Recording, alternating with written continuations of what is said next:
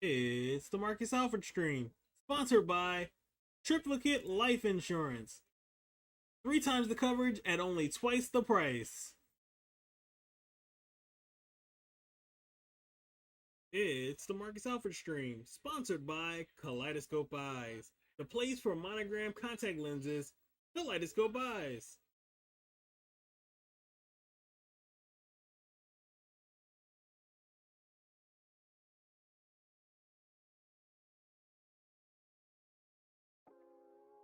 Ladies and gentlemen, boys and girls, children of all ages, Marcus Militia proudly brings to you its undisputed, undefeated heavyweight champion of the fail.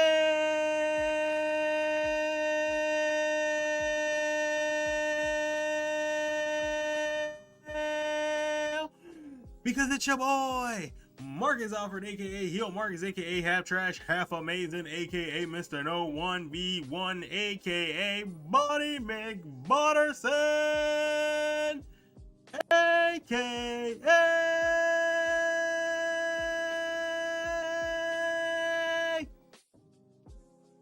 worst streamer in the world.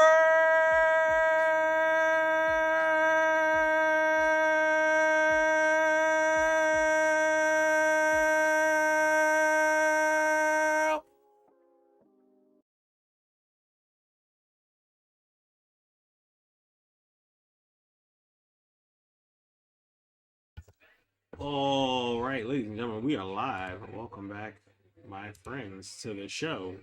That almost never ends because we're here 7 days a week now. So come inside, come inside. What's up? It's your boy Marcus Alford, aka Heel Marcus, aka Half Trash, Half Amazing, aka Mr. No 1v1, and we're still here. Talking football because it's the regular season finale. So we got 6 games in the start, 7 at the end, and playoff implications are everywhere, so we're going to be talking about that. We're also going to be watching my little custom Rams team try to survive with a rookie quarterback against Lamar Jackson, who is running the Arizona Cardinals. So, swell. We're going to do great, I swear. Yeah. So, Cowboys don't play until 4:30, so we'll be just still hanging out no matter what. Shout out to everybody that is popping in over on YouTube and TikTok and Twitch. And yeah, man, we'll have so many of these bones. Okay, 1, 2.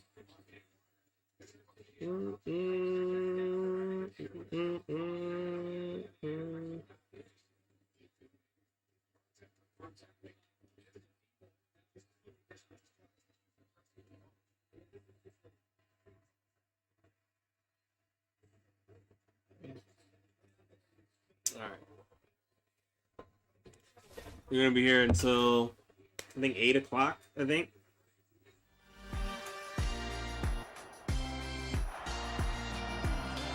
It's Madden NFL 23 on EA Sports.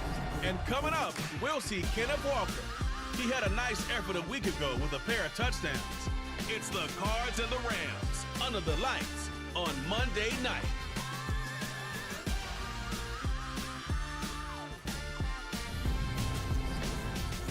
We are pleased, as always, to be bringing you coverage of the National Football League on EA Sports. Tonight, we close out Week 7 with a good Monday night matchup between the Arizona Cardinals and the Los Angeles Rams.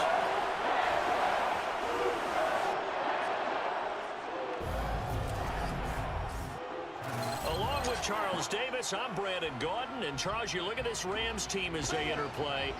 They've been playing their best football of the year, winners of 4 in a row. And the offense last week, they had things humming.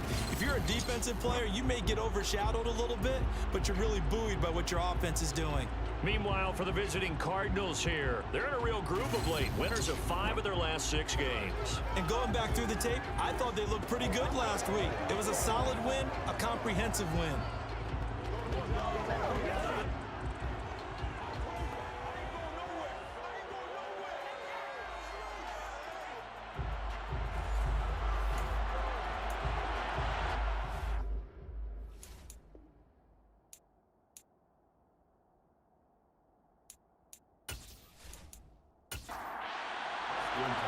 toward the halfway point of the NFL season. Week 7 is underway on EA Sports. Fielded just outside the goal line. And he'll take it a yard or so past the 20, call it the 21. So out come the Cardinals now for their opening drive. As we get a look at a guy who grew up in Florida, played his college ball, of course, in Louisville. It's the electric Lamar Jackson. When I was watching film this week, I had to write a note to myself. 3 touchdown passes in an NFL game deserves respect, not ho-hum just because they throw it around all the time, and he got his respect. NFC Offensive Player of the Week. Yeah, it's the ultimate vote of confidence from a week ago. Hey, look, he was great, not his best game ever, but obviously was very good to garner that award. All the talk this week, though, was about, let's take that forward now. And he'll have this past the 30 prior to going out of bounds. 13 yards on the game's opening play. And I like the idea here. Get the ball in his hands, even if it's in the passing game. 3 catches a week ago, and he does a nice job here to pick up yardage.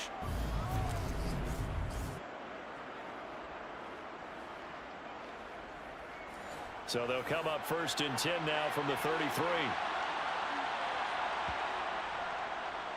They'll go option to the short side. And the hole closes quickly. He gets it across the 35 to the 36-yard line. From the 36, Jackson. Got an open man here, and it's K.J. Hamler. And they're going to get this up to midfield.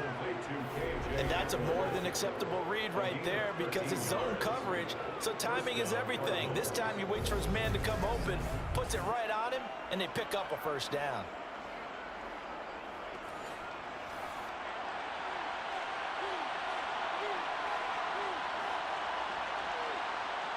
From midfield now, here's Jackson.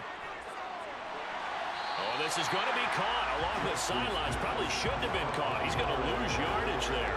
The completion, but they go in the wrong direction. A loss of yards, and now they're dealing with a 2nd and long.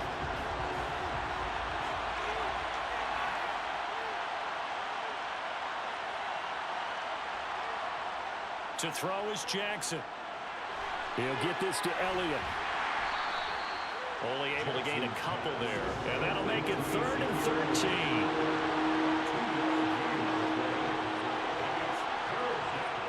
Jackson. He's got his tight end. It's Tommy Tremble.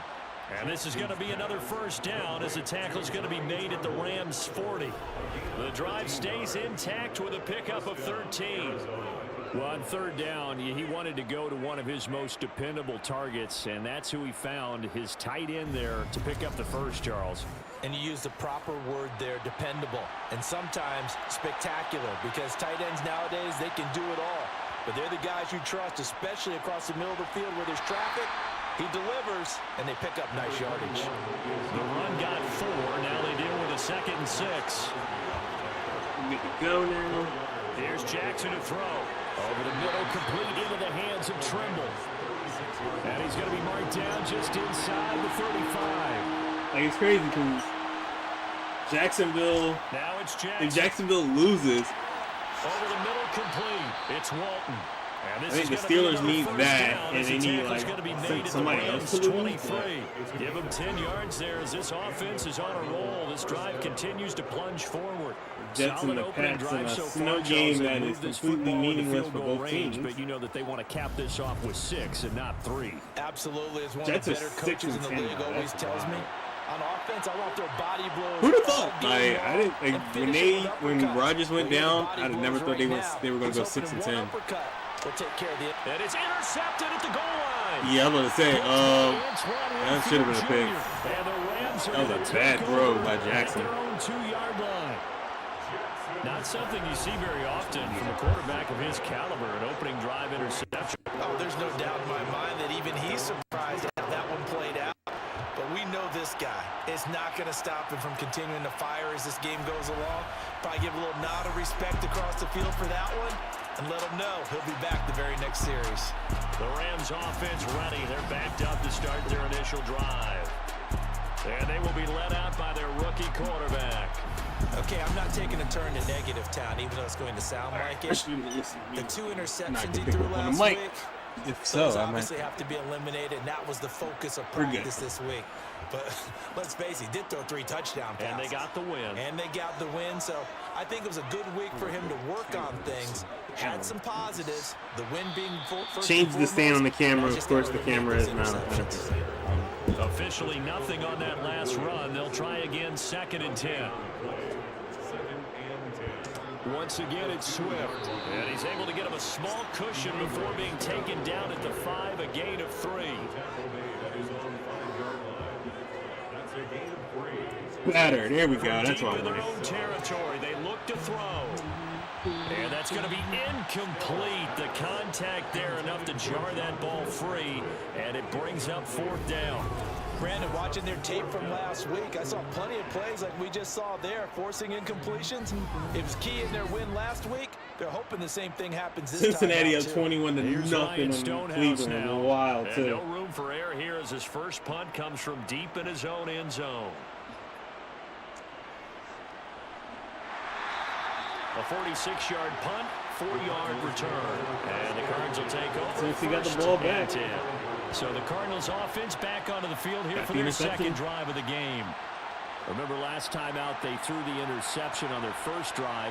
Good news, their defense backed him up, so it's still 0-0 here as they begin their 2nd possession. Yeah, one great way to judge a defense, how do they handle what we call sudden change? When all of a sudden, it goes against their offense and have to run out in the field and try and put out the fire. Give this one great kudos for getting out there and not letting that interception lead to points. Excellent job by them defensively.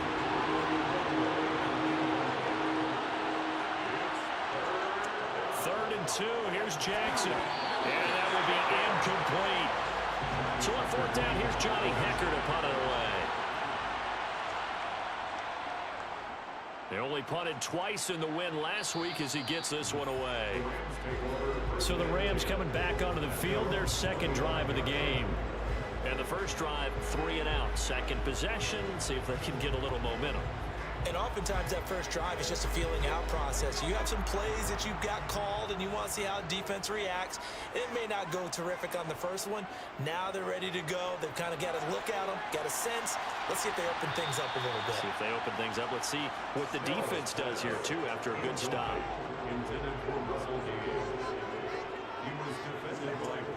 Throwing again. Snell. And he comes back with one complete. And they get him down, but not before he takes it across the 40-yard line. 16 yards is the pickup there, and a first down for L.A. Well, he was a busy man out of the backfield a week ago. They got the ball early and often. I have no doubt in my mind that he'll be a big part of the game plan here as well.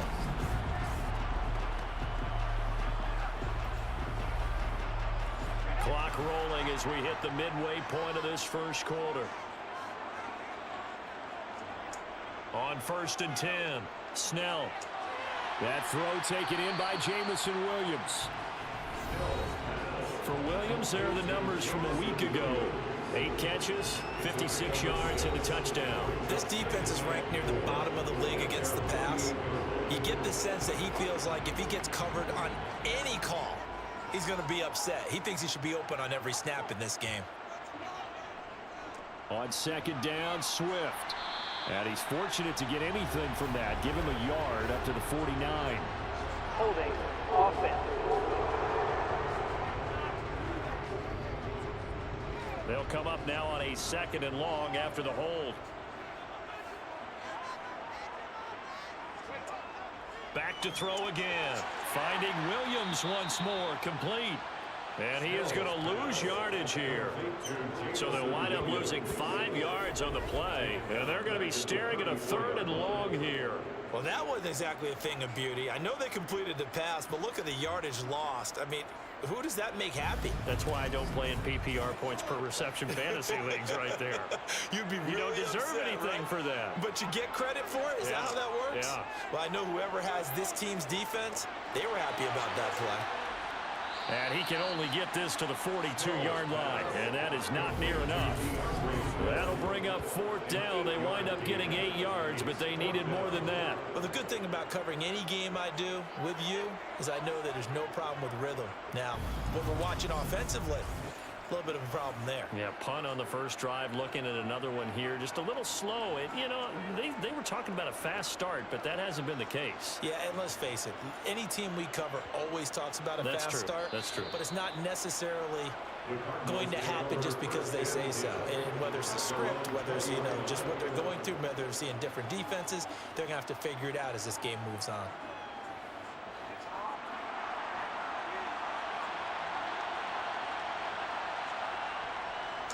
Here's Walker to start the drive. And he's going to take this ahead for right around 3 yards, but no more than that. Second down. The numbers for Walker from last week's effort, north of 100 yards, the 2 scores. And, you know, you got to give a lot of credit to the O-line. We talked a lot about him, but offensive line was good too. They're obviously in sync with each other, whether it's zone blocking, power running game, no matter what. He understands how to read them and find the creases that they provide. Now, meanwhile, a pass that should have been intercepted, but it winds up falling incomplete. On third down, Jackson. And he fires one that's intercepted. Picked off by Benjamin St. Juste. And the Rams are going to take possession of the football. For a team who came in here on a healthy winning streak, we're seeing some uncharacteristically bad play thus far. And that streak is definitely in jeopardy if this offense keeps giving the ball away and can't mount a few drives of their own. The offense for Los Angeles returns to the field. They'll have very good starting field position here after the turnover as they search for the first points of the ball game.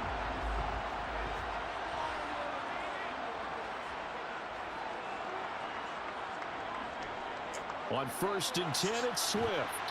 And he's taken down after a gain of 3 as they move it from the 22 to the 19.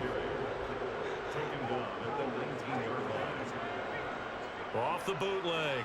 Snell rolling to, and he's going to have to eat this one as down he goes. They push him back 8 yards that time on second down.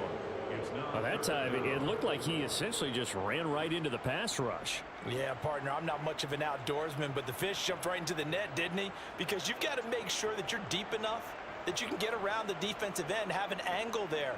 But he couldn't do it because he actually cut that one off. Really nice play coming off the edge. The chance of wasting this great starting field position, a real threat. This is 3rd and long. He's got this complete to Williams. Touchdown! Jamison Williams, his 3rd touchdown now on the year. And the Rams use the only turnover to get on the board first here in this one. A nice connection there, finding his target, and that'll put 6 up on the board. Just like they drew it up in their playbook and reiterated it on the sidelines, right?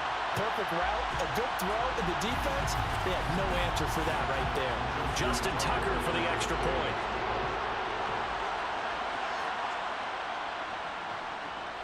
It's up, it's good, and the Rams take a 7-0 lead. So they only needed 3 plays on that drive. And it was Jamison Williams wrapping things up with a touchdown. Tucker now to kick it away following the touchdown. Fielded just outside the goal line.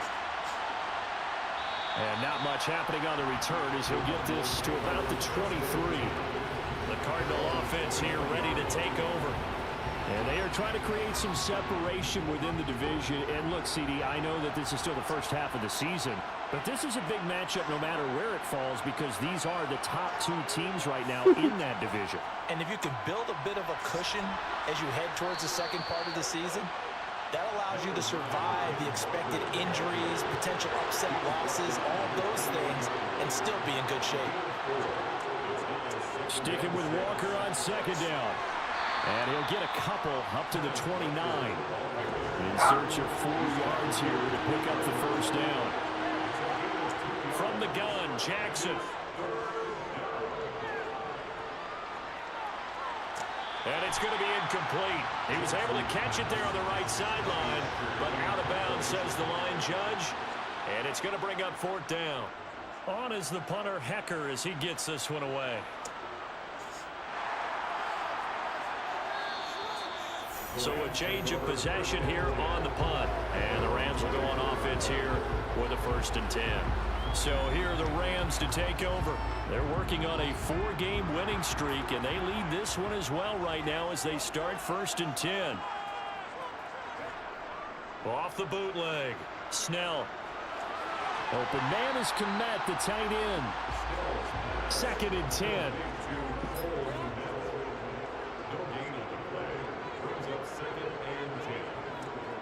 Back to throw. Snell. And this is caught. First catch for Keenan Allen.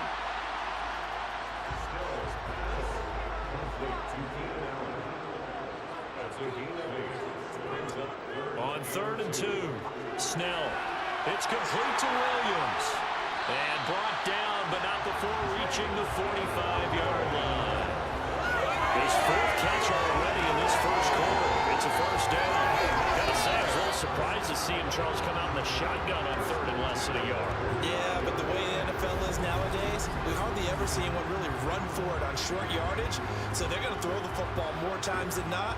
That was a nice, easy rhythm throw right there, and they pick up the first down. They will run straight ahead with Swift. And he'll get it across midfield and down into Cardinal territory. Give him 9 on the carry that time, and they're set up with a 2nd and 1.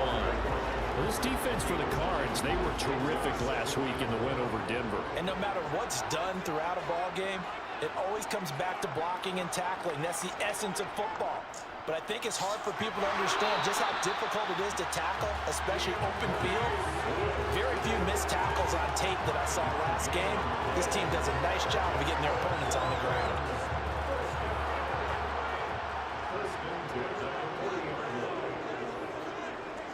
On 1st down, Snell. Tampa Bay needs to win against Carolina. They're in the playoffs. They're up 3-0 right now. So it's kind of interesting how this is going to play out, too. After one, 7-0 on EA Sports. My Rams are up 7-0 against Arizona right now. Let's get it. Here to begin the 2nd quarter.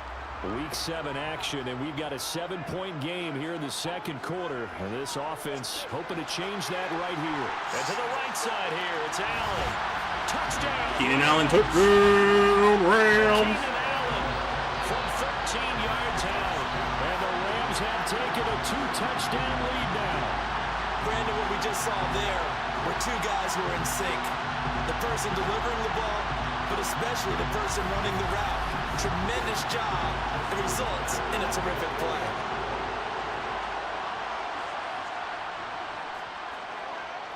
Tucker able to connect on the extra point, and it's now 14-0. So the drive winds up going 75 yards in 7 plays. And it was Keenan Allen who finished it all off with the touchdown reception. Tucker now to kick it away following the touchdown. Fields it right around the goal line. And he'll get it up just past the 20 as his guys will go to work at the 21-yard line. And the Cardinals getting set to trot out there now. And they're in a bind early here, down 14-0. Are you worried at this stage or still too early? You're worried. You're just trying not to transmit it to the rest of your team. You want to make sure that they stay positive. But at the same time, you're wondering, how are we going to move the football? What do we have on this play sheet that can work? Get back to basics is usually your answer. And make sure you find the guy who can move the ball fastest for you if you just get it in his hands. Yeah, still 2nd quarter. You get points on the board here. I think you're feeling okay. So quickly all the way up at the 40-yard line. Now Jackson. That caught by Trimble. Now that's staying ahead of the chains. Really good pickup on 1st down, hitting the tight end there. Now brings up a 2nd and manageable. Just found a hole in that zone. Jackson's throw there complete to Hamlin. And he'll be taken down, but not before they work this to the 45. Throwing now, Jackson on 1st down. He finds his man, complete. That's Walton. And he'll be brought down at the 27. Lamar Jackson having 2 picks is great for us. These guys have definitely been outplayed in the first half, but I like their countenance. I like the way that they haven't panicked out there, the way they're carrying themselves. They're starting to move the ball, and what you have to do, maintain your poise and start to put together some drives. Cowboys need a win to shore up the 2 seed and the division. Once more. Cowboys lose and the Lions win. The Lions could possibly get the 2 seed. The Eagles need a win and help here as well. It's a lot going on, but it's fun and interesting. So we've been talking about it for a while. These last few plays, they have moved right down the field, and just like that, they're going to be set up for the 1st and goal. 1st and goal, and they got to be thinking a chance to get right back into this football game. Here's Walker. They'll get this halfway home from the 8 to the 4 on a gain of 4. 2nd and goal from inside the 5. And they'll let the fullback try and take him home. And the hole closes quickly here. He can fight only to about the 4. 3rd and goal, Jackson. He's got his man. It's caught in the end zone. Touchdown, Arizona. K.J. Hamler from 4 yards out. And the Cardinals have got it back to within a score. And down near the goal line here, they're able to throw it in. And the key word, quick. Quick hitter. Out of his hands fast, into the receiver's hands even faster. Jason Sanders now for the extra point. And that one makes it 14-7. So that drive goes 8 plays. And it was all polished off on the touchdown reception by K.J. Hamler.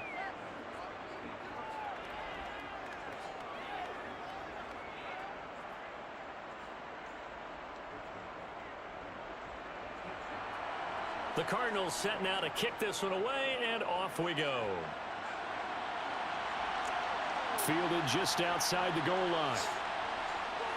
And able to get this across the 20, but not much further as he's dropped it to 23-yard line. Their quarterback leading this offense back out. He's thrown touchdown passes on his last 2 drives as he begins here, 1st and 10. Throwing to start the drive.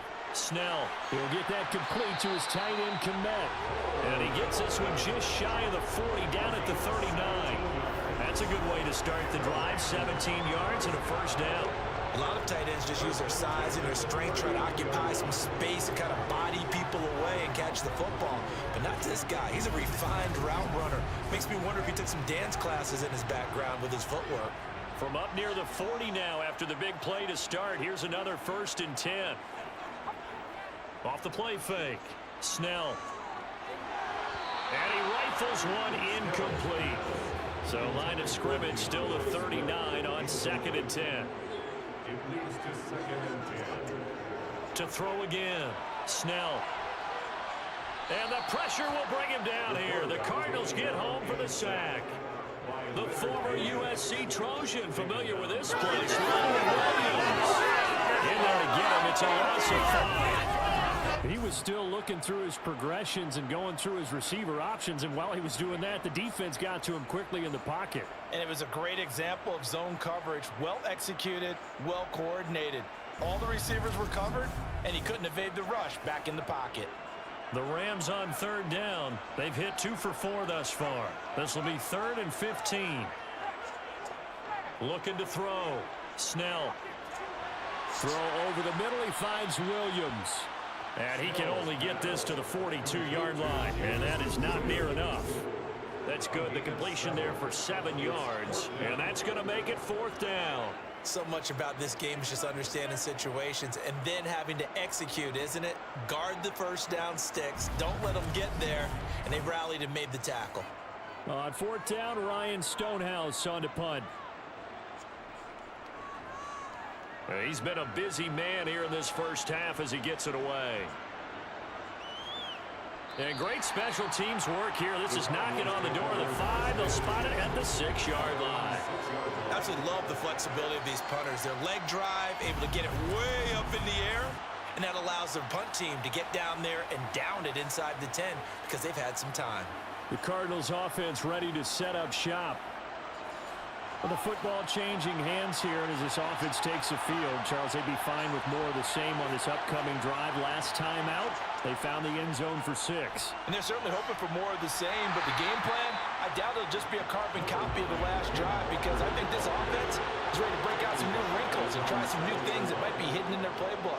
They want to use that confidence advantage while also keeping the defense from anticipating what's up next. Now, meanwhile, here's a throw that's knocked away and incomplete.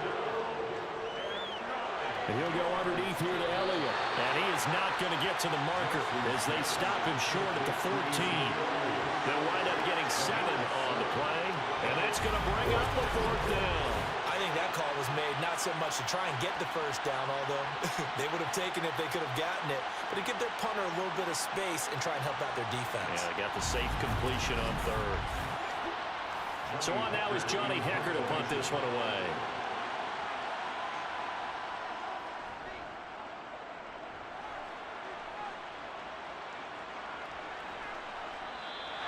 Call it 46 yards on the punt, just a single yard on the return as he was covered quickly. And out will come the offense as they take over. Now the LA offense ready for this next possession. No points last time out. They were forced to punt, if you remember, but no time to dwell on that. They've still got the lead here and a chance to add to that here. 1st and 10 as this new drive starts. On the ground, it's Swift to start the drive. And he's dropped right at the 40. Gain of 3. The last run got 3. Now here's 2nd and 7. Operating from the gun. Snell over the middle, and it's caught. Keenan Allen. That one a 1st down pickup of 8.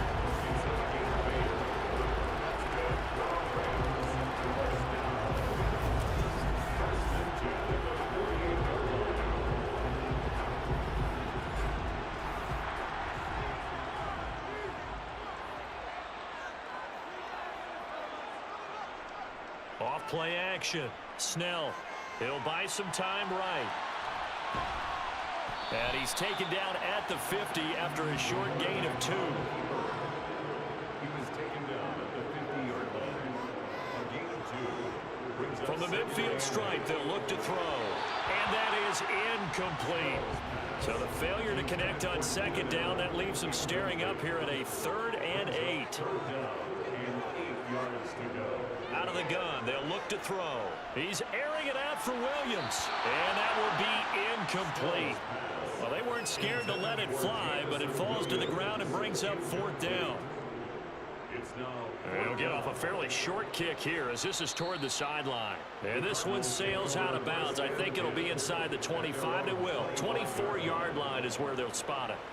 The football back in the hands of the Arizona Cardinals. These guys definitely hoping for a better showing than their last appearance. They couldn't really even move the football much beyond the shadows of their own goalpost, Charles. We'll see if they can get a better, more sustained drive going here. Yeah, and every team that we ever talk to says the exact same thing. When you start a drive from that deep in your own territory, the goal is a minimum of at least 2 first downs, because even if you have to punt then, you change the field position, right? You flip the field a little bit. They didn't get that done. This time they want to string together a nice drive and help themselves out. You can see the time and effort and thought that they put into their passing game, because it was evident right there. It looks like a simple pitch and catch, but you and I both know that they have planned for this and worked hard to make it happen. Walker now on 1st and 10. And the running lane's non-existent in this first half as they'll stop him behind the line. 2 yards the loss, 2nd and 12. I have a feeling they'll stay committed to running the football, especially on their early downs. They just haven't had a whole lot of success just yet.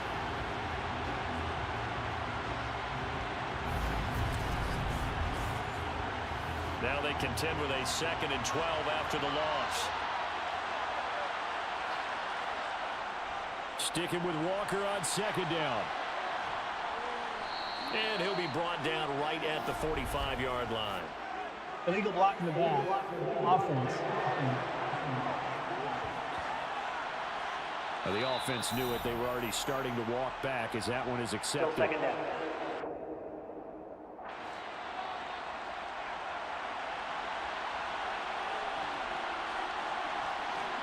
Now Jackson on 2nd down. He finds his man complete. That's McKinney. So give them 5 yards there on the pitch and catch. And now 3rd down and 6 to go.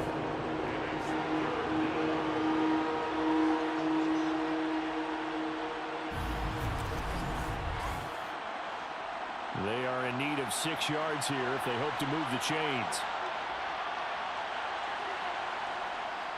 On 3rd down, Elliott.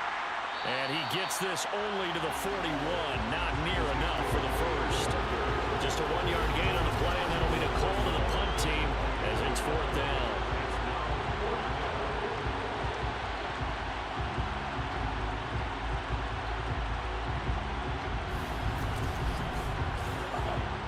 Here's Johnny Hecker now as he's on to punt for the 4th time tonight.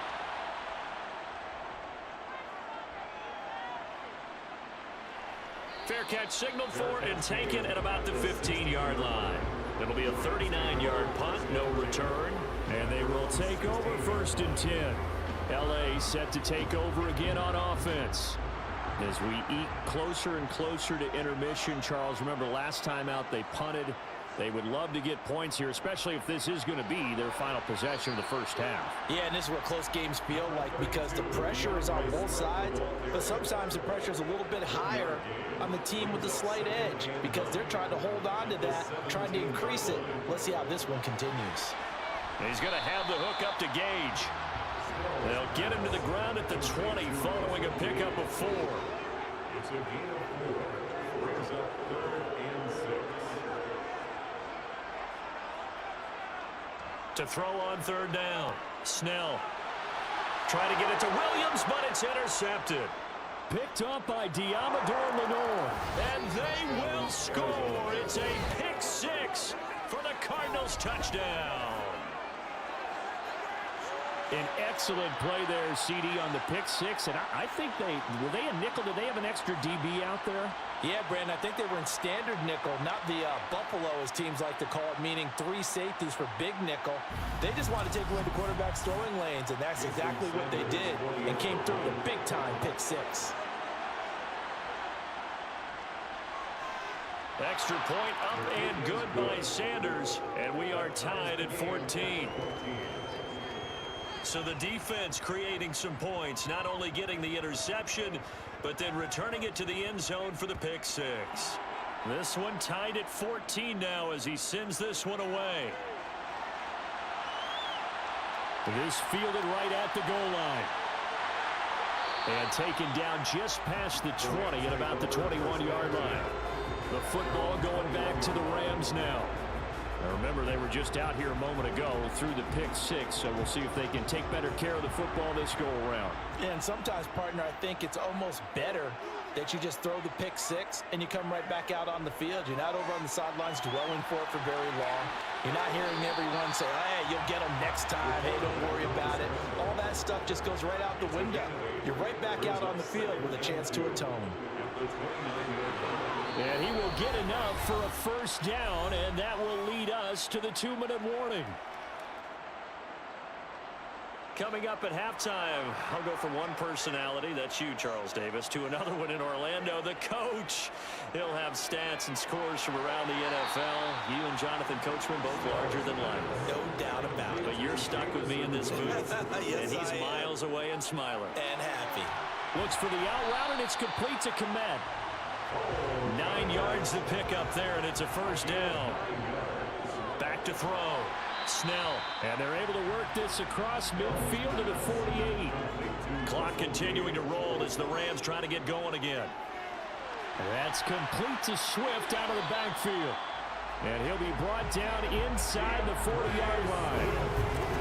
But they certainly made a point of getting him involved in the passing game here in the first half. They must have seen something in the scouting that said, hey, we can capitalize on him getting the ball, possibly in the open field. And I think in the second half, that may loosen up the defense a little bit to get the running game going back inside. So from the 39 now, they'll come up on a 1st and 10.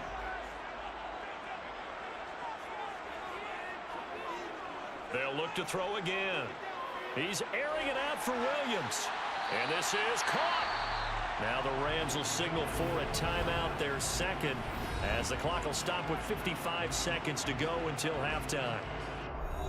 It's a 5-receiver set, 3 to the left, 2 to the right. They'll stick with the passing game as he looks to throw, eluding the pressure right. And this is going to be intercepted. Picked off by Bryce Hall. And the Cards are going to get the football here as the ball will come out to the 20. A tough adjustment to the NFL throughout his rookie season, and his problem with turnovers is only exacerbated by his early showing today. That's a couple for him here in this first half, and he's cleared the double-digit mark for the entire season. Well, the Cardinal offense going to take over late in this first half. And they've got just under 50 seconds, so time enough to try to work their way downfield if they so choose.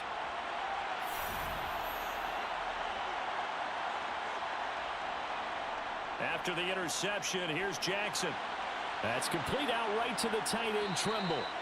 And he's taken down, but able to slip across the 35. The Cardinals going to use the first of their timeouts as they'll stop it with just over 40 seconds to go in the first half.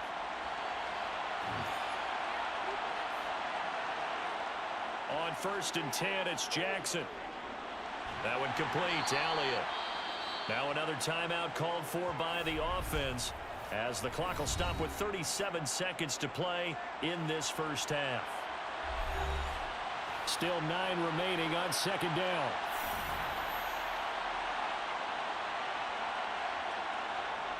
Jackson now. There's Trimble, the tight end. And a 6-yard gain gets him right around the 43. To throw again is Jackson. He finds his man, complete. That's McKinney. And he is going to have a Cardinals first down, and he was able to get it by plenty. A gain of 8 on 3rd and 3. From midfield now, here's Jackson. Got his man complete over the middle. It's Walton. Oh, he's brought down, and remember here, no timeouts left. They got to get to the line quick. The Cardinal passing game dialed in now. First down. So we're at halftime here on a Monday night. As we send you to our EA studios in Orlando, here's Jonathan Coachman with our EA Sports Halftime Report. Okay, Brandon, thanks very much. Welcome in, everyone, to our EA Sports Halftime Report. Let's get you caught up on what's going on around the NFL. We'll get started out at Arrowhead Stadium in Kansas City, where it was definitely a game with some intrigue, as you can see by the scoreline. Cooper Kupp, over 100 yards receiving, and a touchdown catch as well. From there, we head south to Texas to check on the Cowboys at home at AT&T Stadium. And as you see, they were losers earlier this afternoon. Desmond Ridder leading the way in the victory with 3 touchdown passes. Lastly, let's check on one final game for you. And it was the visiting Carolina Panthers who were victorious in that one. Mike Evans leading the way with 3 touchdown catches. Time now for a check of the next-gen stats in that first half for the Cardinals. And they've definitely been able to exploit some holes in that opposing secondary, as they threw for close to 200 yards in those first 2 quarters. Meanwhile, for the Rams, they too were able to take advantage of a soft secondary, as both of these 2 teams really threw the ball at will in that first half. Okay, Coach, adjustments likely going to play a big role in this third quarter in what's been a tight contest so far. And we will not see a return to start the half, as this will be a touchback. The Rams offense ready to begin quarter number 3. This offense ready for the first drive of the third quarter. Well, quarters number 1 and 2 entertaining. We saw some good offense points put up, Charles, and all tied on the scoreboard. And it sets us up for what could be a really fun second half, because we've seen both sides score almost at will here in the first half. And now, here in the second half, getting the ball first, you've got to think, hey, we can go out and really run our offense the way we did in the first half. But if I'm a defensive player, all I'm thinking is, can I make a play to really help out my team and break this streak of offense? So a great play there for this highly regarded linebacker, making his first career sack. And his versatility on display right there. Look, we've known him primarily as a tackler and a cover man, but he can go get the quarterback when the situation calls for it, as he just did right there. And he goes across the 20 to the 22. Not an easy spot here. They'll be in search of 13 yards to try to pick up the first.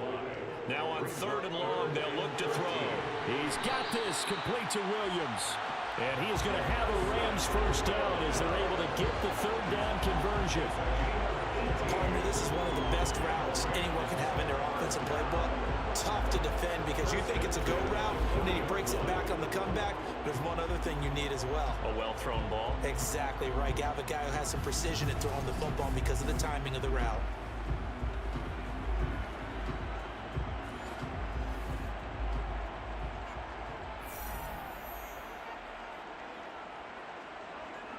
Throwing on first down. Snell. And he'll find his man on the out route. That's Allen. So the completion good for 7 there. And it's second down. And that's what you're looking for when you want to throw the ball downfield. You want one of those guys who can play out on the perimeter, can play out wide, who can not only get open, but when they're covered, can uncover themselves downfield and create catches.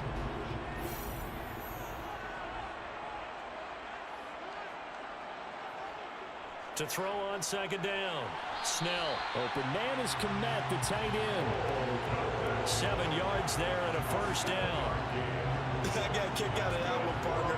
You and I talk often about trying to hide receivers in certain situations, but a guy of his size can't really hide him. But the tight end drag route, definitely an effective way to sneak him across the formation for an easy completion and a first down. Forced out to his left. Throws out left. It's caught by Williams. And they're going to get this down about the 37. That's a nice throw right there, and I'll tell you what I've seen in recent times and actually watched a presentation in the offseason from a college offensive coordinator that showed about 10 different drills that he runs with his quarterbacks to show them how to get out of the pocket, how to get comfortable when they're doing so, and to make plays under that type of duress. That's an example of what we're seeing in the colleges delivered to the NFL.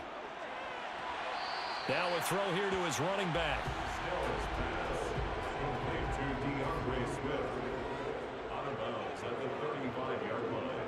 Swift going to try up the middle. A minimal gain there on the 8th play of the drive. And they'll be in search of 6 yards here on third down. This is now the 9th play of the drive. Over the middle, it's complete. And he is going to have a Rams first down as they're able to get the third down conversion. So he turned to a trusted, familiar face in that third down situation. It paid off. Yeah, you go to your veteran receiver in that spot, so you can't underestimate him when he's on the field. Defensively, make sure you know where he is because he understands how to get open in key situations.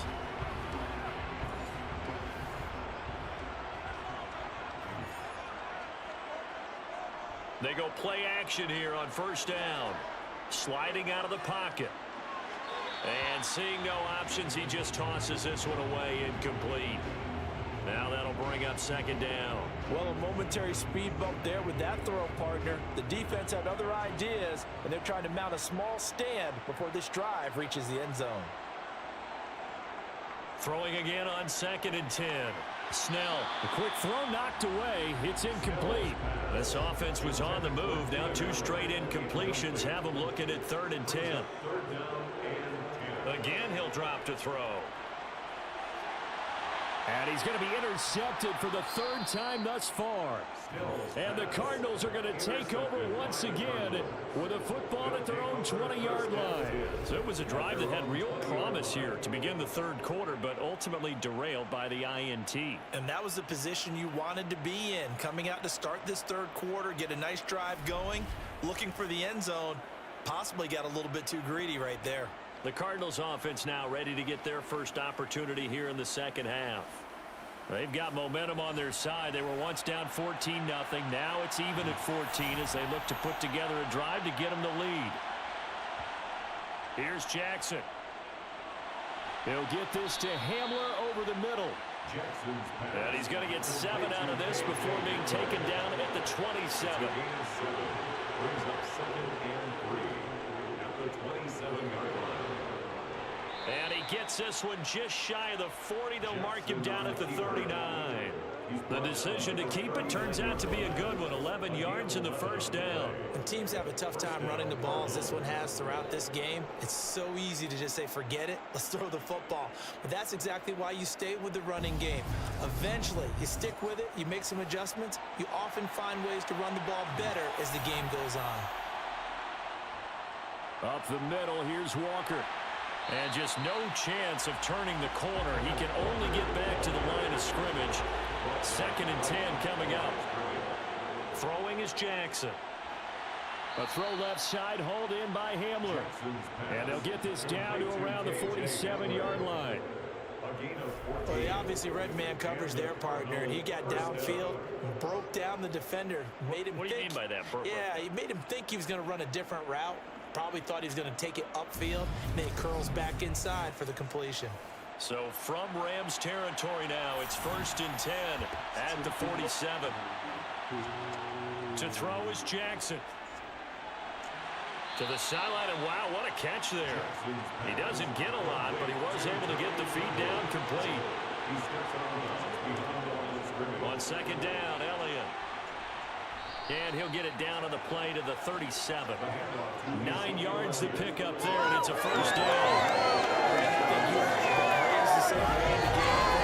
Run to set up the pass, but I think we've discovered in this NFL, a lot of teams pass to set up the run, and that's what they've done throughout this game. They've aired it out, thrown it around the yard. Now they've come back to the running game, and they find a way to be successful with it. Line of scrimmage, the 37 on 1st and 10. Now it's Jackson. Quick throw, knocked away, and incomplete. It's So now 2nd and if they 10 lose, for it's the going to be incompletion on hilarious. 1st down. Jackson. It'll snow in Foxborough. He finds his man, complete. That's McKinney. could And this be is going to be Billy another Lamb. 1st down as the tackle's going to be made at the Rams' 23. That one goes for 13 yards, and it moves the sticks. Now that was pretty. They executed that curl route versus zone coverage, and that changes things a little bit because against man, it's often a tight curl, tight, sharply run route. Against zone, you're just looking for that open spot, that dead area, so you may curl it a little bit wider just to get to that place. And usually a tight window. He fired a bullet in there for the completion. Back-to-back receptions for him, and it's another 1st down. And these two hooked up on a nice gain to play before, and I always admire play callers that see a play that works and go right back to it, so they went right back to him. The reward, they're set up with 1st and goal.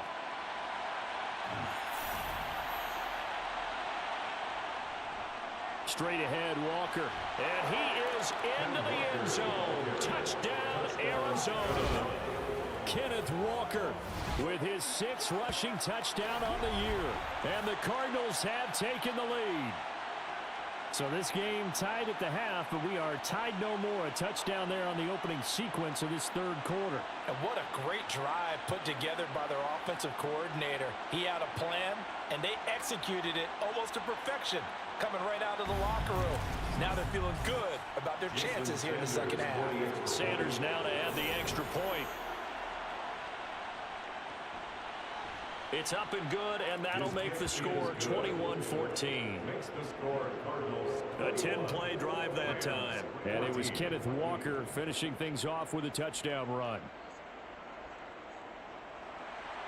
Set now to kick this one away, and off it goes.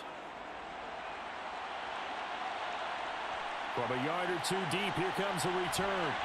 And only able to get this to the 19, so probably should have opted for the touchback. Jamison Williams out onto the field as his guys take over on offense. And I know that they've double-teamed him a couple times, but not a ton. Whatever they're doing isn't working. He's up over 100 yards. We'll see how they adjust. And when they do that, they weaken their defense in other places as well. And how many times have we done games where we've seen a guy have a big game like this, but it's usually not by himself, is it? Usually it opens it up for other people to have big games as well. At the 29-yard line. Off the play fake. Snell. He's airing it out for Williams. That's going to be knocked away and incomplete. These guys have punted 4 times already, and they're staring at a 5th, barring a conversion here on 3rd down. They'll try and run here with Swift. Well, they hit him in the backfield, and he will not escape. And that is not going to get it done. A loss of a yard, and it brings up 4th. I think it's pretty evident. We can say what a difference a week makes. Last week, he ran pretty much wild, didn't he? Did pretty much what he wanted to do. But this one, they've stopped him cold. That, to me, that's good scouting and even better execution. Yeah, and they stopped him behind the line right there. They obviously watched the tape a few times and made some adjustments. And he deserves a bronze leg as he gets this one away. Great coverage there. Holds him to a 2-yard return following a 50-yard punt. And it will be 1st and 10 as they take over. So here are the Cardinals to take over. They're on a 3-game winning streak and right now looking good in this one as well.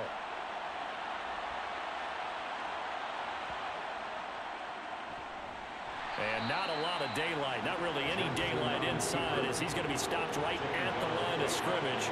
Brings up 2nd down. Here's Jackson to throw. He finds his man complete. That's Walton. So 3rd down, and defensively the Rams have added 2 extra DBs.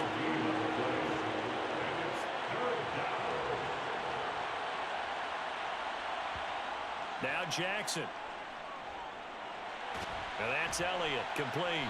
And he'll get this up to the 34-yard line.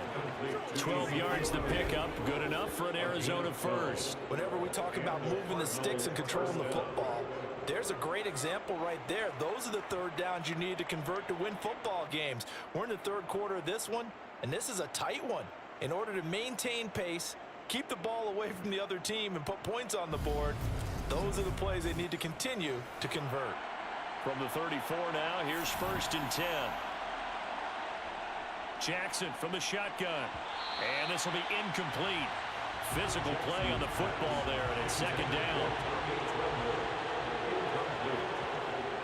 Again, Jackson. Over the middle, complete into the hands of Trimble. Jackson's pass complete to Tommy Trimble.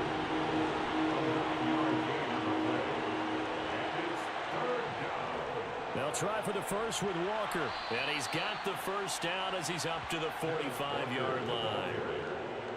He was brought down at the 45. Sometimes with the running game, you've just got to stick with it. Look, it's the 3rd quarter, no time to panic. But that also doesn't mean you just do it the same way you've been doing it the entire ball game. Maybe change up some blocking assignments or run a few different plays, but stay with the overall essence of the running game. So after 2 first downs, they get another here. 1st and 10 at the 45. From the gun, Jackson rolling to his right. Oh, for the 3rd time, Jackson going to be intercepted.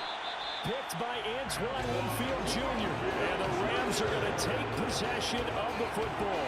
He's at it again, Charles. He had the pick 6 last week. Not a pick 6 here, but an interception. It's another Oski, because that's the word we use when we intercept the pass. Oski tells your team to rally around and block for you. Well, that worked really well last week because he had made it all the way to the end zone. This week he got the Oski, maybe not a touchdown, but boy, he's playing really well. L.A. readies for its next possession. See if they can put this drive in the end zone, Charles, because it's been a little bit of a rough go at times. They've had to punt the football a ton in this ball game because of stalled-out drives. So are you saying that you're kind of tired of seeing the punter run out there and do his thing during this game? Is that what you're trying to say? Well, I mean, I'm okay with it. I have a feeling that this offense, they don't want to see the punter again. And frankly, the punter doesn't want to run out there anymore himself. He would love to see his offense put together a drive and give his leg a rest. Off play action. Snell steps away. And he can't find anywhere to go with it. And he goes down. Leonard Williams, his 2nd sack of the night. That's his 2nd sack of the game. The best defensive ends, they do their homework as much as offensive guys do. They know how to beat the offensive lineman across from them, what moves they need to do to set them up. This guy's been pretty good at it all game long.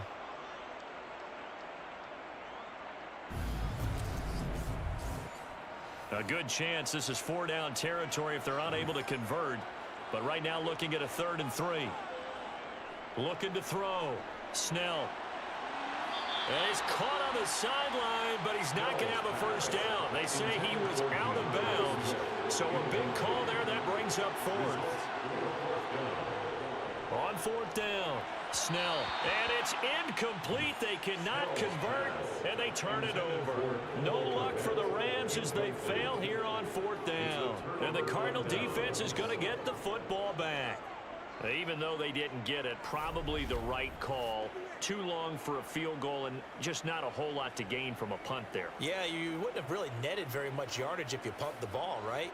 And the thing about a field goal, and you know this from so much experience, The longer the field goal, the lower it comes out off the kick, right? Which means it's got a better chance of being blocked. So you're taking a chance either way.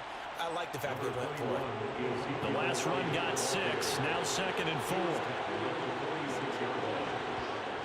Jackson. He finds his man complete. That's Walton. And a gain of 4 gets him right to the midfield stripe. And they're not going to get to the line to run another play. So we will switch ends as the third quarter has come to a close. You are watching the NFL on EA Sports. The Cardinals on 3rd down. They've converted 6 times and could use a 7th here. They're up against a 3rd and 1 situation. Dancing to his left. That caught by Trimble. And he'll go down, but not before getting this inside the 30. That 3rd down conversion good for 23. And that certainly appears to be a critical conversion right there, because not only do they keep the drive going, they take valuable time off the clock as well. They have to feel really good about that last completion.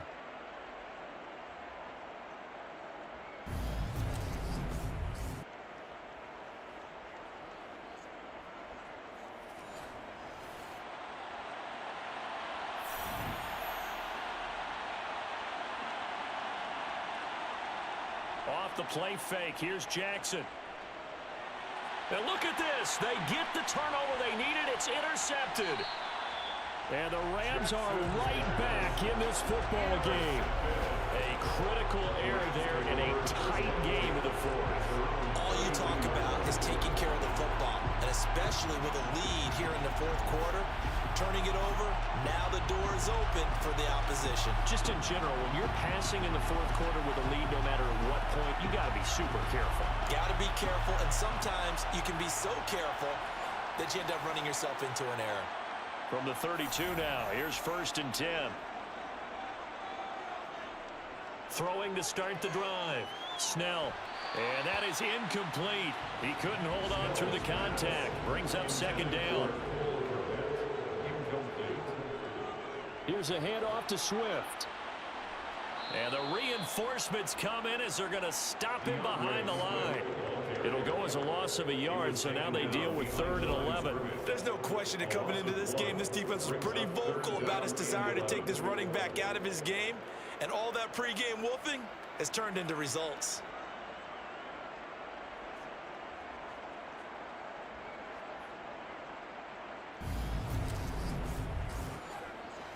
And it looks like we've got a dime set here defensively. 6 DBs in the game.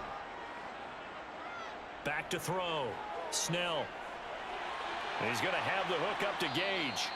And he will be very close to a 1st down, but I see the closed fist of the referee, and that means 4th down. So the pitch and catch good for 11, and that'll bring up 4th down. Well, it wasn't a big strike, but that completion put them in really great range. What do we have now, 4th and inches? Yeah, it's not more than a half a foot. You know what I would do here? You would always go for it.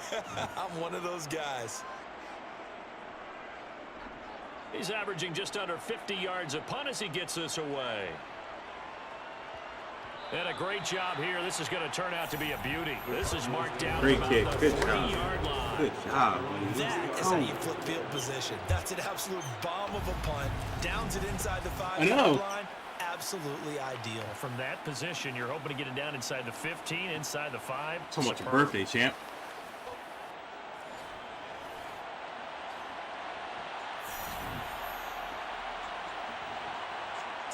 Trying the to second. shake off the interception. He'll look to throw.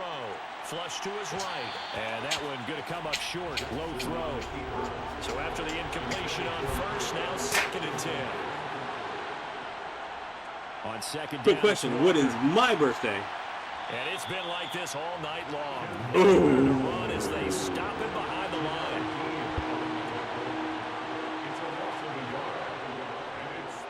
On 3rd down, here's Walker. And a short gain here as he gets it up only to about the 6. 3 yards won't be enough here as that'll bring up 4th down. A tight game like this is such a tough spot for the offense to be in. Even though they have the lead, Charles, back up so close to their goal line, they got to protect the football. And that's when you have to take care of your team with play calling as well. Not a lot of misdirection, not a lot of counters, not a lot of plays where you have extra ball handling. Get it right to the hands of your running back, tell him to take care of the ball, and try and move forward.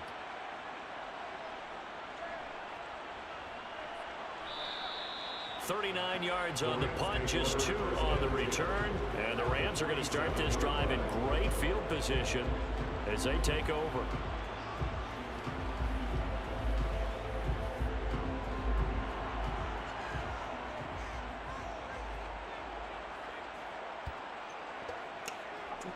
On 1st and 10. Come on, Snell. Snell running for the first down. Let's go. Get down, you dummy. Slide, boy, slide. Tennessee is putting that work on Jacksonville. Nice. Woo. Lions are up by 7 against Minnesota. Hope they reported all their linemen. So 1st and 10 now from the 30.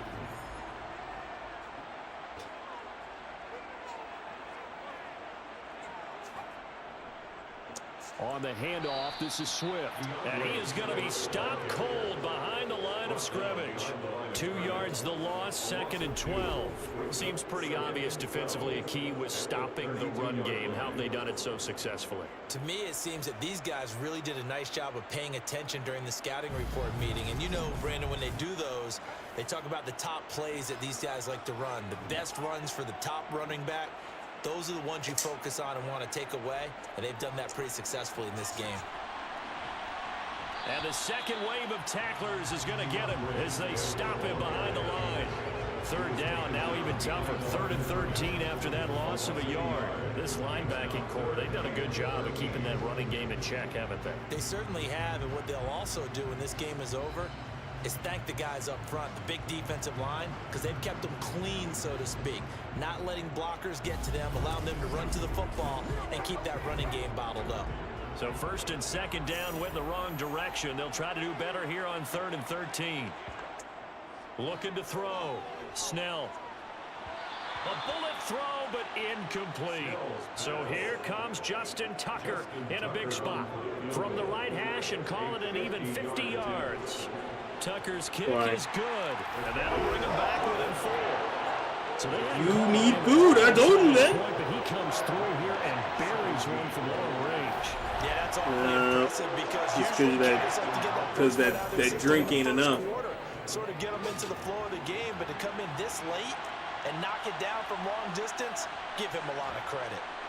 And beyond you, that'll probably be the only thing you eat today. In fact, just a yard pass there to the 21. Arizona's offense back out and ready to go. Obviously not the intended goal last drive. They had to punt the football, but still they've got the lead here and now a chance to at least add you see on to it that so you lead. can actually catch They yourself can get points on this drive. 1st and 10 upcoming. A nice looking play to start the drive I'm down aware. the middle and complete. I have no idea what I can First say down in to this start the area. drive, 12 yards. Here for the ride. A little unorthodox to some people. Got the lead, 4th quarter, yet he's still firing away. I think he believes that's the best way to go ahead and win the game. Yeah, a lot of coaches say, let's just run the football, be conservative. He's sticking to his game plan. No, that is his game, and that's what they're going to ride. Now Jackson on 1st down. And he'll go underneath here to Elliott. Solid move, but he's corralled just beyond the 40. That'll go for a gain of 7, and it'll be 2nd down. Just about every quarterback is trained to really look downfield first before you come back and make a nice, safe throw. And in this case, that's exactly what he did. Found his running back, let him create some space, and it turned out to be a nice play for the offense. Now a draw play. It's Walker. And he'll be pretty well stopped in his tracks. Give him a yard up to the 42. Jackson looking to throw on 3rd. Open man left side. It's the tight end Trimble. And he is going to have a Cardinals 1st down, I do believe. Yes, he's got it by about a yard there on 3rd and 3. And that pickup of a first down, that's going to leave a mark because they really needed to stop them there, didn't they? Oh, so frustrating. Defensively, you're a play away from getting that football back here. Down late, tough. Now they've got to find a way to create a turnover or takeaway. Otherwise, this one will probably get away from them. A little bit of space there for the first down run, as that's going to get him about 5 yards. Play action. Now Jackson. There's Trimble, the tight end. And he is going to lose yardage here. 7th play of the drive upcoming here on 3rd and 6. From midfield now, here's Jackson. And able to catch it on the left sideline, but they're going to rule him out of bounds. So it'll be incomplete, certainly one they'd like to have back as it brings up 4th down. This is away, but boy, headed straight for the sidelines. And now out on the field, here comes Los Angeles. Their defense accomplished step 1 of the mission. They forced the punt. Now they'll look to erase that deficit and take a 4th quarter lead.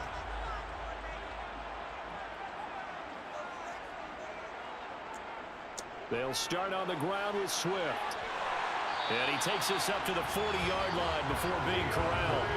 41 yards on the ground for him now as he's done that on 15 carries. We'll definitely see some open running lanes, and he's taking advantage of it right now, but that shouldn't be a surprise. Defense has the lead. They're playing for the pass first.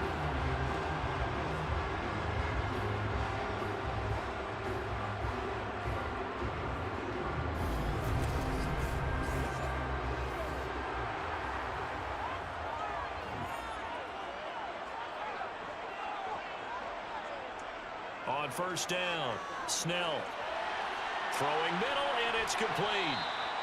And they'll get this down to the 42-yard line. And here we are in the 4th quarter, partner, and watch them drive for what would be a go-ahead touchdown. And you and I both know this is where you need a quarterback who can keep his cool back there, not just for himself, but to keep the rest of the team relaxed too.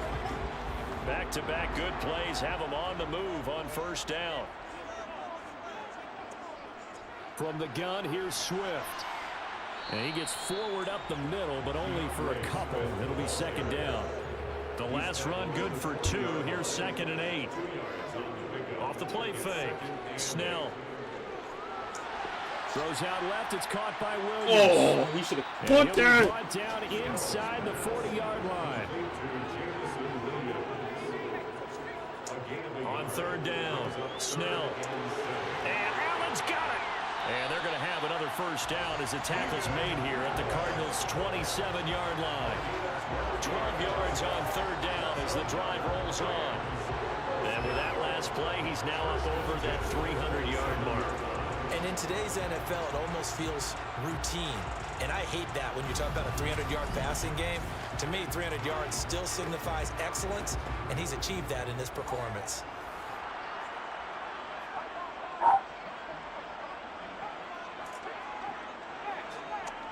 Throwing on first down. Snell. And that one off the mark behind him. Incomplete. An incomplete pass on first down. That leads to a 2nd and 10. They'll stick with the passing game as he looks to throw. And that one going to be off target and incomplete. This offense was on the move. Now 2 straight incompletions have them looking at 3rd and 10. They'll look to throw again. And that will be incomplete as well. So on 4th down, out trots the kicker in a big spot here. He hit his first one, this from 44 yards out now. Tucker's kick is good, and that'll bring him back within a point. So with that field goal, this one's now back within a field goal. Maybe not the ultimate result they wanted, but gets them that much closer. This game is unfolding like a really good book, isn't it? Because I feel like there's a few more plot twists yet to be revealed before this one is over. Taking it about the 1. And a short kick taken at about the 16.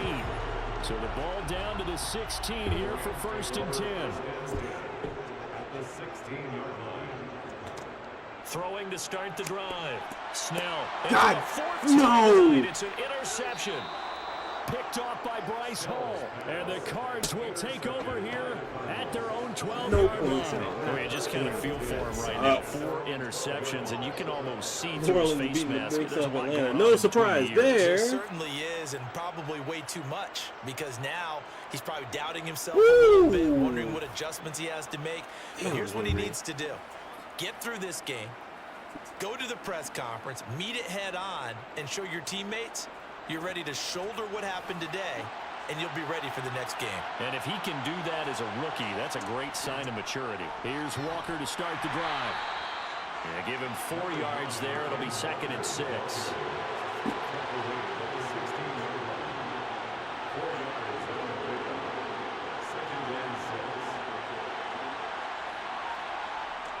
From the gun, it's Jackson.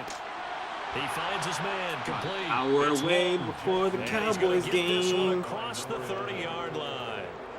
He's up to I'm gonna be 87 focused on yards that receiving now, and it's a first Now, down. this is the This is problem something trying you to got to be readjust wary the of camera. defensively. I And gotta just sit because like this the they're in the entire mode of time. trying to burn some clock Can't doesn't allow mean him they to won't pass it. They got good yardage out of that one. Yeah, and really, when you're looking at it, now they've got a fresh set of downs. Look for 2nd down. If they want to take another shot and try and loosen things up, that'd be the time to do it. I think maybe They'll try and run some clock now with Elliott. And he can only manage to get a couple. 2nd and 8 coming up. 2 yards on the carry there. It'll be 2nd down. 4th quarter, 2 minutes on the clock in a tight 1-point game. This, in all probability, another run here on 2nd and 8.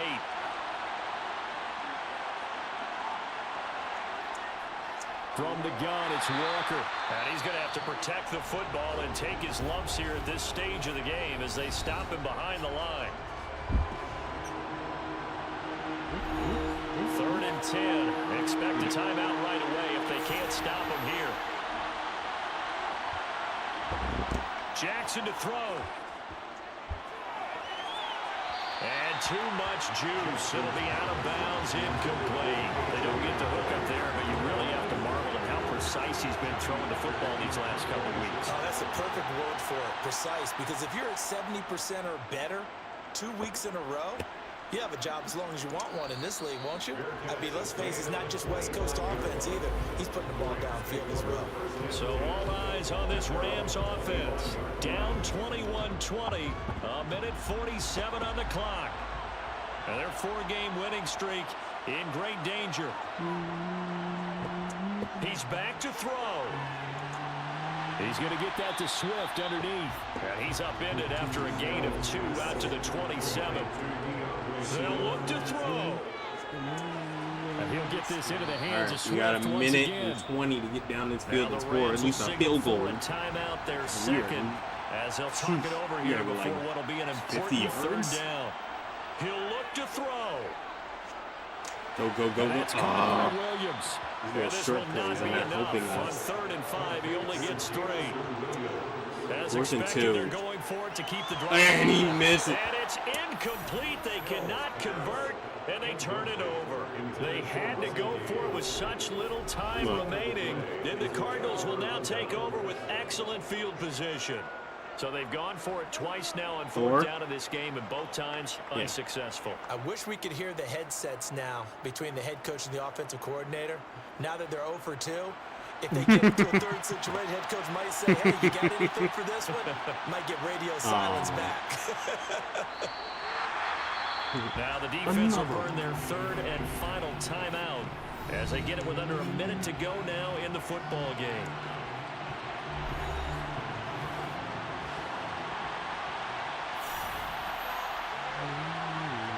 Down to a knee. Here's the Cardinals look to let the clock roll. Backed up here. Tough spot. Needing 11 yards to pick up the 1st. So he'll take a knee here to wrap this one up, and he's going to want to keep that game ball. He was sensational.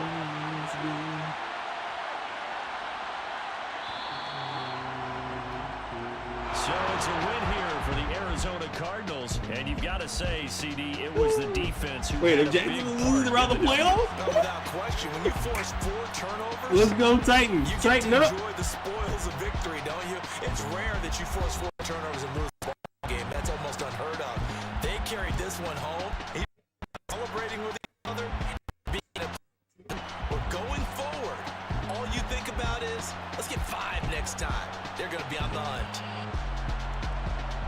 So for the Cards, they remain one of the hottest teams out there as the win moves them to 6-1.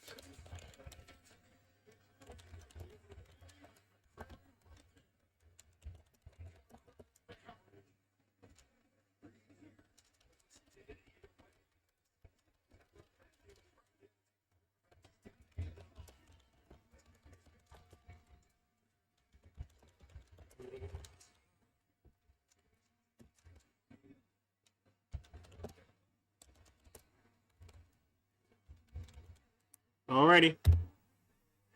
See y'all.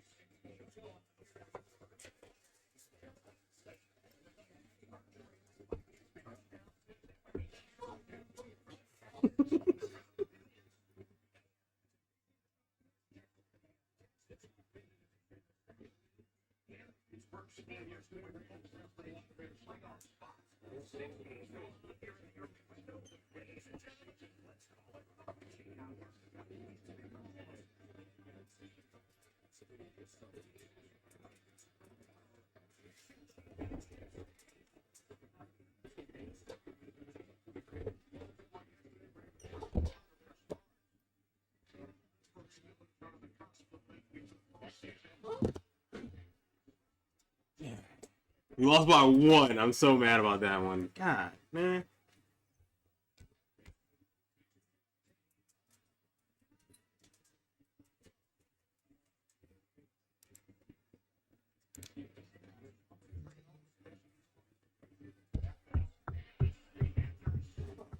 That's crazy because now if Jacksonville loses, now the Titans win the division. They're in the playoffs already, but they win the division. The Jaguars loss knocks them out the playoffs. And I think Pittsburgh goes in the playoffs with a Jacksonville loss. That is hilarious on so many levels. I cannot believe that this is a possibility. Because Jacksonville talked so much that this was their title run. This was a title opportunity.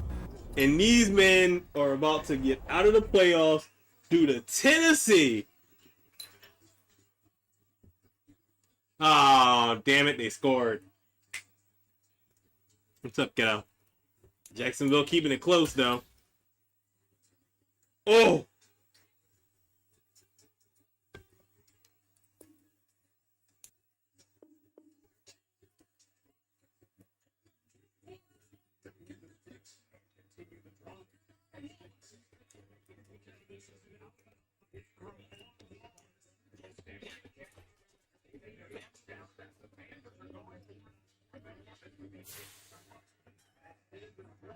Panthers get the first.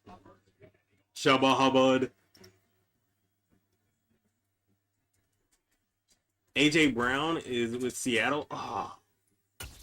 Oh! Let's go, Justin Jefferson! Touchdown, Vikings! Hell yeah! Go.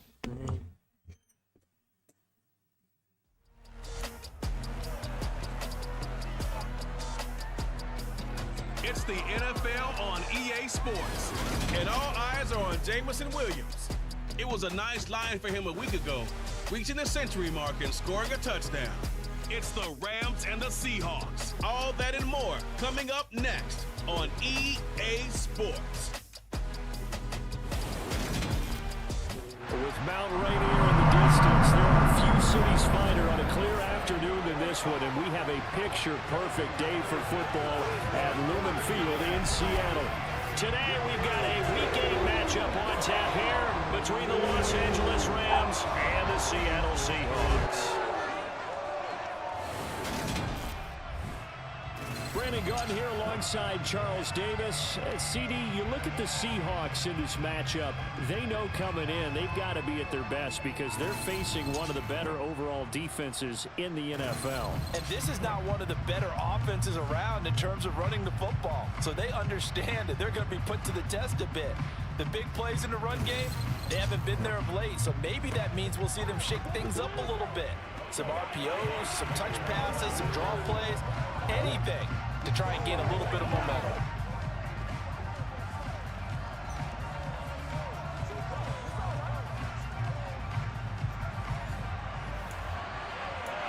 Flag down.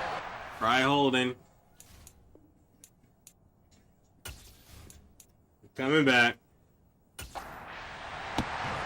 Lurching closer toward the midway point of this NFL season, and we're underway on EA Sports. From the 10.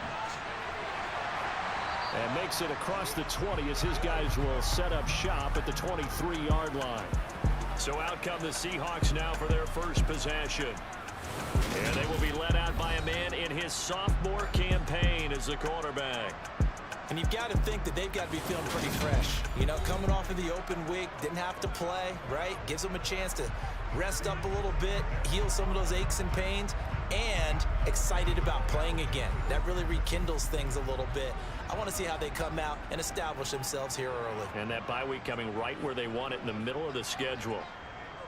They'll come out throwing here on first down.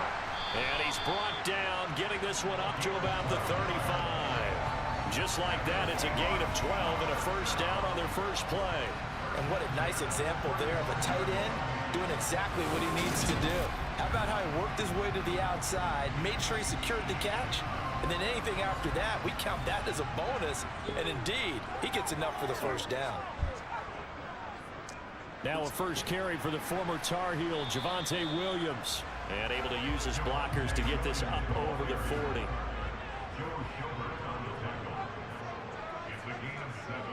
Williams going to get it again on second down.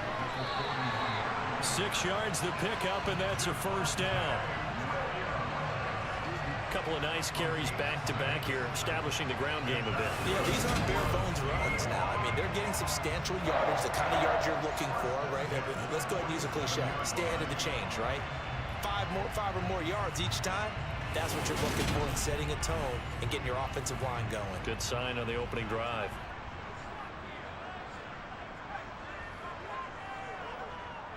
Now a first down carry. It's Williams. And he's going to take this one across midfield and into Ram territory. 8 yards on the pickup, and now they'll have some options on second and short. A nice run here early on. It doesn't take a great play caller to realize you want to establish a guy of his caliber with runs like this early because they will pay dividends as the game progresses. Well, they'll run it here on the jet sweep. And he stopped immediately there. The ball carried by the wide receiver. Brought down right at the line of scrimmage. No gain on the play.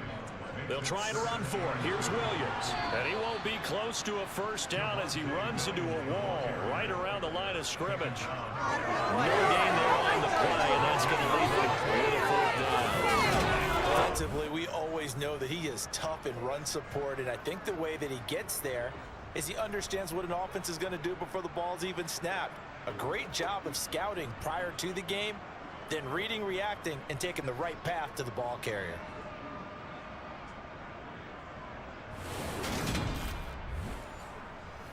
On fourth down, punt coming from Braden Mann. And look here, it's an opening drive fake. And the gamble pays off. They get the first. They only get 4, but the fake punt works and gets them a first down. Wow, what a gutsy call. If you're the defense, opening drive, you just got the stop, or at least you think, and then boom, right back on the field for more. It had to feel like something that they had planned for all week long. Hey, first drive of the game, let's be aggressive, let's go get them. And now defensively, they've got to be writing notes to themselves. In practice, work on fake punts right out of the gate because that was really unexpected. And they're going to get this down to about the 37.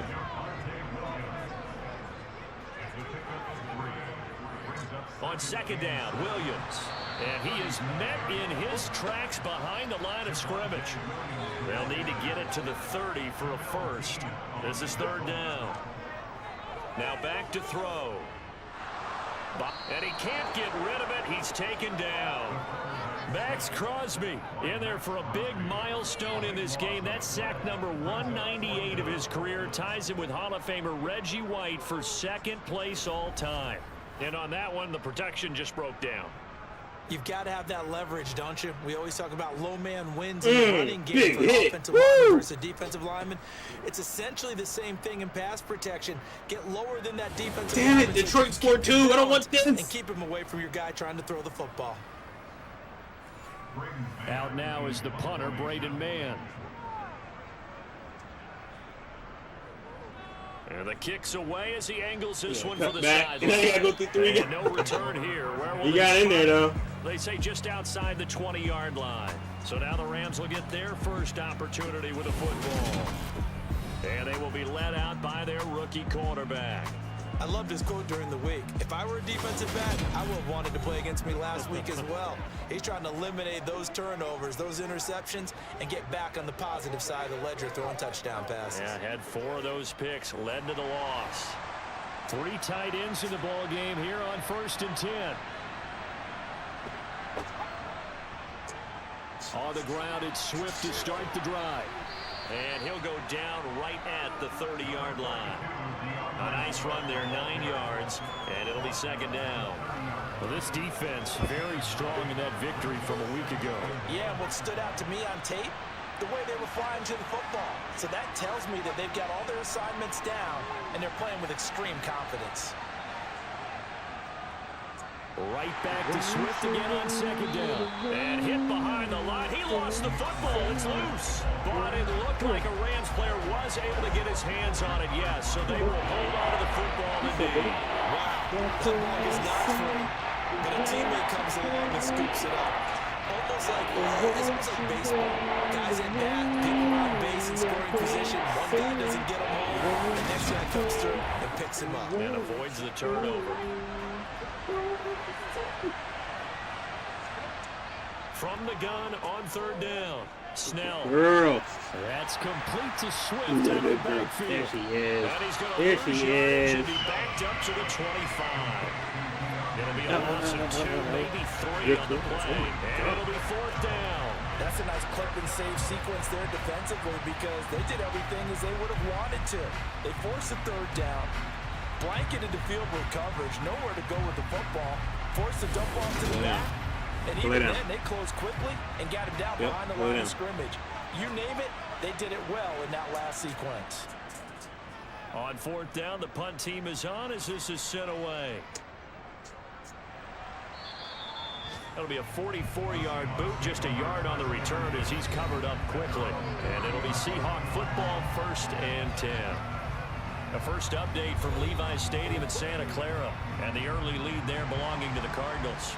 Coming to the line here to begin their next drive, the Seahawks offense. They'll try and start this drive in the air. Lamar Jackson, an early touchdown pass in that one. And they get him down, but not before he takes it across the 40-yard line. Give him 13 yards on the opening play of the drive and also give him a first down. Well, that certainly has to feel good. It's not all the time that the play caller should get all the credit. Sometimes I think in the huddle, the quarterback just says, hey, who's going to make a play for me? I just need something right here. And the end result there, nice first down. Drive keeps moving. And he takes it past the 45 and down at the 46.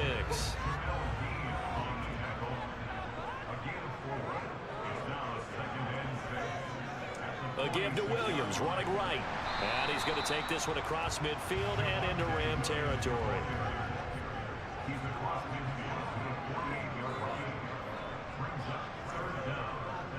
On third down, here's Williams. And he'll be taken down, but he does have first down yardage. Give him 6 yards, and they do convert on third. Brandon, what were they thinking on defense there? That looked like they were playing for the pass. That was third and short. Yeah, it was an easy pickup because they handed it to him. That was way too easy. Just looked like absolute confusion defensively. Not sure why they were in that set. Yeah, I'd say you ought to have a few men in the box there.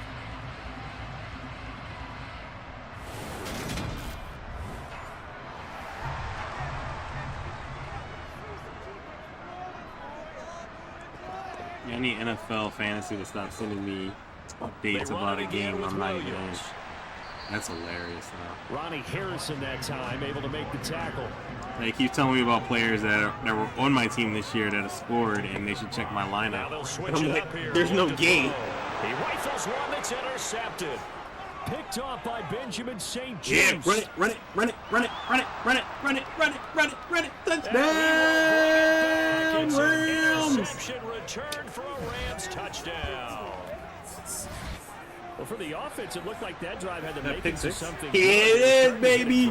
But the defense clearly had other ideas. Not he went up for it, too. Look at themselves. Yeah, no panic in their eyes. Was their partner? My boy got up. A Hall of Fame coach once told me the best leaning out of his team was that they didn't flinch. This group, they got pushed back in an early series, kept their composure, and made a big play. That's a lot better. There we go. We're good here. I was trying to figure it out, so I was like, yo, I'm too far up. I like sitting up sometimes. Sometimes I want to lean back a little bit, but I want to make sure I'm still in the camera shot. So they'll get another shot on offense following that pick six, and now the kick is away. Takes it at the 7. Minnesota scores. Let's go, baby. Don't quit, Minnesota. I believe in you. Pull off the upset today. For these division rivals, why they should respect you. They were winners the last time they took the field, which was 2 weeks ago. They had the open week last week, so this is a squad that should be really refreshed and ready to roll. I would agree, because when you get that open week after a victory, it does wonders for everyone. Obviously, your body get a chance to heal up, but your mind as well. You feel good about winning, so now you can get away from it for a few days, put down the playbook, turn off the film. Just be you. Enjoy that time away, and then you come back ready to go. Now here's a little touch pass as they tap it quickly to their receiver. And only able to get 2 here. Stopped at the 30. On 3rd and short, they'll try and pick it up through the air. And unable to connect. If he had caught it, it would have been a first down. Instead, it's 4th. Well, based on what we've seen so far, I don't think you can even call this an offense anymore, partner, because this group we're watching, they are totally out of Come on, Tennessee. You have to stop them here. With every incompletion. You got to stop them in this drive, because you know they're going to go for it in 4th down. Boots this one away. They'd be stupid to not go for it on 4th down. 4-yard return following a punt of 49. And the Rams will go on offense here with a 1st and 10. So the Rams coming back onto the field, their 2nd drive of the game. The crowd maybe losing just a little bit of the edge after back-to-back punts. They want some big plays. They want to see some offense. They want to see somebody break away, whether it's through the air or on the ground. Now it'll be interesting to see where the patience is on both sides. Each head coach. Goal. We need a stop here, Tennessee. Don't mess this up, Tennessee. 4th and goal. And he went in route there from the slot for the completion. Love how he runs his routes because it's all setting up your defender. Give him a little something one He way, got stopped. take it the other way. Head and shoulder fake. Sometimes you make one step to the outside, then break it inside. Really well run route. On 1st and 10, Snell. They'll try and set up the screen to Swift. And Let's go! They stopped him! Lose yardage back at the 38. Despite the completion, they're going to wind up losing 3 there. 2nd down. Got to give some credit there defensively. They snuffed out that screen early on 1st down. Really read it well. Oh! Because they didn't bring the pressure that they expected. They covered all the passing lanes. So once you see it break down as the passer, I think in this situation, you're throwing it at the feet of your back to make sure no one picks it off, or you throw it away, throw it over the sideline. Don't try and freelance and try and make a bigger play. There's really no one else running a pattern that should be open. Just a loss of a yard there, but it's not going to help. Now they face a 3rd and 14. Sometimes that's a danger putting that jumbo set out there. You just get a lot of bodies massed in one location. He thought he was going to get that arm extended all the way out for a goal line. Nope, he got short. And there's nowhere to run the football. Titans with a massive stop on 4th and goal. Couple of plays sent them the wrong way, and now they face a 3rd and 14. Now you gotta feed Henry. Let him do his thing, man. 7 minutes to go. You gotta eat that clock. So no sack. Looks like the Bucs are gonna win their division 9-0 against Carolina. Bum fight. Just bum fight. Cincinnati is beating the brakes off of Cleveland, but I don't think Cleveland started any of their starters. Fighting for big plays and 1st downs early. Not fighting just to get back to the line of scrimmage, as we saw right there. On 4th down, Ryan Stonehouse on to punt. First kick, 47. This one looks good as well. This will be fielded at the 17. And he'll take this across the 25 before going out of bounds. So a good punt there, but a nice return of 11 yards. And out will come the offense as they take over.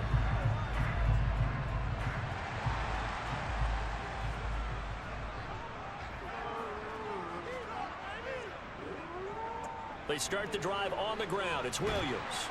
And he gets this one just shy of the 40, down at the 39.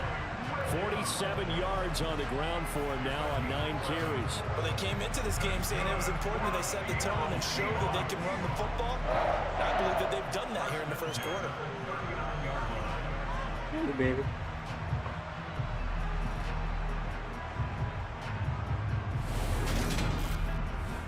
You want to go outside? So from the 39 now, they'll come up on a 1st and 10. For a second. I know, we're going outside, I promise. Give me a second. Now you got playoff implications going on right now, kiddo. This up right near the 45 you don't care about that. All right. He was brought down at the 45-yard line. It's the gain of 5. Here's a play fake as they set up to throw. He'll drop this down to Williams, and he'll be taken down, but not before they work this to the 45. That was a pretty favorable situation there. What would you call that? 2nd and manageable? Smart play, too. Didn't force it downfield when he didn't have it. Just checked it down, let him get the 1st down, and that's exactly what he did. So from Rams territory now, it's 1st and 10 at the 45-yard line. Out of the gun, they'll look to throw. Finding Johnson on the out route, that's complete. And the tackle going to be made at the 38. After one, 7-0 on EA Sports. Second quarter now from Seattle, and it is the Seahawks with the football here, as they've got it with a 2nd down and 2 coming up. The play action fake. They'll look to throw. And they're not able to hook up there. Incomplete. The Seahawks on 3rd down. They've only converted once in 4 tries. This time they face a 3rd and 2. Now a give up the middle to Williams. That'll bring up 4th. They had the 8-yard gain on 1st down, but unable to do much from there.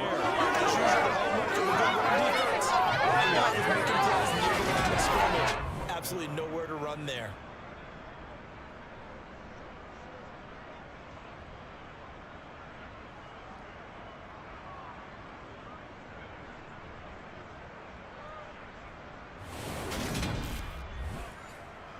Here's Braden Mann now as he's on to punt for Seattle. He's been a busy man here in this first half as he gets it away. And this will be out of bounds. Now it's a question of where they'll mark it. And they'll say it crosses at the 11-yard line. The Rams ready to go on offense. And they've got themselves a 7-0 lead here, but that, you recall, was a defensive touchdown, so still nothing as of yet for this offense. Well, they're happy to have the lead. We got to cut them a little bit of slack. It's still early enough, just a couple of drives so far, but if this one goes nowhere, those adjustments that we talk about, they shouldn't wait for halftime. They should go ahead and start working on them right now. Successful start to the drive, 17 yards, and moves the sticks. But one of the ways that quarterbacks keep all the receivers alive in a play, never lock in on any one guy. Make sure you keep your eyes moving, scan the field, and here he finds the open guy for a nice pickup. On first down, Snell. He's going to have the hook up to Gage. And they get him down, but not before he takes it across the 40-yard line. It'll be a gain of 16 for number 16. Not only have they completed a couple on this drive, but they peeled off some pretty good chunks of yardage, too. Absolutely great start. 2 nice plays in the pass game. Now can they continue to feed off that?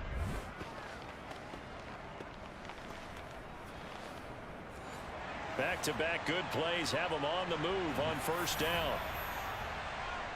Looking to throw. Snell. And this is caught. First catch for Keenan Allen. And he'll be brought down inside the 40-yard line.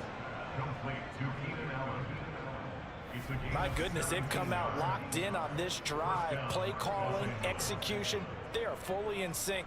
3 straight passes, 3 first downs. They're moving the ball downfield almost at will. This defense really struggling to find answers.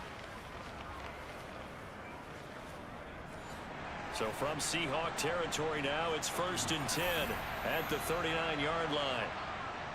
Here's a handoff to Swift running left. Skirts by him at the 35. And he gets it down a yard or 2 shy of the 30 before he's out of bounds.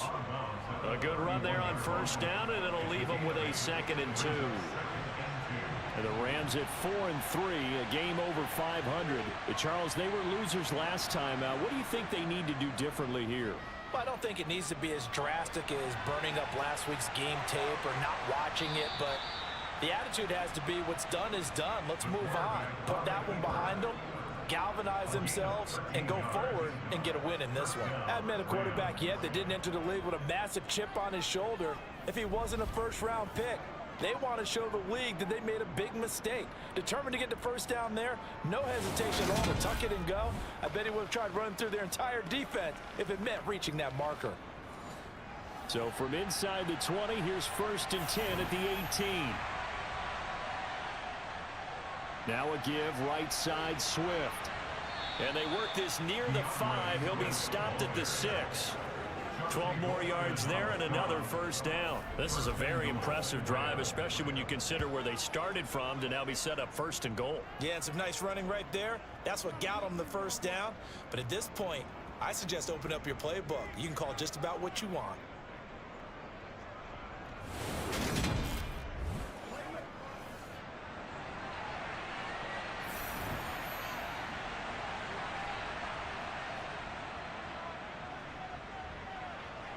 He's going to take this one in for a Rams touchdown. A great effort there with touchdown number 12 on the year. And the Rams go up by 2 touchdowns. Well, I'd have to say that for him, that was an all-encompassing drive because it was his arm that got his team down to that point, but his legs that finished the deal. Give him credit for making it happen. Now Tucker to add the PAT.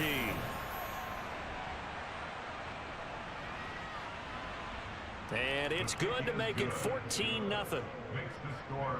So that winds up a 7-play drive all told. And it's capped off by a touchdown run of 6 yards. Tucker now to kick it away following the touchdown. And Patterson not going to return this. It'll come out to the 25. The offense getting set again. We spotlight Javonte Williams, the running back. He's doing his thing. He's got some good yardage, but his team right now in the second quarter, 0 points. Just not a complete formula. Half of it's there, being able to run the ball and set the tone. Wonder if they may have to go to some play action, throw off the run game, and try and get the ball in the end zone. I was just going to ask you that same thing. Maybe you use that run now to set up the pass, right? I would think so, because the run has been very effective for them. Williams going to get it again on second down. He takes this for 3 to the 29. He's tackled at the 29-yard line. On third down, he'll drop to throw. He'll get this one complete. That's A.J. Brown. And he is going to have a Seahawks first down as they're able to get the third down conversion.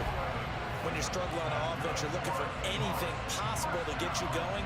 Sometimes you do it like basketball teams that don't normally press. You put a press on, bring people to life, make them move a little bit quicker. Maybe that'll help them as they head towards the half. So from the 39 now, they'll come up on a 1st and 10. Up the middle, it's Williams. And some nifty running there. Ultimately, it doesn't get him a whole lot, but it does take him to the 45. 2nd and 4. He rifles one, and that's going to be intercepted. Picked by Antoine Winfield Jr. And the Rams are going to take Definitely about to get real interesting. The Cowboys game was almost here. Quarterback, but that's going to be one when he flips on the tape. He's like, I shouldn't have thrown that ball. No doubt about it, and his coaching staff will be emphatic about he shouldn't have thrown that ball. But remember, second year, as you noted, on-the-job training, so he's got to take this feedback that he's getting, negative or otherwise, and turn it into positives moving forward.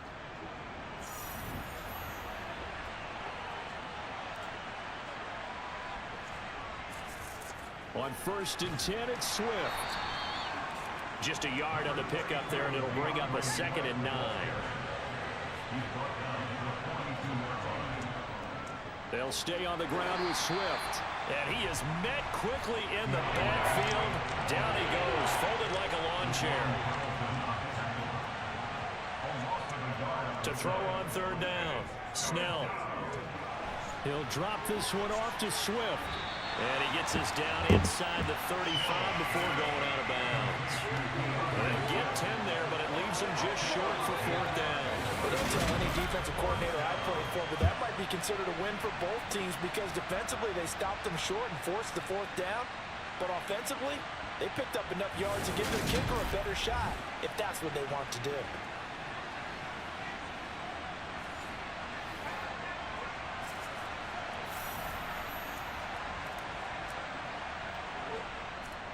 They'll try it now with Swift. And he's able to get it to the 33. Good enough for a first down. He's taken down at the 33-yard line. Throwing on first down. Snell. He'll get that complete to his tight end, Cole Kmet. And they're going to move it down inside the 25.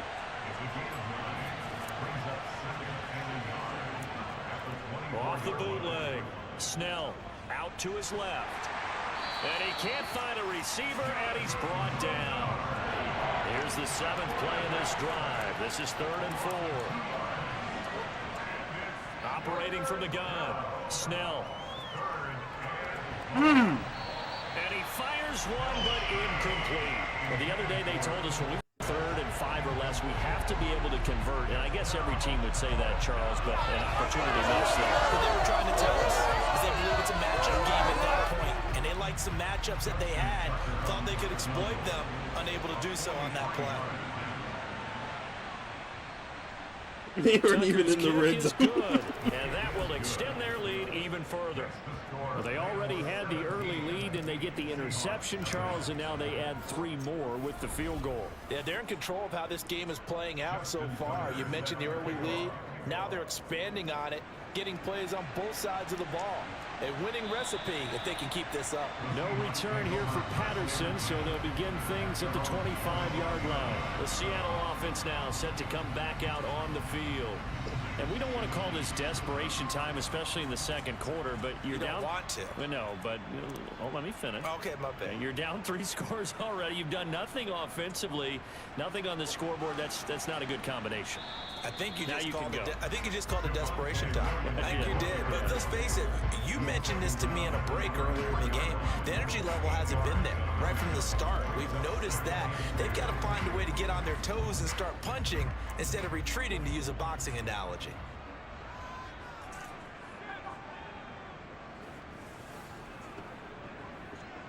Oh, they're going to run a little pop pass here.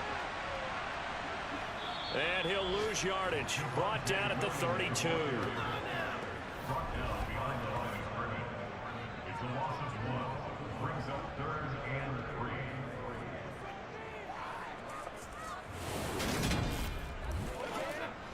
And the Seahawks on 3rd down. They've converted just 2 for 6 thus far. Here it's 3rd and 3. Now a man who's been busy this afternoon, it's Williams.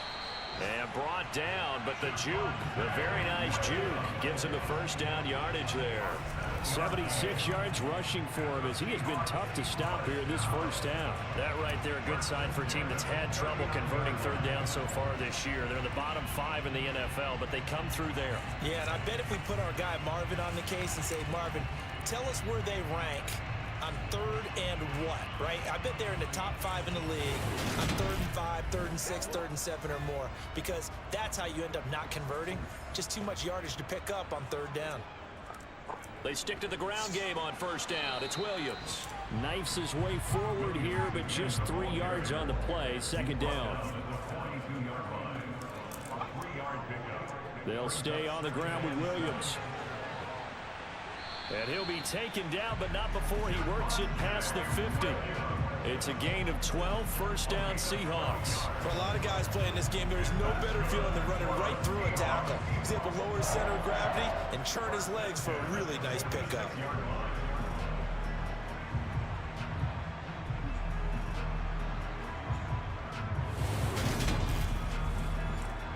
Not only that, Trevor Lawrence needs a touchdown and a 2-point. Here's another 1st and 10. They'll set up to throw. And he's left with no option here but to throw it away. Incomplete on the throwaway.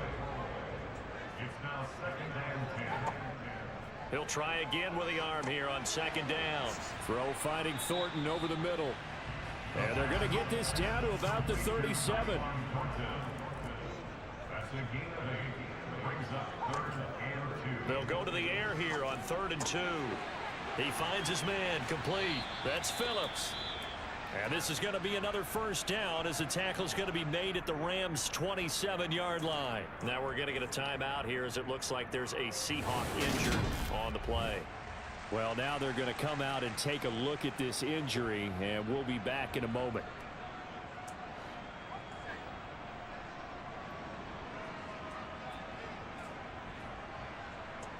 They'll stick with the passing game as he looks to throw. Nowhere to turn here, and he's going to go down. Back at about the 37-yard line. Max Crosby racking up sack number 12 for him on the year. He's the NFL sack leader coming into the game, and now that's 2 more that he's added to his total. He wants some separation from spot 1 and 2 in that sack category. So 2nd and long, and got to be careful not to fall out of field goal range. They'll hand it off now, Williams. And he'll take this one down to the 36. And they only get a yard back there. They'll be left with a 3rd down and long.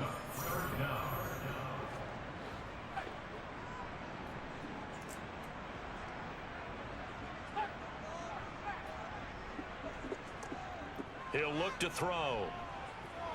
Steps away to his left. Brought in by Huff. And this is going to be another 1st down as the tackle's going to be made at the Rams' 17-yard line. 3rd and 19, no problem as they're able to convert. Now that's the kind of big play you'd like to see. This first half, it hasn't gone their way, and they could use a shot in the arm, something to perk them up a bit.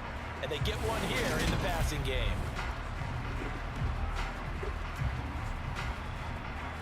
So from the 17 now, here's a 1st and 10. Inside the red zone here. They'll look to throw. They'll set up the screen. This is Williams. And he is going to lose yardage here.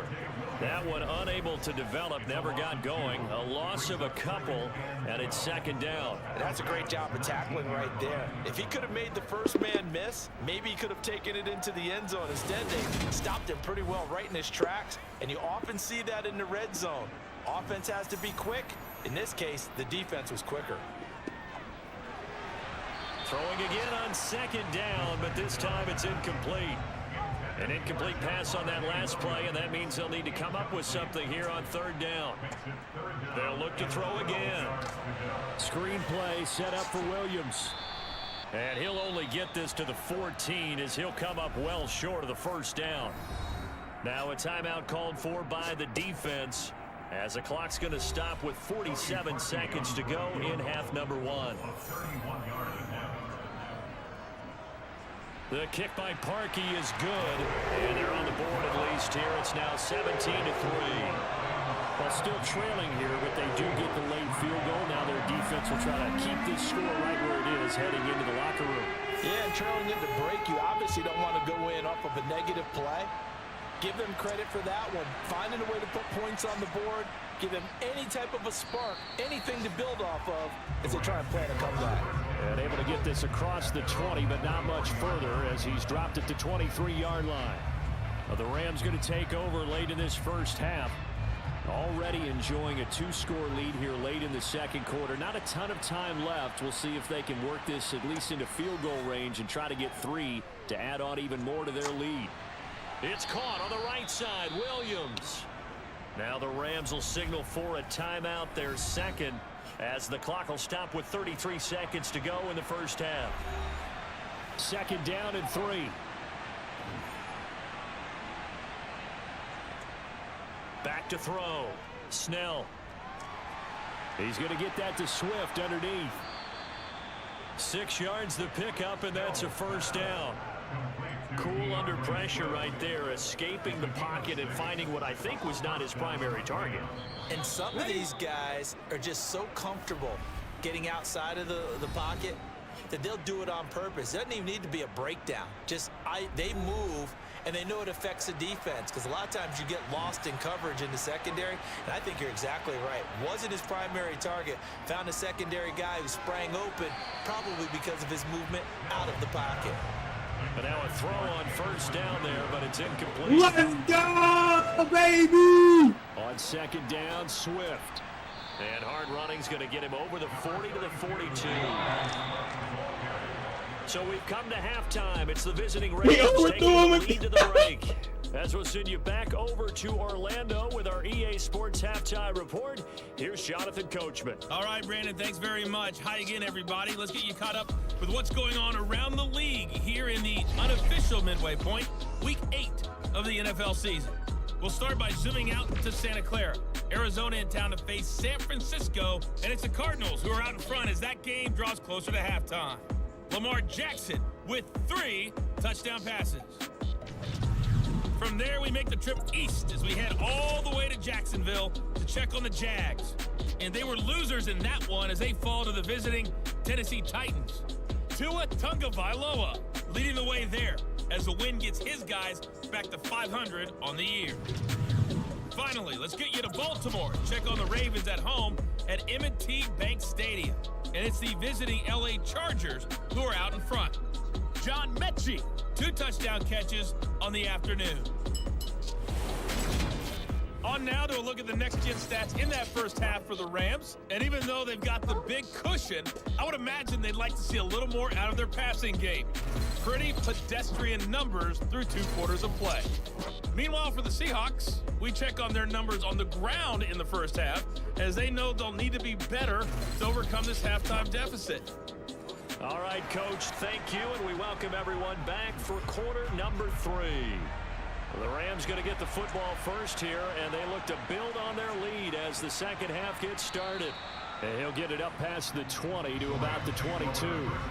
So here are the Rams to take over. They were losers a week ago to Arizona, but they're on top here as they start this drive with a 1st and 10.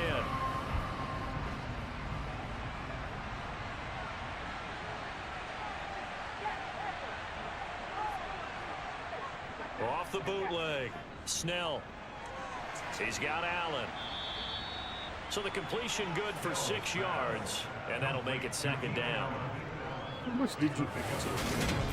Brings up 2nd and 4 at the 28-yard line.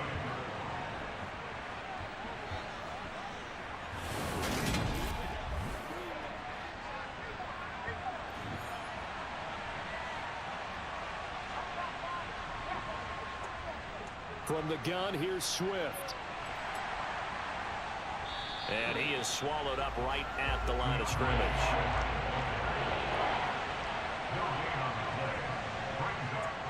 From the gun on 3rd down. Snell, hard throw, incomplete. Here's Ryan Stonehouse now as he's on to punt for L.A.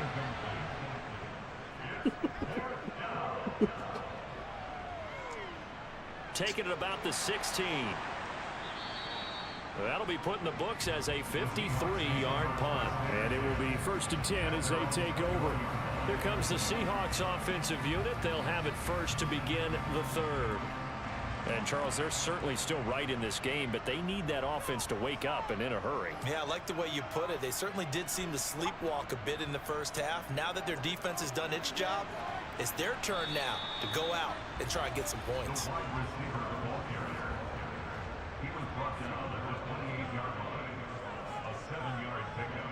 Brings up 2nd and Off the play fake, he'll look to throw. He finds his man Johnson. And he gets this up across the 35 before he's out of bounds. 7 yards there and a 1st down. That was a route run, not just with dexterity, but with intelligence. Found the hole in the zone, made sure the quarterback saw him, and was able to make the sure catch and flip the down marker back to 1. So from the 36 now, 1st and 10.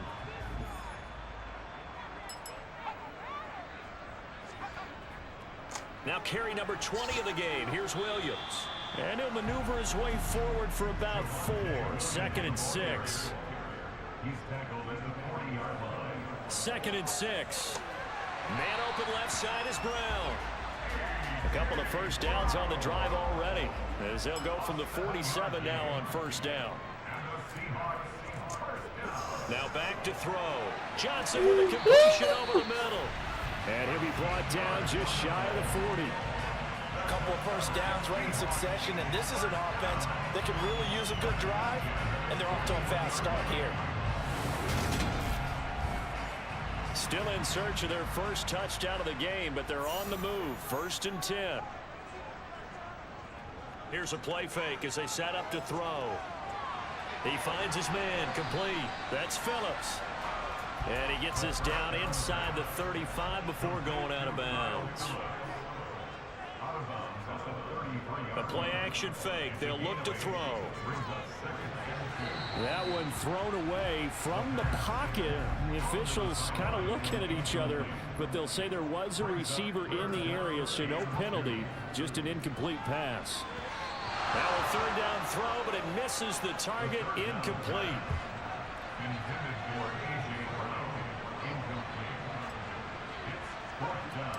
Back to throw again. Over the middle, complete. It's Johnson.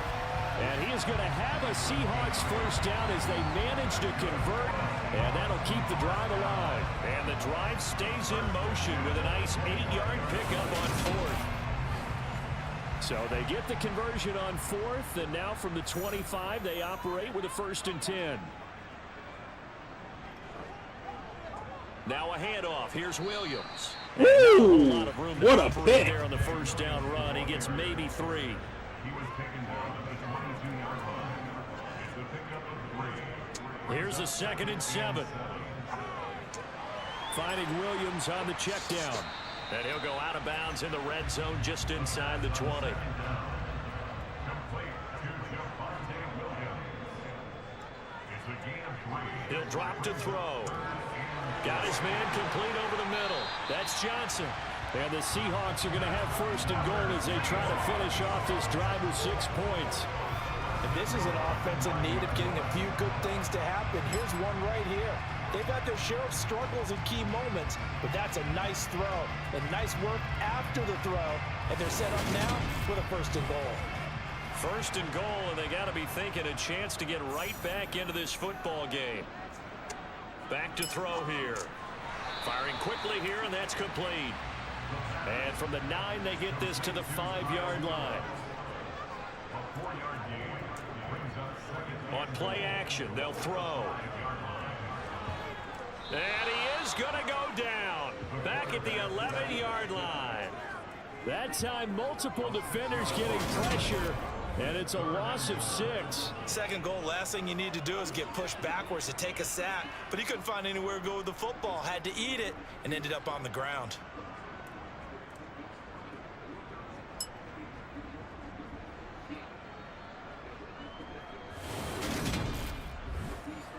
They've been denied touchdowns in the red zone twice already. Here comes 3rd and goal. He'll look to throw. Escaping and the pressure gets to him again.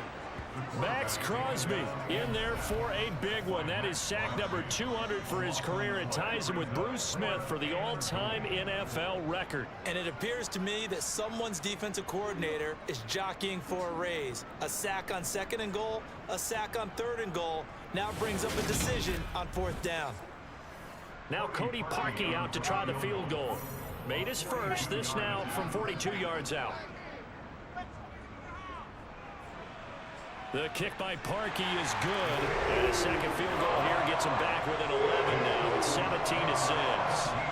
So the 3 points there, and CD, that helps him inch a bit closer. Yeah, partner, when you're losing, any points you see go on the board in your favor, you're happy to take them. Taken in at the 3.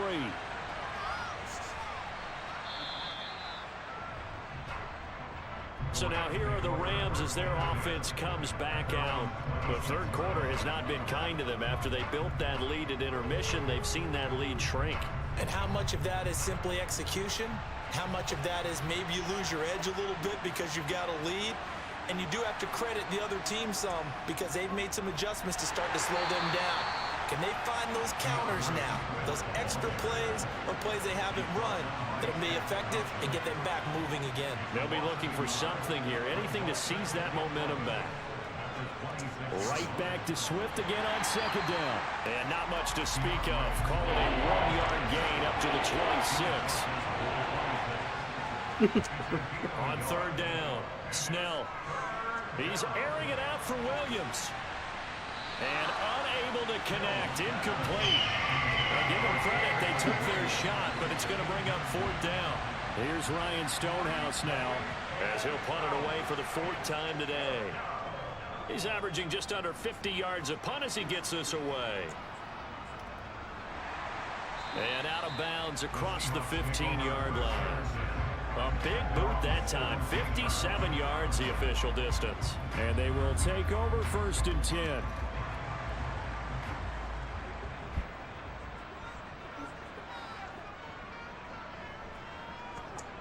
They'll come out throwing here on 1st down. And he goes down. It's a sack. They get him back at his own 3-yard line. Joseph Osai. Give him the credit for the sack and a loss of 14 yards. It has been a rough afternoon for him trying to get rid of the football. See, that's now 5 sacks. How'd you like to be the offensive coordinator, the offensive line coach trying to come up with an answer for this pass rush? What blocking assignments do you change? Can guys play a little bit better?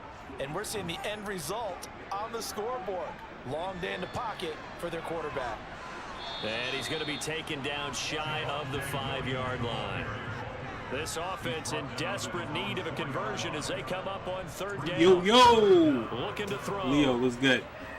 Happy Sunday. Appreciate you coming through. Hope you had a good weekend. Zone, and that's a safety. Partner, give that coordinator Arthur Smith upset that the Saints scored a last-second touchdown on a tush push. But his team could have stopped it. Team shouldn't have threw almost a pick 6. I'm not stopping my team from scoring. If we got a scoring option, we're going to go for it. And remember, following the safety, you give the football Teach your team how to scrabble. And they free kick it from the 20 now. Teach your team how to play defense. That's why you're getting fired. Sucks. The Rams offense now, they get set and head back onto the field. They've got to right the ship. They had a great first half, but the lead has really gone down. Now, you know, you always talk about the adjustment to the adjustment. They've got to adjust right here. And I think a lot of it is just mentally. Get back to doing what you were doing well in the beginning of the game, but a lot of that is playing with that emotion and that sense of pride and fire that sometimes goes away a little bit when you build up a lead. You think you got it going, and you also think at any moment I can go ahead and go back to the way it was before. You and I both know it's not that easy once you get off the gas a little. They don't want to see this lead diminish anymore. They'll try and run here with Swift. No gain on the play there, and it'll bring up 4th down. From this vantage point, they've got the lead here, so for me, that'd be enough to go ahead and punt the football and let my defense defend the long field. If you go for it, you don't get it, then you really put your defense in a tight spot. Yeah, but we never know what people ultimately will decide to do here on 4th and inches.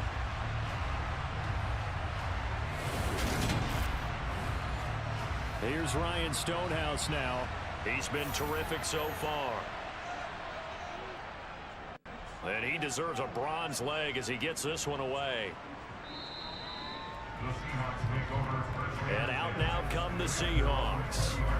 And, Charles, they're certainly still right in this game, but they need that offense to wake up and in a hurry. Yeah, I like the way you put it. They certainly did seem to sleepwalk a bit in the first half. Now that their defense has done its job, it's their turn now to go out and try and get some points. And he stopped right at the 25 after a gain of 5. Here's a 2nd and 5 now from the 25.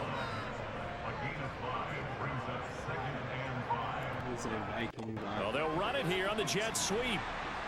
And he'll go down. No, they're not doing it at all. The 30-yard line. They lost this one. And I feel like they'd have done better if they'll try and pick it up they actually, you know, they played the game. Like, Lions gave them a shot, and then they started just throwing picks, like picks at that too. Would it be safe to say that as precise as routes are supposed to be run in the NFL, maybe they're not quite as precise in Cowboys college game ball? going. Accurate, yeah. And I think we saw like the Lions got this one wrapped up. There. Just find the soft spot, find the dead zone, and find the first down. And that's what he just did. Yeah, boy, this defense again. Man, really we got the tough on him as they Cowboys with Greg Olsen. Oh! Again, it's Williams. And maybe a measure of revenge there. He's had his way in this one, but this time they get him behind the line. This will be a loss of 3, and now a much tougher 3rd down looming. But if these guys are going to chop into that deficit, they're going to have to do a much better job in the run game. Caught behind the line of scrimmage, no yardage to be found. A 3rd down now, and those last 2 plays indicative of how things have gone for them. Just nowhere to go on the ground and struggling to put up points. Throwing there, but this pass is going to wind up incomplete. The Seahawks send out their punter as he's on to kick it away.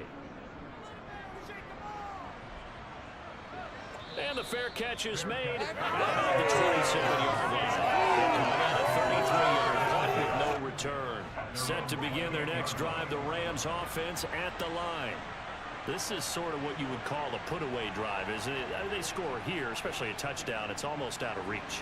It certainly feels that way, and I think that they're going to call their plays accordingly because what you really want to do, even though you know the scoreboard is still up there and the game's going to go on, you think you can take the spirit away from another team, that their drive and will to come back and win can be taken with another score right here. Still 3rd quarter, but you just get that feel. Yeah, they're teetering right there on the brink, aren't they?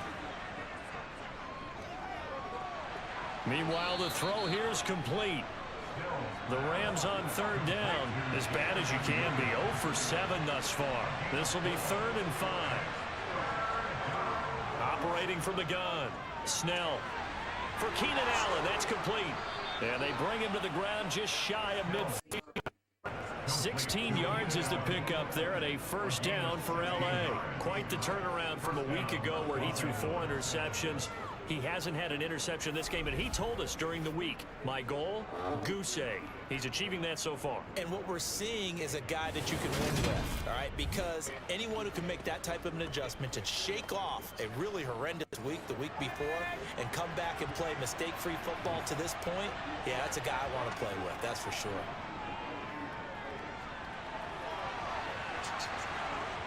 And they're going to get this down near the 35-yard line.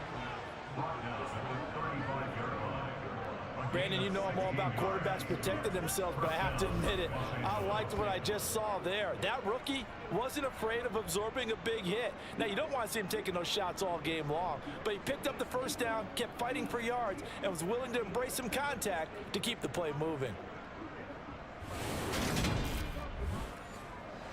So from Seahawk territory now, it's 1st and 10 at the 35-yard line. Looking to throw. Snell. And that's going to be incomplete. Too tough to hold on to that one. It's 2nd down.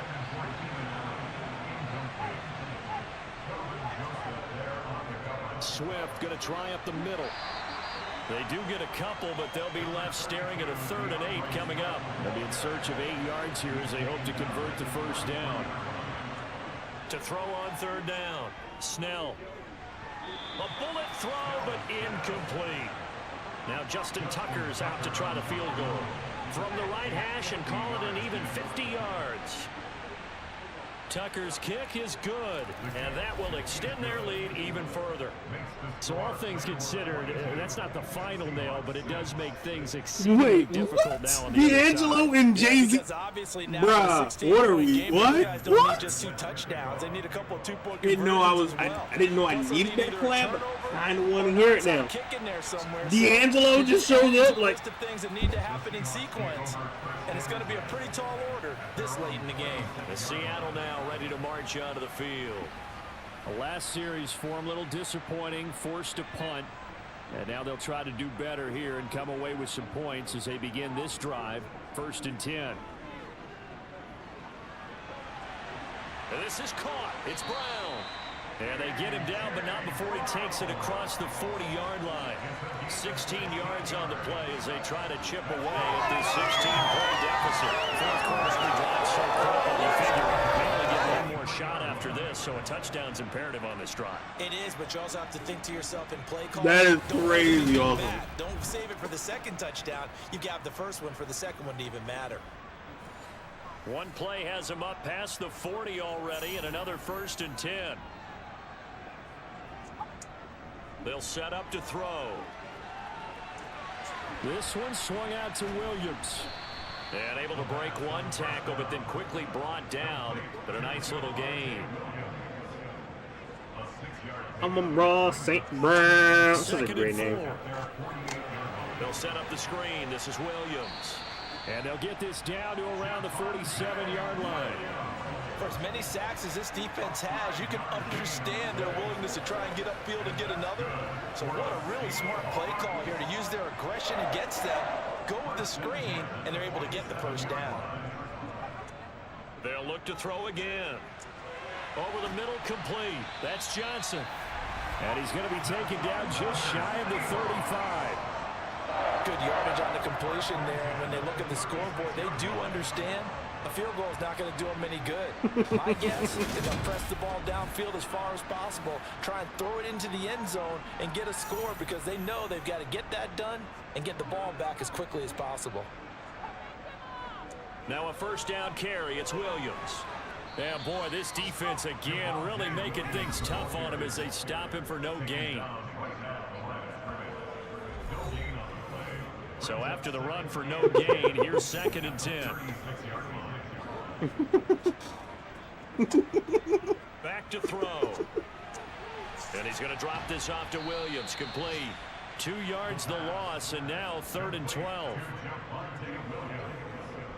I really like the angles that the tacklers came from on that play. They secured inside, took away the cutback. The sideline's there, so you can only go so far outside. And they were able to close in and tackle him for a loss. Yeah, they used your boy over there, the 12th man. Sammy Sideline, right? Sammy Sideline. You know something? He tackles pretty well, too. He's tougher than an airport steak.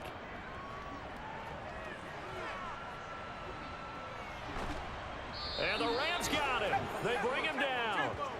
It's a loss of 10 on the sack, and it leads to 4th. Offensively, they're going to have to figure this out before next week. 7 sacks in one game. Yeah, and that's more than any quarterback should have to bear. And if this continues on, there will be another quarterback in the game because no one can stand up to this week after week. The Seahawks send out their punter as he's on for the 5th time here today.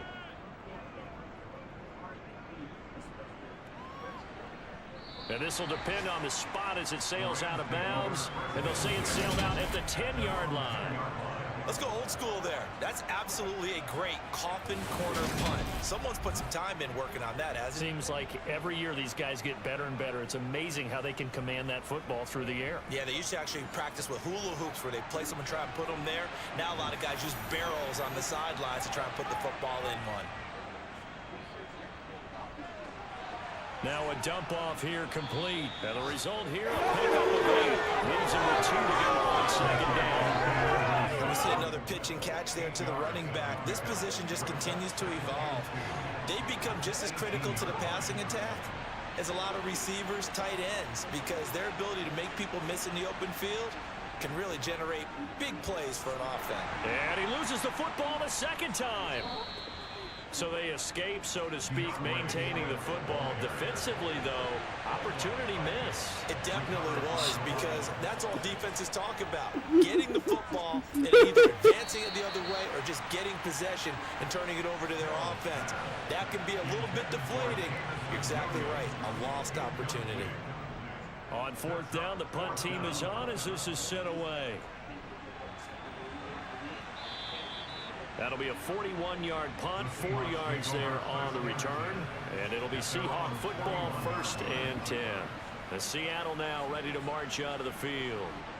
Their defense was able to force the punt. That's the good news. But this is still a 2-score game, and they need points on this drive and in a relatively quick manner. And he's going to be brought down here in the backfield. This is getting ridiculous. 8 sacks now. That time multiple guys get to it. Oh, you can just see it in their body language. They're starting to see victory on the horizon now. And if it comes to fruition, they got to give a game ball to the front 7. Defensive line has taken charge and controlled this game. Face a challenge of stopping this opposing offense, and they've done so with ease. And they need to work to at least get some of this yardage back after the sack. 2nd and 19. They're going to look to throw. Over the middle here to Brown. They get 14 back, but it leads now to a 3rd down. He'll look to throw. Caught. It's Huff. And he is going to have a Seahawks 1st down as they're able to get the 3rd down conversion. And in a 2-score game, obviously, every play, every 3rd down, like we saw there, magnified, big pickup. It was a huge pickup. What they really want, though, is to not even get to 3rd down. They've got to maximize time and conserve as much as possible.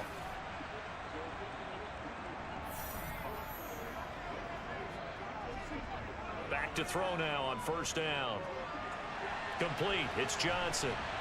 And they're going to get this down near the 35-yard line. Nice idea, nice concept there. Line him up on the left side of the formation. Let him sneak his way across. Coming back underneath. Put it in his hands. Let him get a few more yards after the catch, too. Great way to utilize a tight end on the drag route. Ball up to the 35 now as they come up on 1st and 10. Again, he'll drop to throw. And that throw behind his man. He missed him. Incomplete. After the incomplete pass, here now is 2nd and 10. They'll stick with the passing game as he looks to throw. And the Rams got him. They bring him down. Multiple players getting home there for an 8-yard loss. Remember, throughout my career here in defensive coaches always say, guys, you got to earn the right to rush the passer. Well, they put themselves in a great spot with this big lead, and they know they've got to throw the ball. These pass rushers have to be salivating. It is pin your ears back time indeed.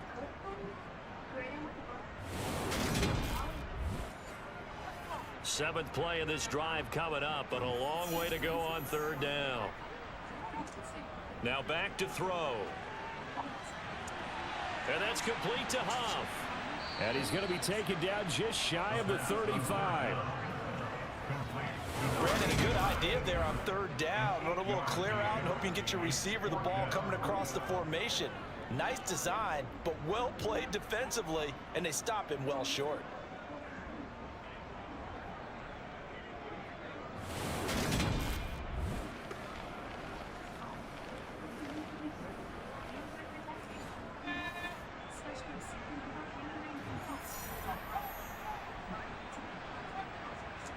Got to try it here. He's back to throw. And it's incomplete. They cannot convert, and they turn it over. The Seahawks go for it but can't convert. And the Rams are going to take possession of the turnover on downs. So they really needed points here in a two-score game. Could not come away with anything there on fourth. And while we know they're a little bit discouraged here, they can't check out of this game. You and I have called a good number of games over the course of our career where we've seen these types of situations. Teams get the ball back, and that miracle does occur. So they can't let that dream go just yet. They have to get stout on defense here. Yeah, right now really hoping for a turnover. Call it a full 3 yards in the wrong direction there. Brings up second down.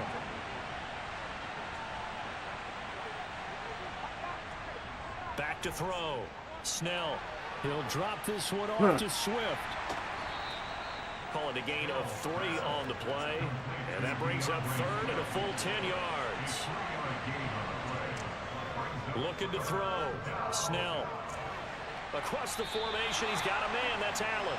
And he gets this only to the 41. Not near enough for the first. And that's good for a gain of 6. And that's going to make it fourth down. Here's Ryan Stonehouse now as he's on to punt for L.A. Averaging over 50 yards a punt so far as this one's away. Good coverage there holds him to just a 2-yard return following a punt of 44. And it'll be Seahawk football as they take over deep in their own territory.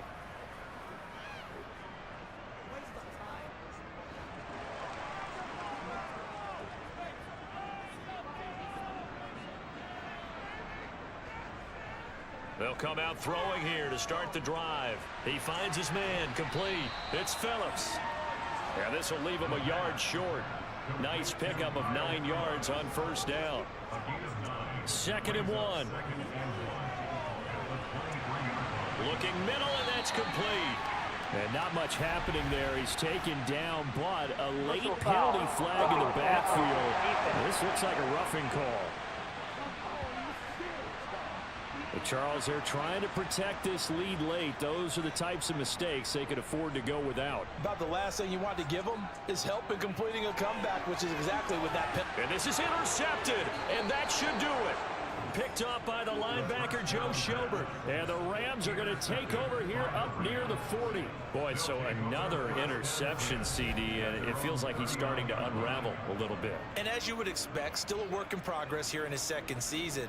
He has to start ironing out some of these mistakes, though, because now his head coach, his offensive coaches, they have to evaluate whether you keep playing him and let him work through it, or you start thinking about going to his backup. So good starting field position for him here as they come up 1st and 10 at the 39-yard line. On the ground, it's Swift to start the drive.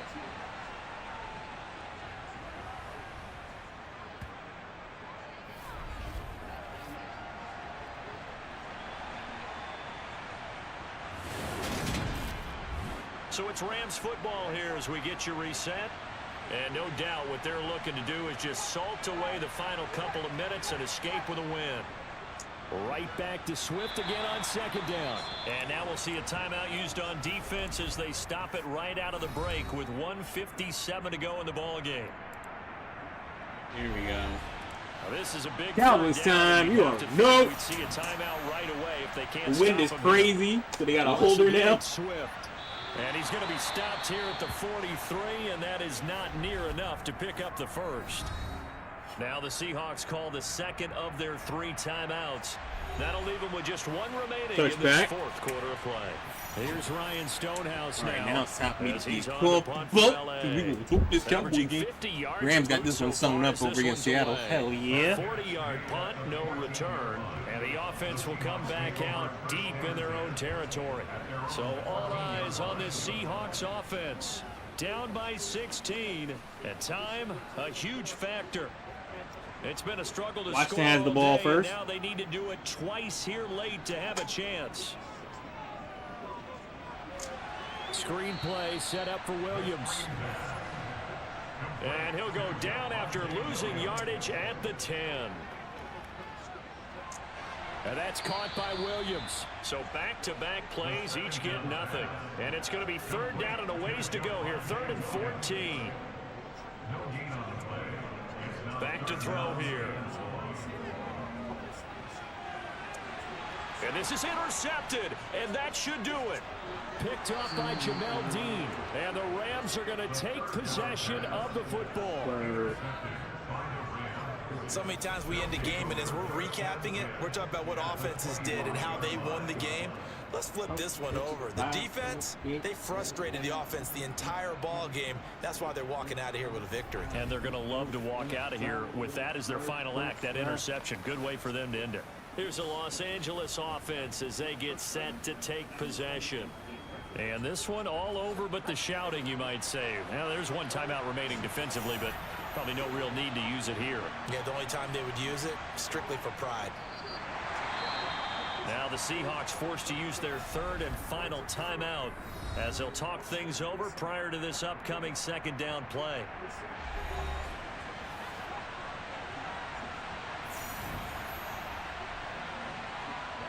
The Rams go victory formation as they take the knee.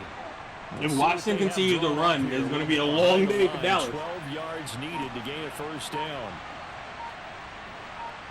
Down to a knee one more time, and that should just about victory do it. formation. Well, they could just run this clock out, but here is the field goal unit on 4th down. And the 14-year trusty veteran able to knock it through, and that will extend their lead even further. So the L.A. Rams with a victory here. And we talk so much about the turnover battle, determining who wins, who loses. This game, no exception. Air-free football, no turnovers at all, and they win it. So this is one you don't convince your team that what you're saying is accurate. And you know what I'm talking about. He stands up in front of the team and says, guys, if we do this, this, and this, we'll win. And usually they say if we win the turnover battle, we'll win. Well, here's the proof right there. Win the turnover battle, go on to victory. Now the guys believe. You move on to the next lesson where you have to convince them. This one is now planted. So for the Rams, they improved to 5-3 as they approach the halfway point of this 17-game schedule. And they'll get another road test next week as they head to the Windy City to take on the Bears. Meanwhile, for the Seahawks, they dipped to 2-5 now with the loss. I think Gilmore just put his arm out just to see if he could at least tip it. That man had all of hands on it.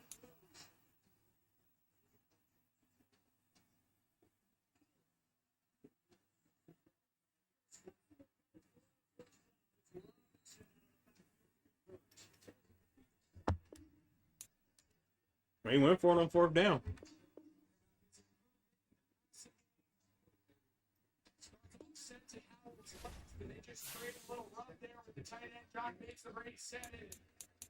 Oh, someone's house is funky.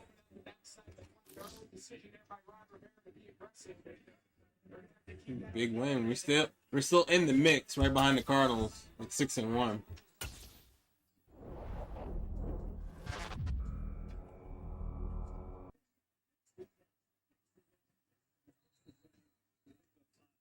Gilmore should have picked that.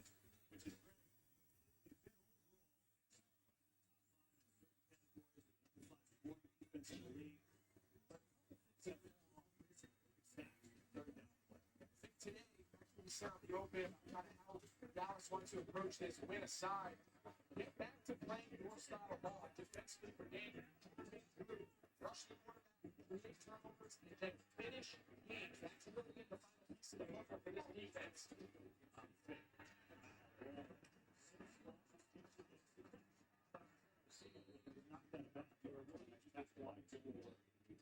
Third down, and still have to affect each other.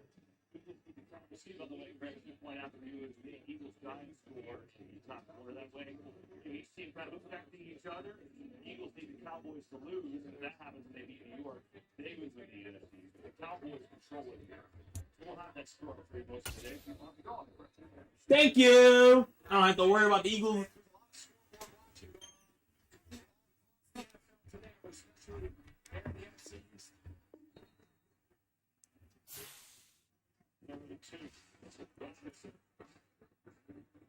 Stopped him again.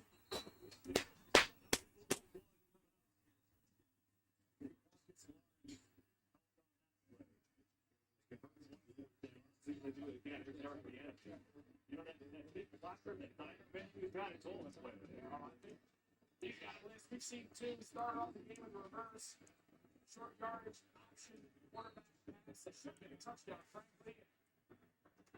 That looks like their second, fourth down attempt of this opening drive.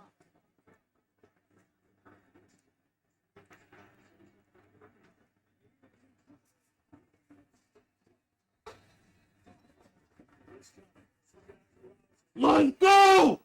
Woo-hoo! He's short, baby! First down the Cowboys. Let's go! Hell yeah! Come on, man. Stop playing.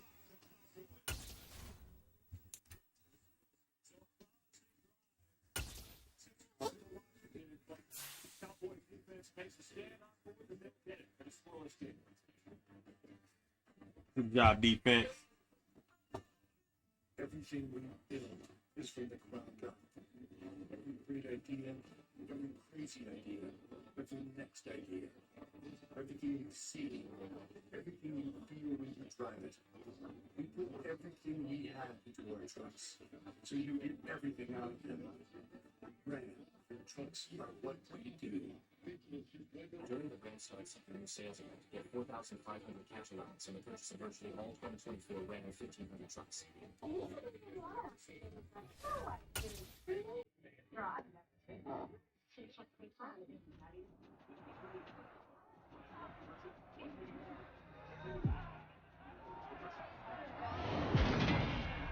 It's the National Football League on EA Sports.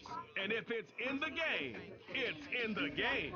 It's the Rams and the Bears, and it comes your way next.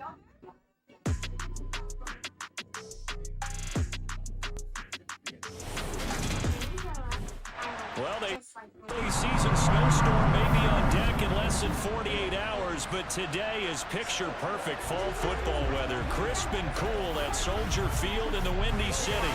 Today, it's a Week 9 matchup set to go here between the Los Angeles Rams and the Chicago Bears. Brennan Gunn here with Charles Davis, as always. As CD, you look at the Rams in this matchup, they've got to be thinking, hey, we've got a good chance to be successful here running the football. No doubt about that, because that has to be their mindset. It should be their mindset. This is one of the better rushing offenses in the league, and they're squaring off against a team that's not at all strong on the other side of the ball. So this could be one where we see this offense try to impose their will through the trenches, and in fact, they should.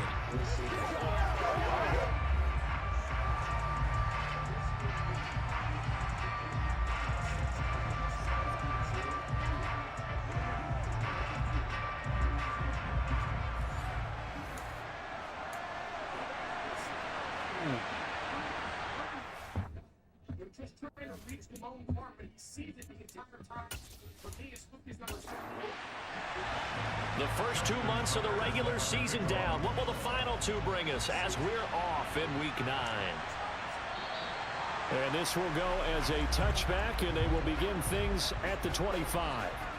So here are the Bears now for their opening drive. And trotting out there leading them is their fourth-year quarterback. I'll tell you what, when he is on schedule for that week, secondaries take notice because you've got to stay alert back there on every snap. A truly powerful arm, one that's capable of challenging any level of the defense on any given play. That's why so many scouts preach arm talent when preparing for the NFL draft. A quarterback with arm strength to make every throw in the book, he's an asset to have in any offense. Now a pass that's taken in by Smith-Schuster. And up to the 35 before they're able to knock him down. A good start. One play, 10 yards. That's a catch of some significance. It's number 631 of his career. And why that's significant, it ties him with Hall of Famer Raymond Berry. He was one of the most precise route runners at any position during his time in his career. So I think that we're seeing something very similar here. He may not have known Raymond Berry, but he goes about his business the same way. Understands how defenses are going to play, understands where the leverage is, and goes away from it to the tune of 630 Lamb, first down. The numbers on the ground for go, Montgomery baby. in last week's Let's affair. go. 16 carries, 54 yards. It's a pretty mediocre week for him on the ground. Certainly a boon to his offense if he can get a little more output on his touches this week. He should get some more early carries as his team tries to get him into a rhythm. Now a deep ball there on second down, but it'll wind up incomplete.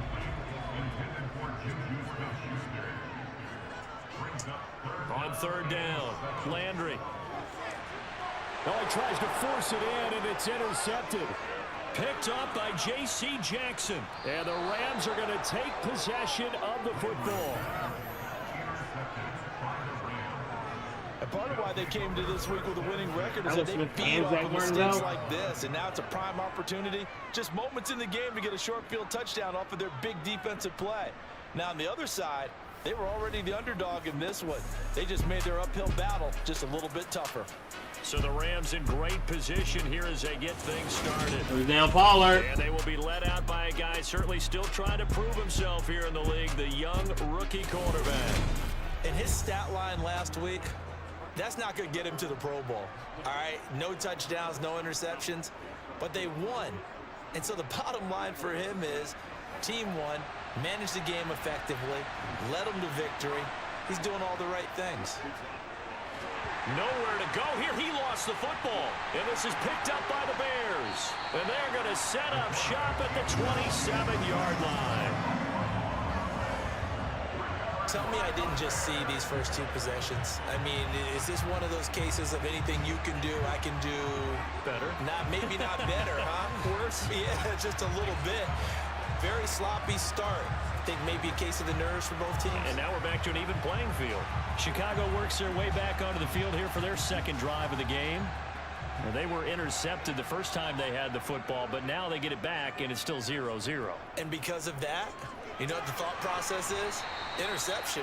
What interception? It didn't really happen because they gave up no points.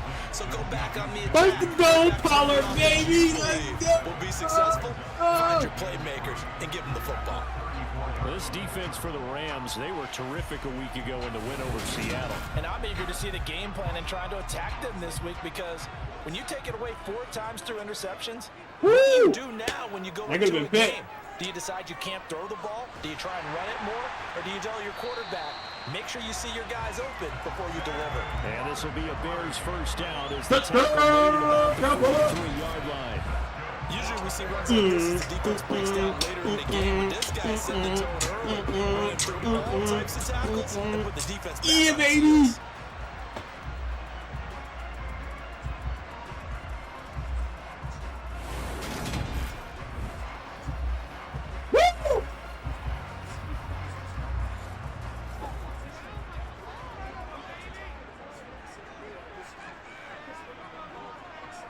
First down, go. run again. Here's Montgomery. Need this dub.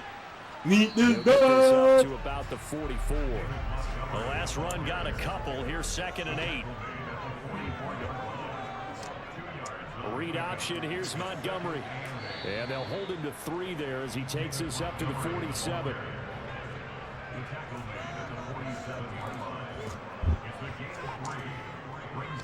On the move to his Face. left. And they're going to get this to about the 44-yard line. Looked like a pretty smart decision that time to keep the football by the quarterback. It was because you saw how the runner got swarmed. So you got to pull the ball from his arms, keep it yourself, and get what you can. And the most underrated player on this play is the Cowboys strike first. Even if he doesn't have the ball, he has to act like he Obviously, does be keeping an eye on that to Eagles attract game. the defense. Everybody's checking out the Green Bay game. So from Rams territory now, it's 1st and 10 at the 44-yard Green line. Bay to lose. Now Bears again are getting running right 3-0. is Montgomery. Tackled that time by he Ronnie gets- Harrison. Nope, no catch. I thought that was a catch in the end zone. Back to Montgomery on second down. 2 yards on the carry there, and it's going to lead him to third down. Giants on the board with a field goal. Already. 3 yards to pick up the first. On third and short, they'll try and pick it up through the air. Open man, Smith-Schuster, it's complete. And this is going to be another first down as the tackle's going to be made at the Rams' 27-yard line. Give him 10 yards there as this offense is on a roll. This drive continues to plunge forward. As an unbiased observer, I think it would have been interesting to see what they would have done if they hadn't gotten the first down there. But since they did, I guess the point is moved. And they were right there in that middle ground, field goal range, punt, go for it. But as you said, they picked it up.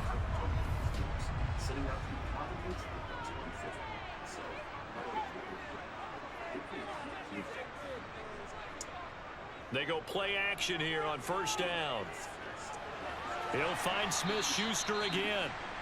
And he went backwards. He'll be down at the 30. But despite the completion, they're going to wind up losing 3 there. Second down. Heck of a play there to get to him quickly and get him down for a loss. I think they did a really nice job getting ready for this game, scouting, watching film, and understanding defensively what the play design was. So maybe just a momentary setback on what's been a great drive so far, but 2nd and 13 here. Out of the gun, they'll look to throw. And it's incomplete. Took a shot, couldn't connect. An incomplete pass on that last play, and that means they'll need to come up with something here on third down. Being chased out left. And he wisely will throw that one away. Nice call by the defense there on third down. Just flood the field with extra defensive backs in their dime package. Nowhere to go with the football. Forces the incompletion.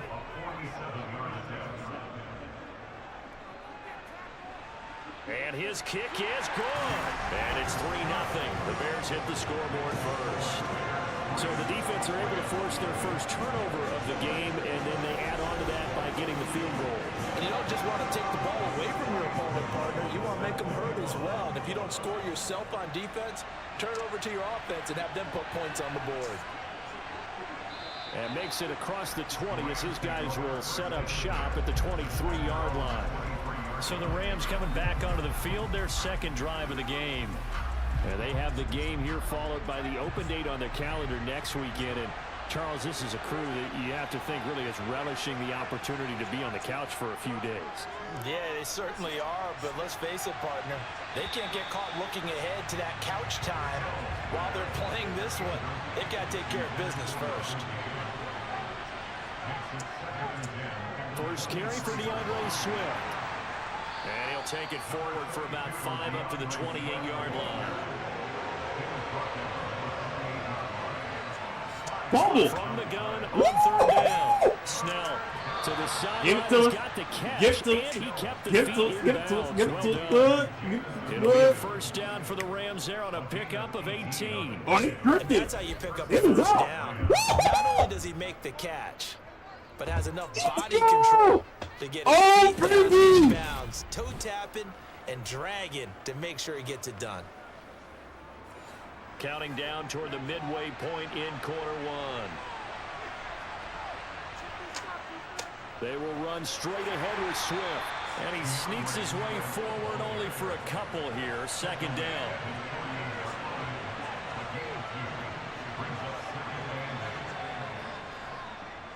Right back to Swift again on second down. And he's got it across midfield and into Bear territory.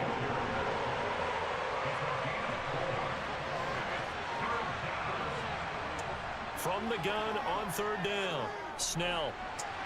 He'll get that complete to his tight end, Cole Kmet. And he's going to have another first down as the tackle's made here at the Bears' 31-yard line. A nice pickup of 17 yards. Normally on third down and short yardage, you're thinking to throw to your tight end. It's just going to be a simple chain mover. But this time they let him roam down the field, and a nice dart picks up the first down and then some. Line of scrimmage, the 31 now on 1st and 10. Operating from the gun. Snell. And again back to Kmet. And they're going to be set up now with the ball at the 13-yard line. Ball it. More positive yards. That's all I care about. We gonna own this. We gonna own the time of possession tonight. Just a little underneath route. That's gonna be a goal. I already know it. And it worked awfully well. Got him not just space. Eagles are currently down 3-0 to Washington to the Giants. From the 13 now, they work on 1st and 10. Inside the red zone here, they'll look to throw. Throws out left, it's caught by Williams. The completion, but they go in the wrong direction. You flag that? Loss of yards, and Nope. now they're dealing with a 2nd and long. I thought they were gonna flag that. I was like, wait a minute. Little hand check at the end, but it's all good. I mean, that pulled a lot. That was a hold, but I ain't saying nothing.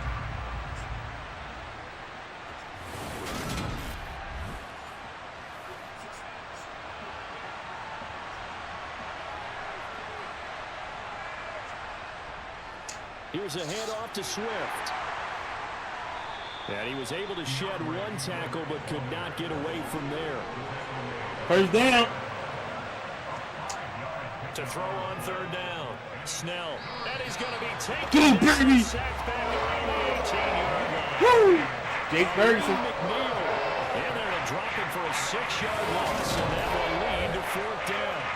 We're talking about how teams are so competitively matched, and you just want to make those plays that give you an advantage. How about right here? The difference between letting them score a touchdown versus holding them to a field Positive goal. yards from Baller. It's absolutely huge with the play he just made. And you know he hated taking the loss there on 3rd down.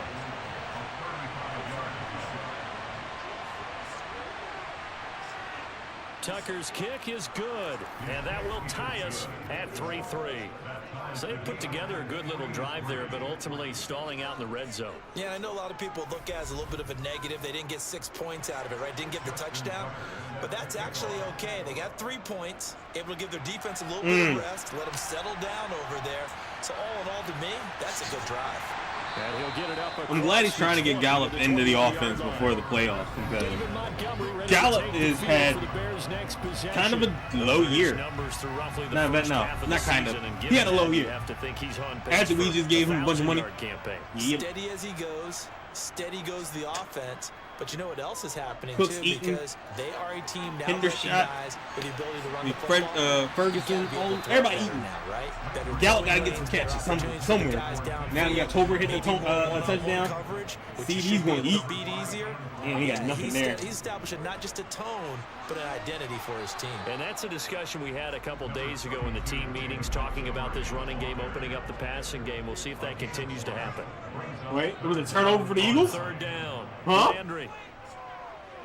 Eluding the pressure right. Oh, no. Field, so he'll throw A.J. Brown's down. Oh, no. Down. Here's Brian Anger now to kick this one away. And he was called on 3 times to win last week as his first one here's away. That's pulled in at the 32. 43-yard punt, but they get 9 back on the return. And the Rams will go on offense here with a 1st and 10. The offense for Los Angeles returns to the field. Well, partner, fast forward with me for a second. Remember, next week they wow. So they're going to get some extended rest. Does that change how they manage the rest of this one? I think it does a little bit, but not by too much, because you're right. You get the extra rest, you get a chance to heal up and kind of, do a little bit of a reset for this team. But it's also 7 extra days to think back to the last time you were on the field. So now, a little more importance on what they're getting done, because they carry it with them for essentially 2 weeks.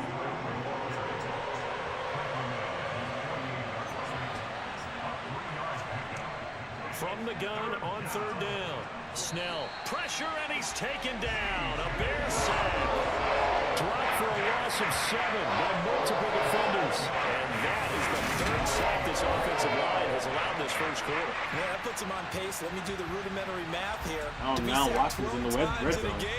I know he's not going to go for that. I wonder if it's going to reshape what they decide to do on offense in terms of play calling. Well, I can tell you what, when he popped up, shaking his head, frustrated right now behind center.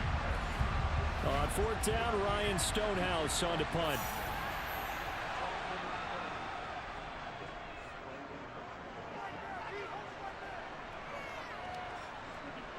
And a nice job here to down this one right on the 5-yard line. That is how you flip field position. That's an absolute bomb of a punt. Downs it inside the 5-yard line.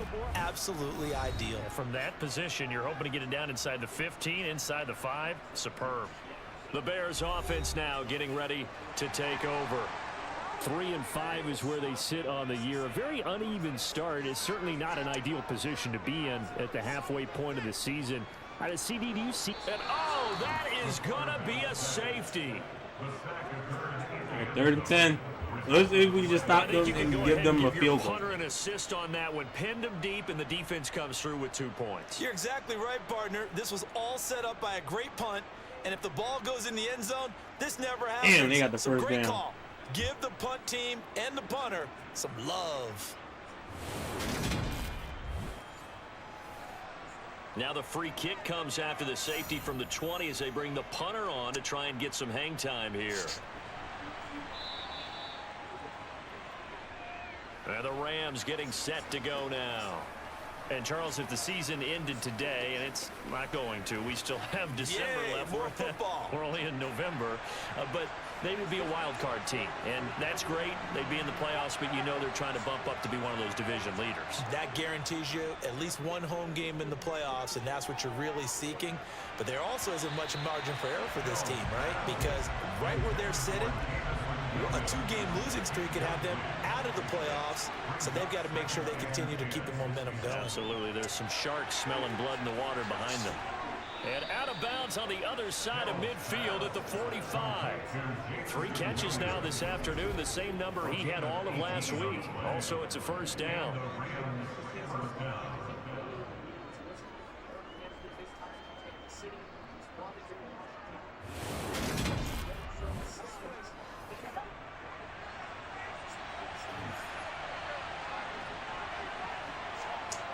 Back to throw. Little razzle-dazzle. And it's incomplete. Well, the Rams sit 5-3 now on the year.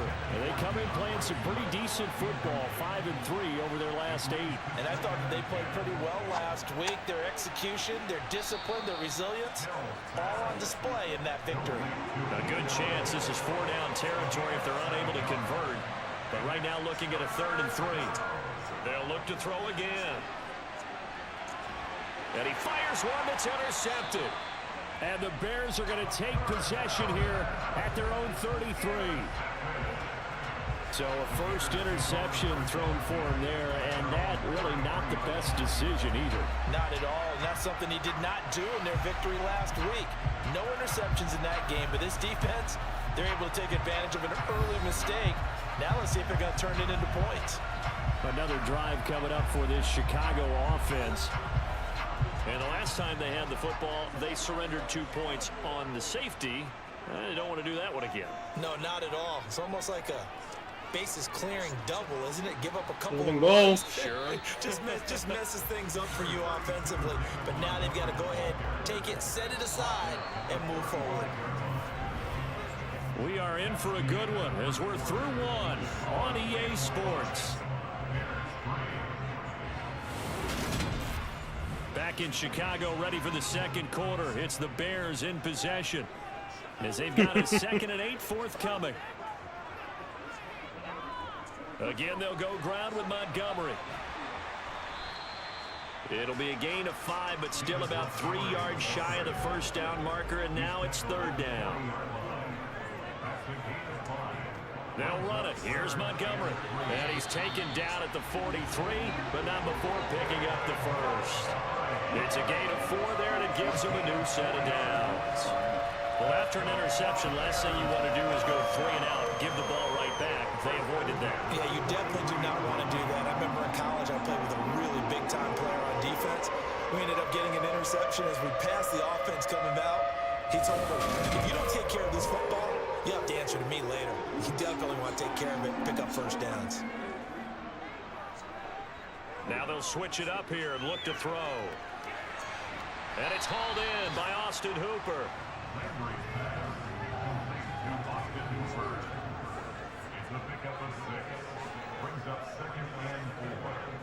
Looking to throw on 2nd down. Landry. And his throw is incomplete. The offense on third down, they've hit it 50%, 3 of 6 to this point. This is 3rd and 4. Now a shotgun snap as they'll look to throw. Oh, this is going to be caught along the sidelines. Probably shouldn't have been caught. He's going to lose yardage there. On to punt now, Anger, as he boots this one away. And no return here. Where will they spot it? They say just outside the 20-yard line. Jamison Williams out onto the field as his guys take over on offense. Sitting right around the midpoint of the season, on pace for 1,000 yards. Good year so far, and I'm sure film study being devoted to him a little bit more on the other side. They have to, because the pace that he's carrying right now, if you're pushing 1,000-yard pace as a receiver, that means he warrants your attention. And right now, precision is going on with their offense. Kind of like that timepiece you wear on your wrist. You know, that good stuff. You got to knock that off somehow. Chip away at that timing. Change things up a little bit and make them go to other things and make them do those things better. Yeah, try to make him uncomfortable. Not many teams have been able to do that so far this year.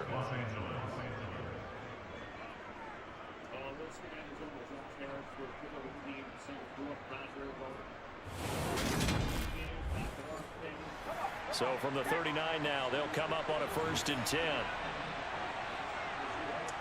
Operating from the gun, Snell. And he'll find his man on the out route. That's Allen. And he'll go out near midfield at the 49.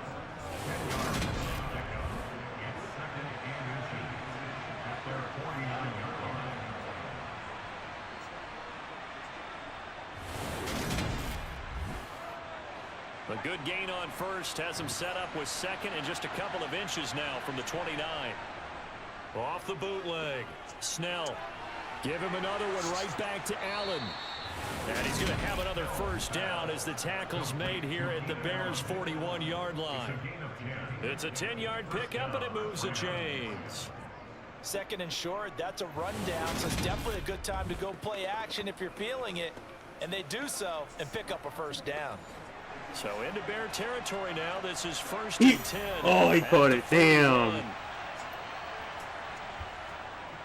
On the handoff, this is Swift. And he'll take this ahead for about 4. 2nd down coming up.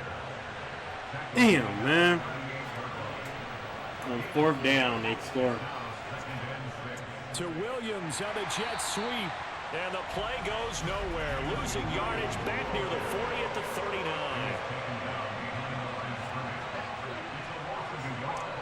To throw on 3rd down, Snell. And he fires one, but incomplete. Certainly appeared to take away his first read, and by the time he tried to look elsewhere and find an open target, the coverage was too good. That one falls incomplete. And his kick is good. He got every bit of that one as it's good from 56 yards out. And that will push the lead up to 5. So they're able to end that drive with 3 points in this one-possession ball game. And ideally, you want to end every drive with points. Most quarterbacks would tell you, let's end it with a kick, right? A PAT, that's number 1. Field goal, you'll take. Punts, you really don't want to do that. In this case, they'll take the field goal and get prepared for the rest of the game. The Bears now ready to take over again. Over on the sideline, hoping to hit that reset button between possessions. Last time out, they had to punt it away. This time, hoping to finish this thing off in the end zone. To Montgomery to begin the drive. And not much doing there. Maybe a yard up to the 23. Here's 2nd and 9, just a yard on that last run. Off the option, here's Montgomery. And he'll get about 3 up past the 25.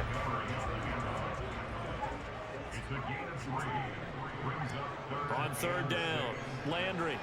And the Rams got him. They bring him down.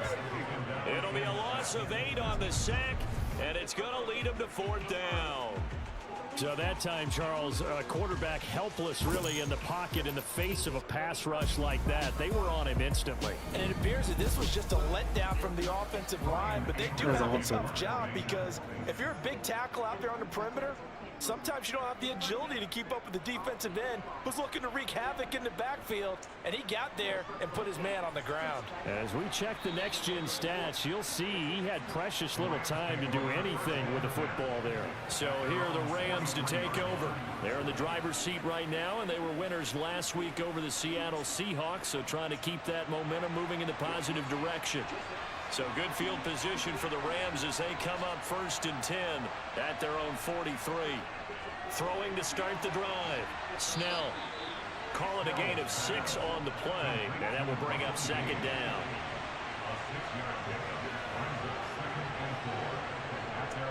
Operating from the gun. Snell. He'll get this off to Swift. And this one goes nowhere. Losing yardage on the play back at the 46. To throw on 3rd down. Snell. And the throw there going to be incomplete. How about some applause for the defense there? They forced him to throw that one into coverage, and just like that, this guy 4th down. Well done. Here's Ryan Stonehouse now as he'll kick it away for the 2nd time.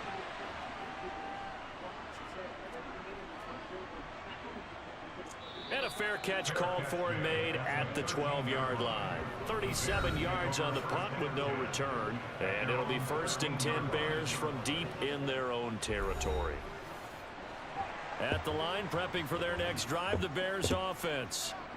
And Charles, a very uninspired effort the last time we saw them out there was a quick 3-and-out, and they punted the football. Yeah, and you never want to get stopped so soundly during a series, but what would be even worse now is letting it happen again right here. They've got to get going. Looking sideline, incomplete. So back-to-back incompletions, and that has them staring at a 3rd and 10.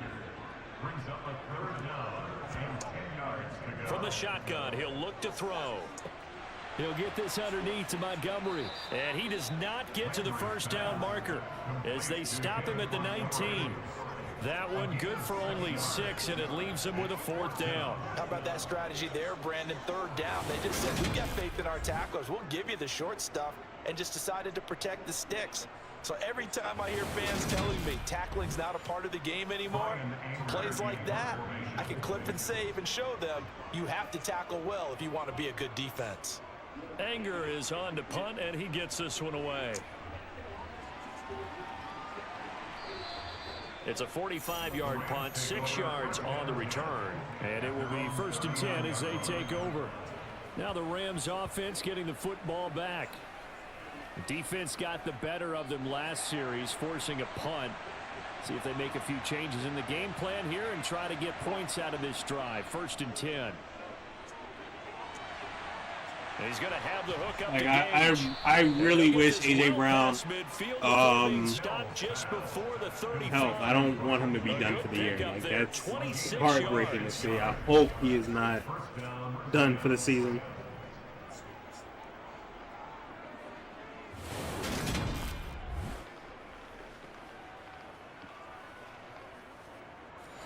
So into Bear territory now. This is 1st and 10 at the 36. Operating from the gun. Snell. And the timing a bit off that time as that one falls to the ground. They'll try again from the 36 on 2nd and 10. Looking to throw. Snell caught left side. Williams. And he'll be taken down here just shy of the 30. This offense on 3rd down today, lacking much success, just 2 for 7 to this point. This will be 3rd and under pressure, and he will go down. Sacked back at the 38. Dropped for a loss of 7 by multiple defenders. So that now 4 first-half sacks. This pass rush has been unrelenting. And partner, you hear that sound of paper being ripped to shreds? That's the game plan that they've had so far, because they've got to say to themselves right now, we have to do something differently.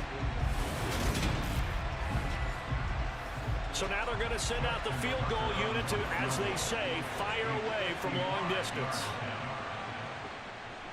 And he missed it. It's no good. And they'll be unable to build here onto their 5-point lead. Yeah, 55 yards is anything but a gimme. You've got to really concentrate on your leg swing and proper technique. This time, though, he's unable to convert. And now this offense comes back out onto the field. And right now these guys, they're shuffling a little bit, maybe doubting, because 3 straight drives have ended with them punting the football away. Yes, you start pointing fingers at each other a little bit, asking a lot of questions. Oh, for tip. Oh, that sucks. Maybe trying to narrow down your playbook a little bit and maybe get simpler rather than more complex in order to try and fashion together a drive. To throw on second down. Landry, he finds his man. Yep. Complete. That's Franklin. And the tackle going to be made at the 38. Nothing flashy there. The slant to the slot. Oh, the frustration for the defensive guys, because it's a quick play, and you know it's going to be a bang-bang play in terms of the throw and the catch, and then he's able to absorb the contact and complete it. So here's a 1st and 10 at the 38.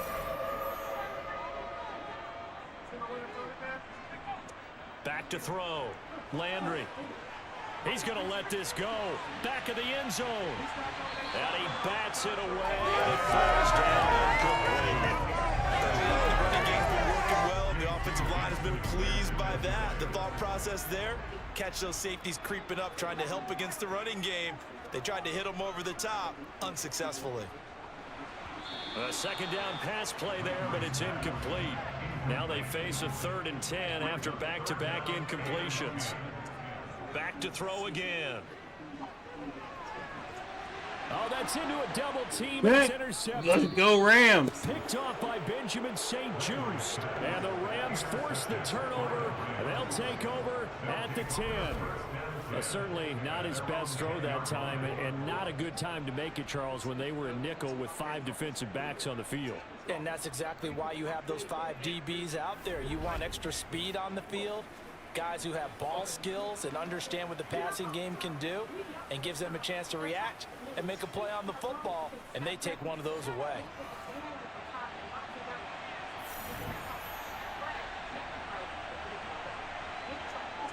On 1st and 10, Snell toward the sideline, and he locates Gage.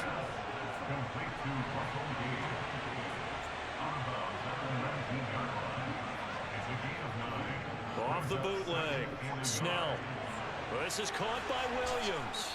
And he's got it past the 30 before he's hit and dropped. He's up over 50 yards receiving now in this first half. It's a 1st down.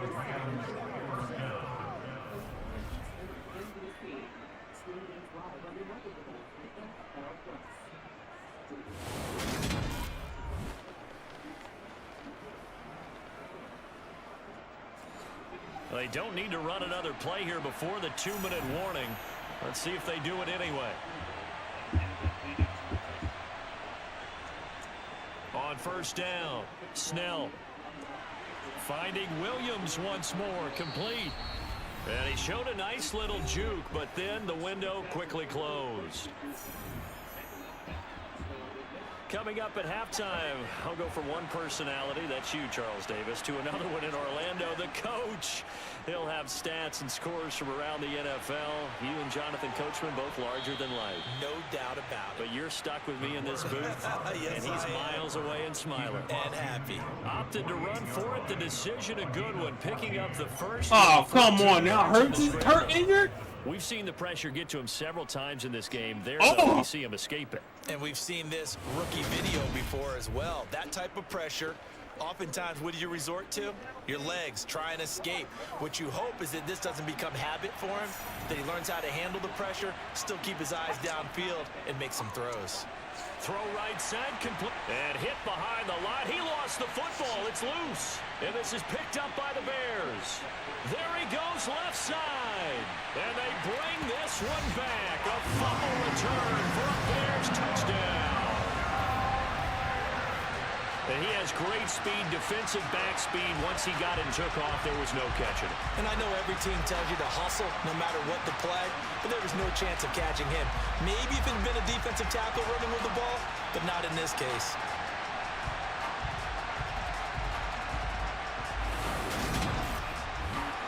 Chase McLaughlin on for the extra point.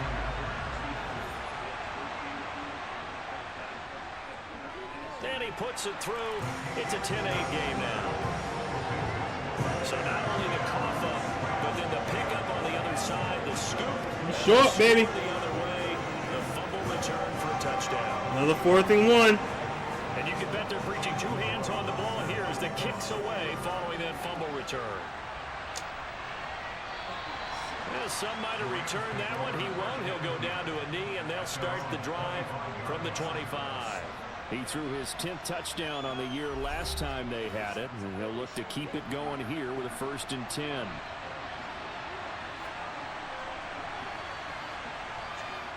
Throwing to start the drive. Snell, they'll roll him out right. He had it this time. And he works his way past the line of scrimmage and then slides to a halt. 2nd and 6, just inside the 30. Looks for the out route, and it's complete to Komet. And he gets this up across the 35 before he's out of bounds. Throwing on 1st down. Snell. They'll try and set up the screen to Swift. The Rams going to go ahead and use the first of their timeouts as they get the stoppage with a little over 50 seconds to go in the first half. Looking to throw on 2nd down. Snell into heavy traffic, and it's intercepted. I'm trying to get that pick. Damn. Going to take possession of the football. Put it down, watch it again. Interception for him now here in his first half. And you got to think he's a rookie, Charles. How much does confidence start to become a factor? I think that's a great question because that's what they're going to check on when he gets to the sidelines. The coach is going to check on it. His teammates are going to check on it because when you haven't done it before, it's not something that's part of you. You got to see how you're going to react. Let's see how he bounces back. Yeah, because 2 interceptions for him in college and a half. I mean, that just didn't happen. Ball up to the 35 now as they come up on 1st and 10. They go back to the air here after the INT on the last drive. And his throw's going to be incomplete. So now 2nd and 10 after the incompletion on 1st down.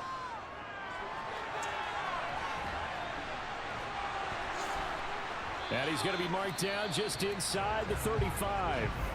Now the Bears going to call the first of their timeouts as they stop it here with just under 40 ticks to go in this first half. Wow.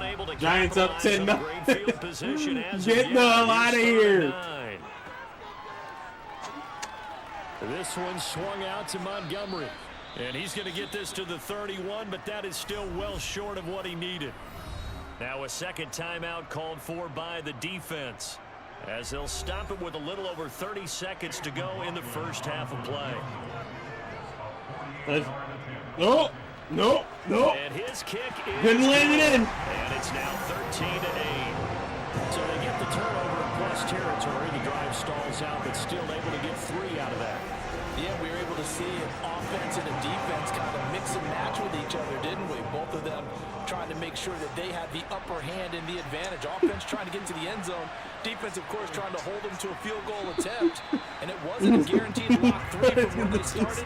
So the offense has to be happy to come away with those. Unbelievable. The Rams about to go on offense one final time in this first half. And the ball backed way up. So thinking with this amount of time on the clock, probably just sit on it.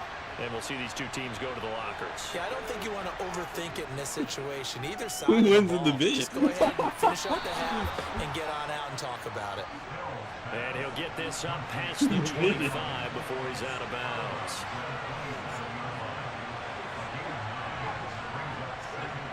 Well, this time they'll just keep this on the ground.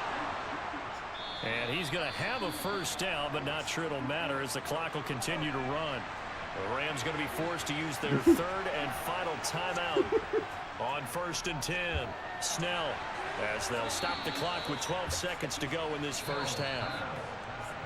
First down Los Angeles there with a pickup of 14 yards. So we've come to halftime in a 5-point game. As we'll send you down to Orlando, we check in with Jonathan Coachman for our EA Sports Halftime Report. Coach. All right, Brandon, thanks very much. Hi again, everybody. Let's get you caught up with what's going on around the NFL here on this first day of November. We'll get started up at Lincoln Financial Field in Philly, where you see the final score there. The Eagles are right up there near the top of the power rankings as they finish the first half with a 6-2 record. From there, let's get over to the Rockies to check out the Broncos at home in Denver. And it's the visiting LA Chargers who are out in front. The Chargers looking to sew that one up, and they look to be in pretty good shape. Finally, we head to the shores of Lake Erie. See what's going on with the Cleveland Browns. And they trail in that one as it's the visiting Jags who are out in front. Kyler Murray has thrown a touchdown pass.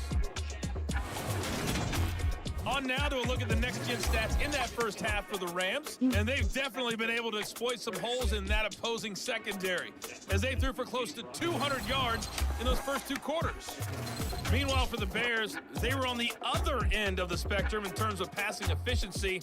That's going to need to improve in the second half to come. Okay, Coach, thanks as always. This one's still anyone's game as we welcome you back for quarter number 3. Taken at the goal line. And he'll be brought down right on the chalk of the 20. The Rams offense ready to begin quarter number 3. This offense, Charles, had a strong first half throwing the football, at least in terms of yardage, but that hasn't translated so far on the scoreboard as they begin the third quarter here, trailing and looking for a little momentum. Yeah, you're right about that because, let's face it, in the first half, most of their focus was in the passing game. And to their credit, resulted in a healthy amount of yardage. So I would think that at halftime, they're going to anticipate that defense loosening up a little bit to try and cover the passing lanes. They've got to get the running game going, and there should be some gaps to run through now. Sure. And he stopped right at the 25 after a gain of 5.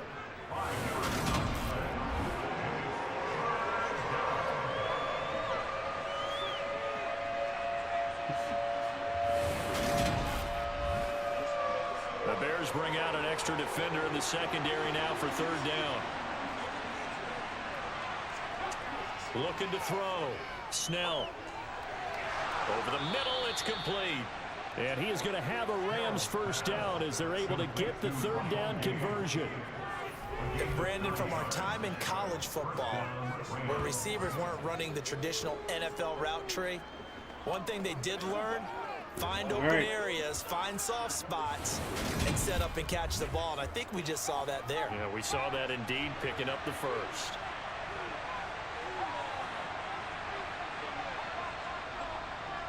On 1st and 10, it's Swift. And he'll run. He like, dog, y'all not gonna call nothing on me this season.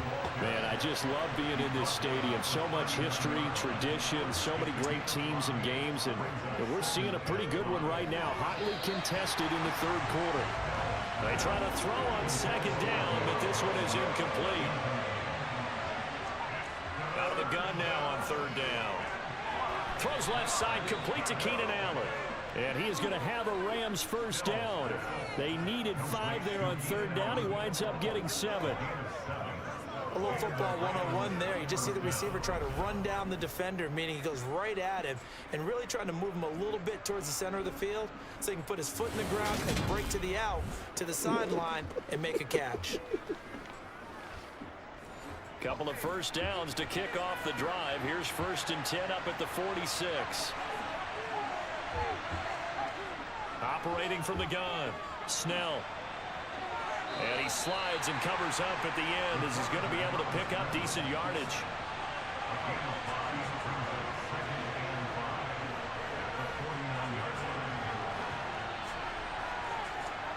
To throw on second down, Snell. And on the left sideline, he caught it, but out of bounds, according to the head linesman. Incomplete, so the ball a little late getting there, and it's third down. From the gun on third down, Snell. And that is incomplete. Here's Ryan Stonehouse now as he's on to punt for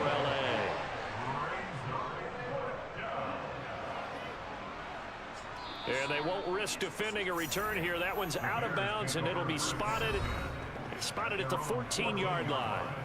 So here are the Bears now as they get set for their first possession of the second half.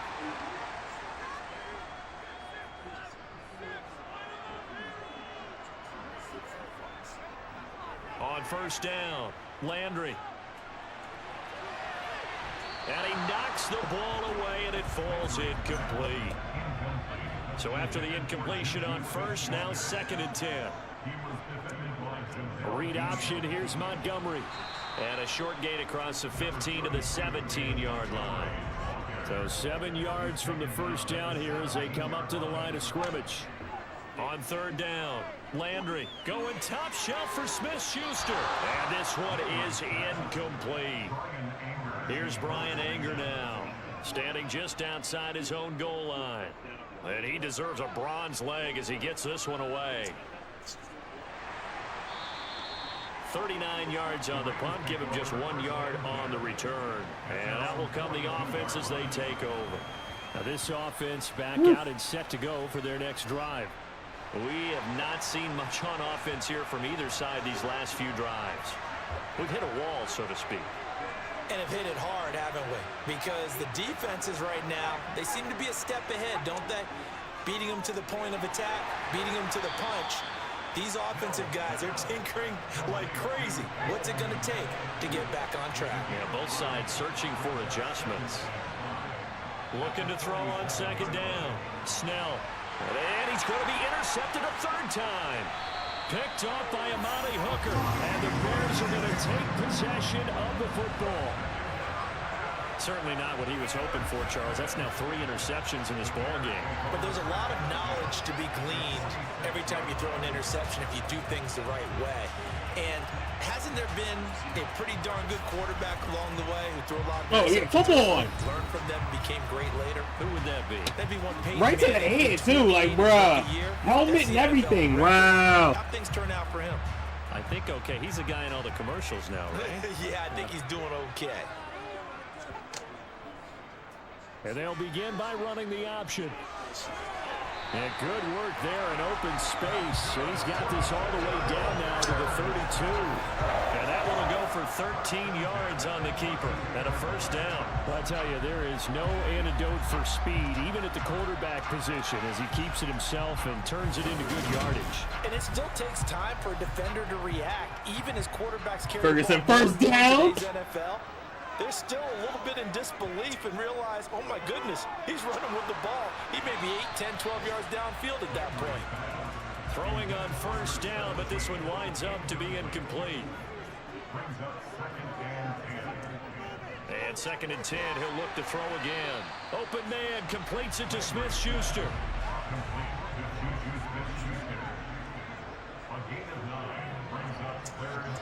On third down, they go Montgomery. And he's going to have a first down here as he hits this one to the 17. Power running hard.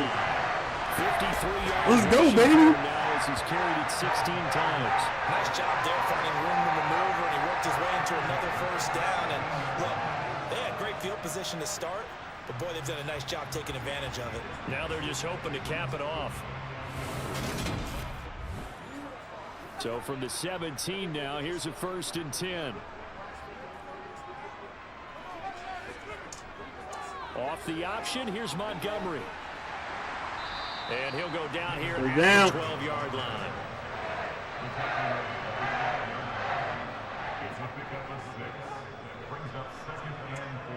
On second down, Montgomery. And here he'll get it down to the 7.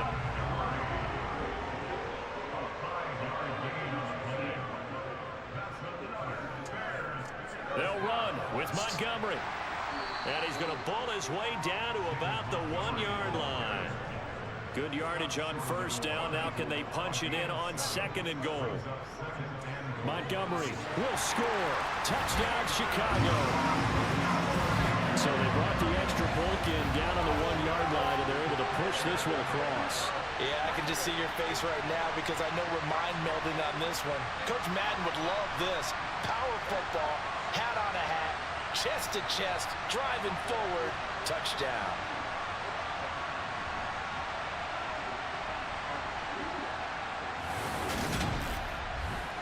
McLaughlin for the extra point.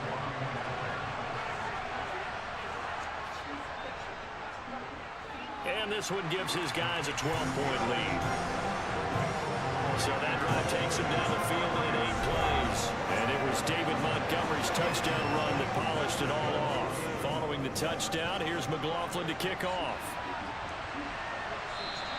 And he'll elect elect not to return this one, so they'll bring it out to the 25 on the touchback. Touchdown, LA offense ready for this next possession. So now, Charles, this drive maybe a touch more important, trying to erase the memory of that interception they had the last time out. Yeah, and everyone goes through this because even the best in the game, you're going to have games where it just doesn't go right for you, and interceptions result. So, frankly, to me, it's all about how you respond, not just the types of plays that you call, but how you carry yourself, how you show your team that you're still with it, and how you continue to lead. On second down, Swift. They do get a couple, but they'll be left staring at a 3rd and 8 coming up. Operating from the gun. Snell, he's airing it out for Williams. And it's knocked away and incomplete. Here's Ryan Stonehouse now as he'll punt it away for the 4th time today. And here's a fair catch taken at about the 24-yard line. So possession goes over here on the punt, and the Bears take over. So here are the Bears to take over on offense. They've got the lead right now in this contest, and they're coming off that victory a week ago against the Minnesota Vikings. Set to go 1st and 10. And he's upended at the 33 following a good pickup of 8. 8 yards the tally on that 1st down run. Here's 2nd and 2. Off play action. Landry under a heavy rush, and down he goes. This for home field for us, at least. Getting to him behind the line of scrimmage. Now, the #1 mission of any offensive line, you got to protect that quarterback, keep him safe back there. This time, the rush got to him in a hurry. Yeah, and this time it's going to come from the middle linebacker, because watching the lineman, it seemed to me that they thought he was going to drop back into pass protection, but he surprised them and came on the blitz instead and had a pretty clear run to the quarterback. Forced out. Oh, the pressure too great, and he goes down once more. Multiple defenders getting to him there for a huge loss. Well, it's been a little bit of feast or famine because he's thrown for decent yardage and got the lead, Charles, but now he's been sacked 4 times. And what I'm focusing on is his toughness in the pocket.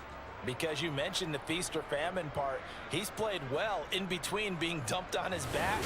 But every time he's had a chance to throw the football, he's been impressive. Here's Brian Anger now as the drive goes backwards, so he's on to punt it away.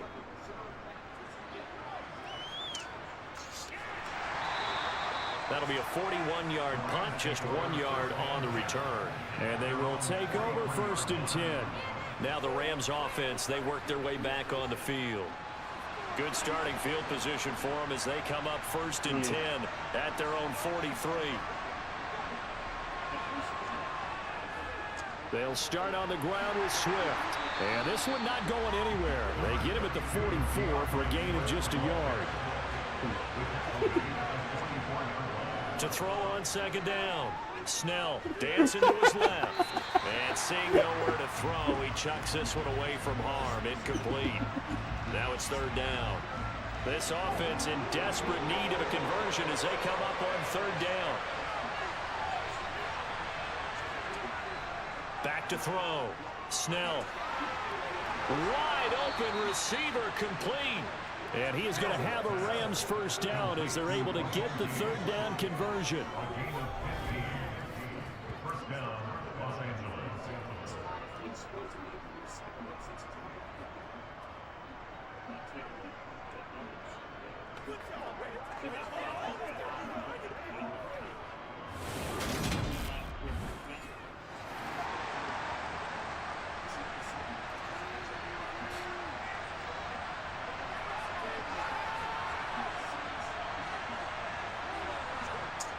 Throwing on 1st down. Snell. Tight end. And the tackle going to be made at the 38. Well, it's time to give a little credit there to the defense. They played that very well because it was a drag route, and he ran it a little shallower than normal as he worked straight across the field. He was hoping he'd get lost behind the defensive line, but once he made the catch, nowhere to turn upfield and gain any yardage. They run out of the gun with Swift.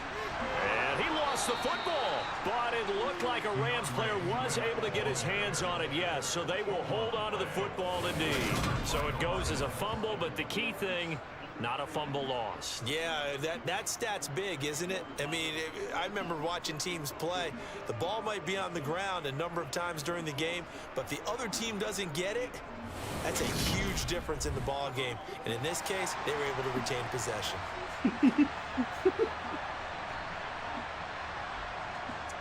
On 1st and 10, Snell. Caught by Allen. And he'll be marked down right at the 20-yard line.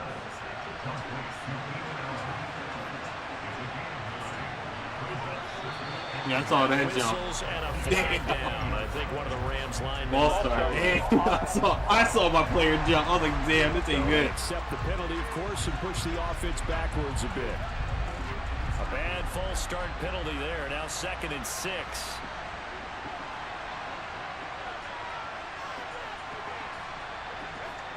Operating from the gun. Snell.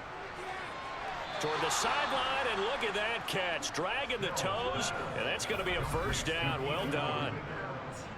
Right about 20 yards on the pickup. Officially, they'll say it's going to go for 19. It's taken a while for this offense to get going. A little creaky at the start, but they're oiled up now. A nice throw there, and they're really putting together a good drive. 1st and goal, and they got to be thinking a chance to get right back into this football game. Looking to throw.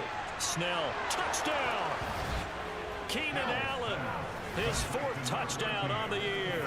And the Rams have cut it back within a score.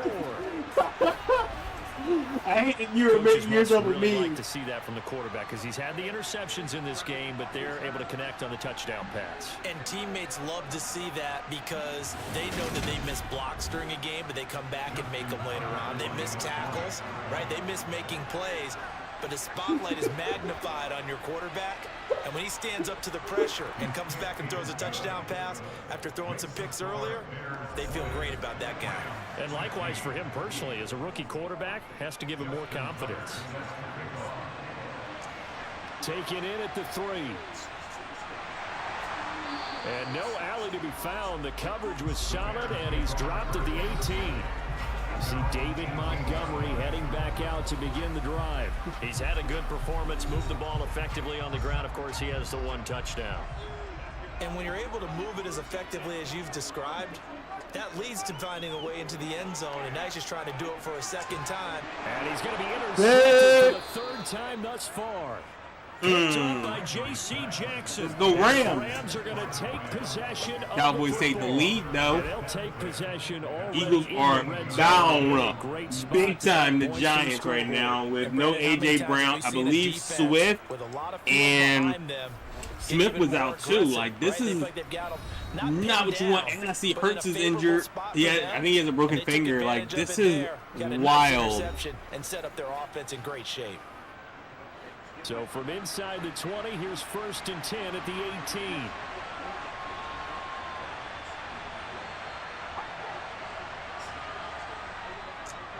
A little jet sweep to start the drive. And he'll take it from the 18 to the 15. A gain of 3.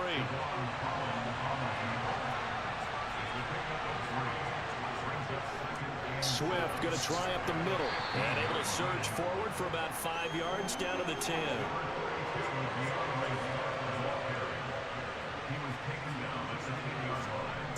On 3rd and 2, Snell. And that's going to be incomplete. The coverage too good there. The contact popped the ball free, and it's 4th down. As his old brain remembers, when I see 5 wide receivers on the field as a defender, I know the ball's coming out high. They expected it and got there and popped it free.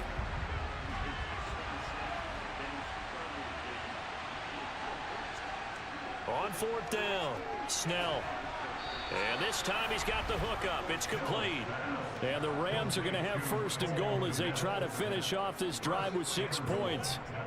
4th and 2, they got it. That was kind of that gray area. Is that a feel thing, whether you go run or pass there offensively? I think it's a feel thing. It's a tendency thing about what you like to do yourself on offense, as well as knowing how strong they are against the run on defense. Got to make a decision, and they made the correct one. No gain on the play that time, and it sets up 2nd and goal. And as they come to the line, they will not be able to get off another play as time has run out on this 3rd quarter. We'll return with more after this. This is the NFL, and it's on EA Sports. Looking to throw on 2nd down. Snell, and it's complete. He's got it in the end zone. Touchdown, Rams. Russell Gage from 3 yards out. And the Rams have taken a 4th quarter lead. Those are the types of plays in these moments they were hoping for from this young rookie, able to put him up here in the 4th quarter. How about the kid? You just mentioned it, the 4th quarter. This is when you have to make those winning plays. That's what he just did. Doesn't ensure anything, but he certainly gave his team a heck of a chance, didn't he? Well, that decision to me was all about pulling up the chart. You know, that beautiful chart that tells you when to go for 2, when to go for 1. I do love it. It helps you with your decision making during heated times. And just look at it right here in this point of the game. Go for 2. Try and make it a field goal difference. But now just up 1 makes the rest of this 4th quarter a little more interesting. Yeah, they followed the chart. They just didn't get the 2 points on the board, did they? Nope. And he's up past the 20 to the 22-yard line. And now the Bears coming out as they get ready. And they will be looking to answer the touchdown their defense just surrendered. Still a good chunk of time remaining here in the 4th quarter and a chance to regain the lead in a tight one. He finds his man, complete. It's Franklin. Landry's pass, complete to number 17. A 6-yard pickup. Going up the gut, Montgomery. And down right around the 32-yard line, 4 yards on the pickup. Read option, here's Montgomery. And this will be a Bears 1st down as he's able to get this up past the 40.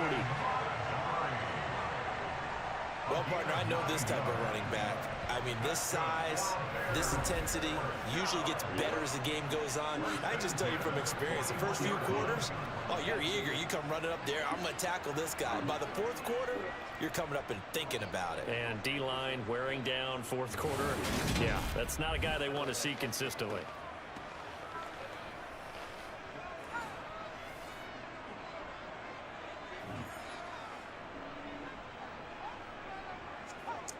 On 1st down, Landry. Throw left side complete. That's Franklin. And he gets this to the other side of midfield across the 45 before going out. The catch and run there, good for 16 and a 1st.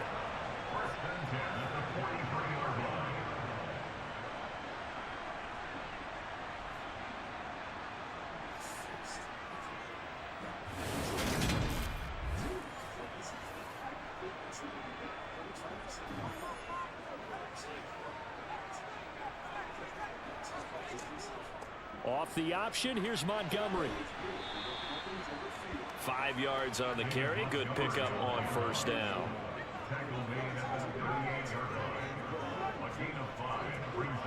To throw on 2nd down, Landry.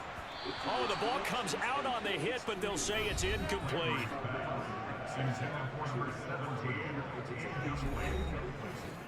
Third down, trying to get a little bit closer. From here, the field goal would be 55 yards. Operating from the gun, Landry. And finding the tight end, Hooper. And he will have the Bears 1st down as he's able to get 8 yards there on 3rd and 5. And the tight end is certainly a position built to move the chains because they can control space underneath. If they've got good hands, then of course they're a dynamic target. But one other thing is they're right in the sight lines of a quarterback on just about every play. And that makes it easier for the quarterback to pick him out and deliver. So 1st and 10 now from the 30.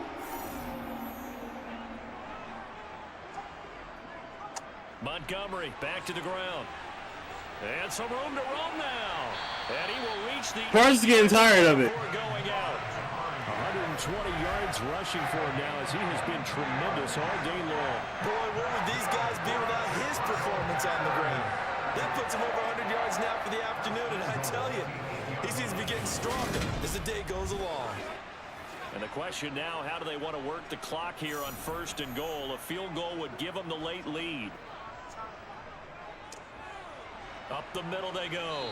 Barton. And he'll be stopped just outside the 5 at the 6. 2 of their 3 red zone trips so far they've come up empty on. They'll look to reverse that trend on 2nd and goal. And that'll move him a little closer as he takes it from the 7 down to the 4-yard line. A gain of 3 yards. It's now 3rd and goal. They'll look to throw on 3rd and goal. And that's going to be knocked away in the end zone. It's incomplete. McLaughlin on for the field goal. A 21-yard attempt. And his kick is right there. It's good, and they have taken the lead here in the 4th quarter. So the drive here ends with a field goal. It does give them the lead, but this one's still certainly a long ways from over. It definitely puts a lot of pressure on your defense to hold the lead, right? They're happy to have it and happy to be out there trying to do so. But I know as a former player, in the back of their mind, they're thinking, why don't you score the touchdown and seal this thing? And the decision to come out of the end zone is going to cost him 5 yards. Oh my God, the Giants are up 24-0. And now out on the field, here comes Los Angeles. And now they find themselves trailing following the field goal. Still a good amount of time in this 4th quarter, but this drive very well could determine the outcome of this ball. What the hell? And he will lose yardage on the play, back at his own 19-yard line. He'll lose a yard there, and it's 2nd and 11. I like the strategy. Extra tight ends, extra beef. They want to run the football, but that means they probably want to run it inside.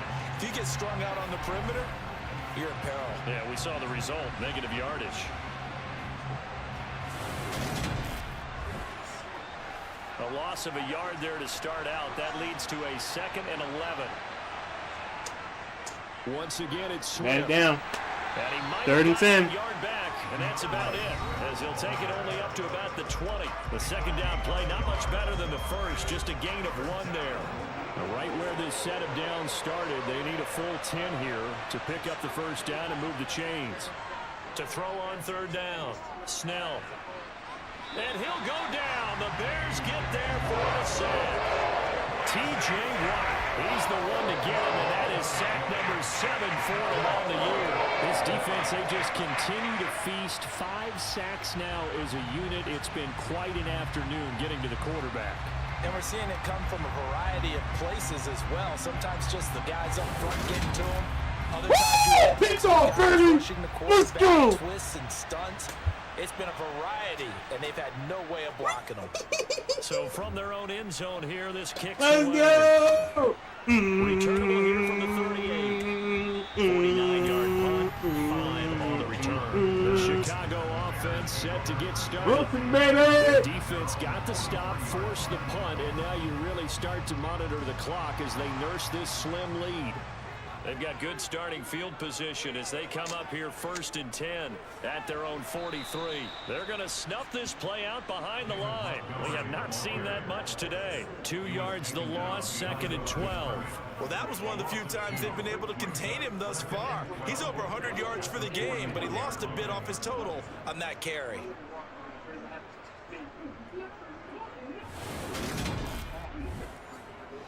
So the 1st down run lost a couple. Now they come up 2nd and 12. They'll try the middle with Montgomery. And for one of the few times here today, this run's not going to go anywhere.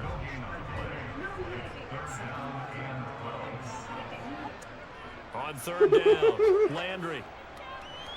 Flush, and he's going to have to eat this one as down he goes. Max Crosby drops him for a loss of 14 yards, and it also brings up 4th down. Well, for last week's performance, which was so good, he was named NFC Defensive Player of the Week. He got a lot of praise, and understandably so, from national media. Looking pretty good on that play, too. And I love what he told us this week before the game. He talked about how much time they spend working on pass rush moves, every position, because anyone could go after the quarterback in their defense, and you can see how they've all absorbed their lessons. Fair catch called for and made at about the 32-yard line. It'll be 37 yards there on the punt, and the Rams will go on offense here with a 1st and 10.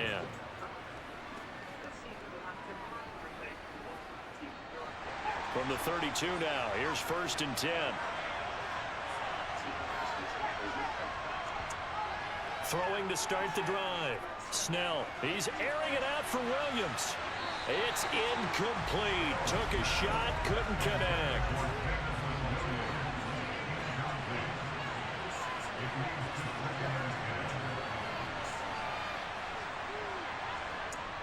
He'll try again with the arm here on second down.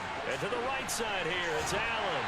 And he gets this up across the 35 before he's out of bounds. To throw on third down. Snell going back to Allen. He's got him again.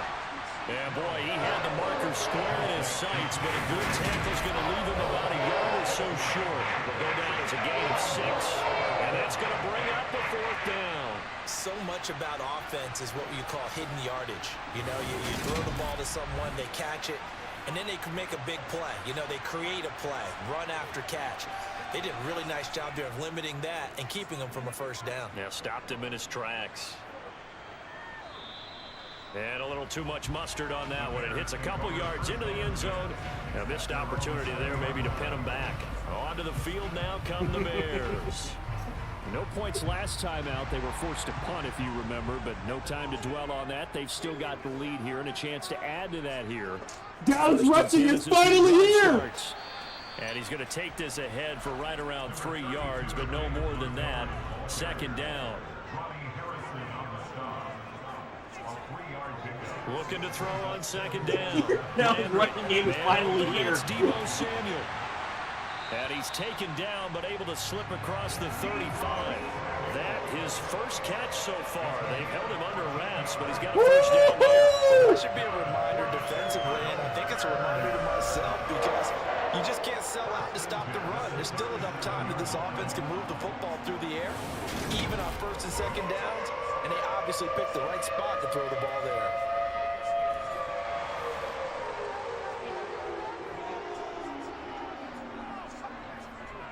First down, here's the run with Montgomery.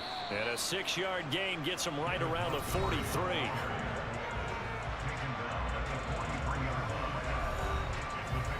Line of scrimmage, the 43 on 2nd and 4. Back to throw. Landry. And his throw's going to be incomplete. Now they face a 3rd down and 4 after that incompletion on 2nd down. Operating from the gun, Landry. And he comes back with one complete. And he will have the Bears first down as they're able to get the 3rd down conversion. They were in zone defensively, went with a crossing route. It's always interesting to watch that chess match. Yeah, and I think safeties don't mind crossing routes against zone because eventually you're going to run into their territory, and that's when they lick their chops in order to get the big hit or a play on the ball. Offensively, nice execution to find a hole, make the catch. Now a give running right is Montgomery. And nothing much materializing there on the first down run. He'll get a couple, and that's it. Back to Montgomery on 2nd down. And he'll get it inside the 40 to the 39. As big of a play as we've had in this one so far. This is 3rd and 3. Looking to throw. Landry. Throwing middle, and it's complete. And this is going to be another first down as the tackle's going to be made at the Rams' 26. Touchdown, Cowboys! The Bears have the first. CD Lamb.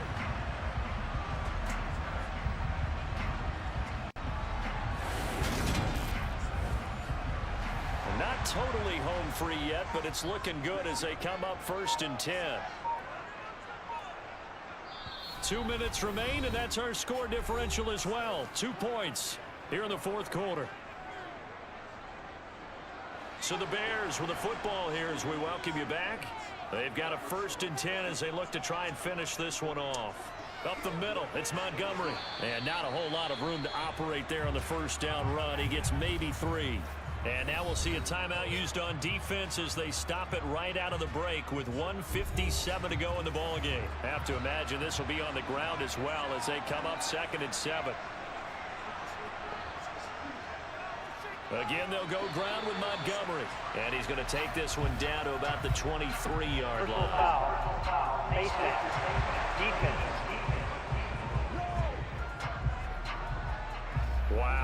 personal foul at this stage in the fourth. Hard to believe. Really hard to believe, and now that glow of hope that you had begins to flicker out, doesn't it? Yep. So the penalty yards marched off on the face mask. Here's 1st and 10. Now a give running left with Montgomery. And he'll get this one down to about the 10-yard line. Now the Rams will signal for a timeout, their second, as they'll head to the sideline and talk over what to do next. They're looking at a 2nd and 8 now from the 10.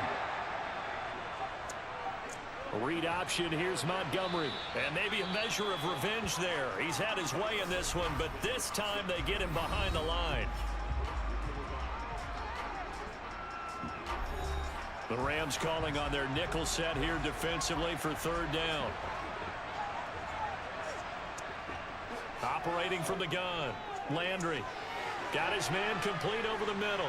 It's Franklin. Touchdown Bears! From 10 yards out. And the Bears get an important score there to extend their lead here this 4th quarter. Well, that was absolutely ideal for them, wasn't it? Trying to salt this game away. I think one of my kids just graduated in the amount of time they had the football. That was absolutely impressive. Everybody wants those salt-away-the-game drives. What makes them successful? Well, when you're able to mix run-pass, when you're able to control the football and stay ahead of the chains, I'm using every cliche I know, but that's how you get it done because you're not taking negative plays, and that way you're able to run what you want to run when you get a chance to call it. Following the touchdown, Cowboys have an 11-point lead and with the ball back in the second half. Eagles have pulled all their starters, so boom, boom, boom, boom, boom. We could be inching close to the division and the 2 seed, which means there's 2 home games in the playoffs if possible. We got to win the first one, obviously. But that's what we need. We need home field. And have the Eagles go deal with San Fran. Love it. I love that for us. I love that. Throwing to start the drive. Snell. A quick throw there going to be batted away and incomplete. Once again, they'll go from the 23-yard line on 2nd and 10. Operating from the gun. Snell. But it's caught on the right side at Smith. And he's taken down but able to slip across the 35. Throwing on 1st down. Snell. Pressure and he's taken down. A Bear sack. Clock continuing to roll as the Rams try to get going again.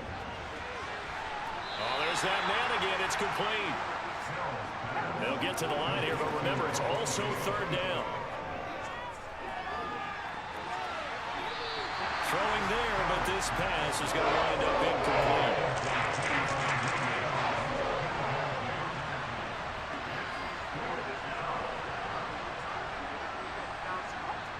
As expected, they're going for it to keep the drive alive. Now a desperation throw deep downfield. That's going to be knocked away and incomplete.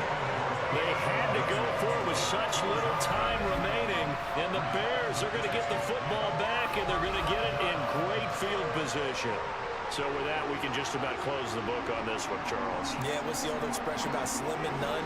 Well, Slim just left town on that They're down to none? Yes, exactly right. Final score now from Atlanta, and the Falcons have wound up winning that football game. DJ Moore, a terrific game for him, over 100 yards receiving, including a touchdown. The win for the Bears just around the corner. They go down to a knee.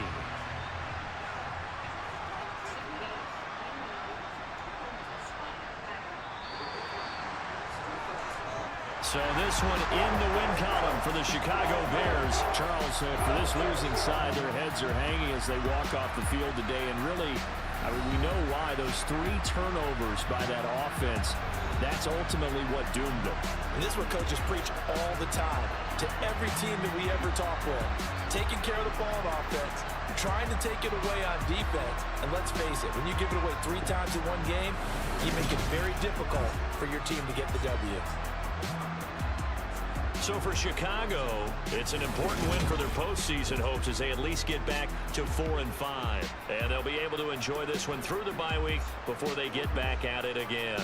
Meanwhile, for L.A., they'll lose an important one here as that drops them to 5-4 on the season. And they're going to get an extra week to stew over this as they're not back in action until Week 11.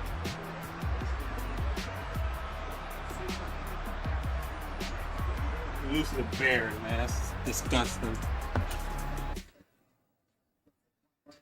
2 touchdowns running. This one, 3-yarder. All Giants, 24-0 over the Philadelphia Eagles. Last at the 49ers. 49ers have won 9 straight. Front turning on your right, Matthew Stafford on your left. Starting quarterbacks for the Rams and the 49ers first sit this one out. Nice job by Carson Wentz of the Rams, but too much. Flipping it through on a 19-yard touchdown. Just now take off around the fly route. Beautifully thrown ball. 20-7 San Francisco over the Rams. Seattle on the road. Can't believe we lost to Chicago. Lost 5 on the road. They needed win and some help in the playoffs. Geno Smith, Inactivity can. I swear. You froze, you bum.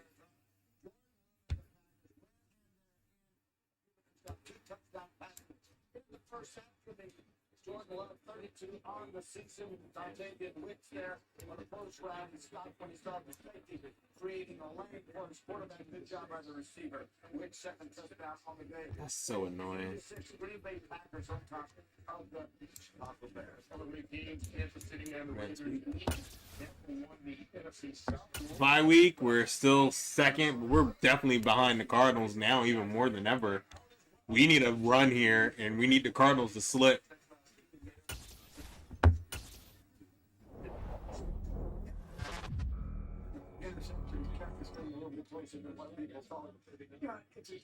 Dallas doesn't play as well on the road, but you're not going to have to worry about it. They will be at home for the wild card game next week, and you never can tell. We might be at home for 2 or 3 weeks.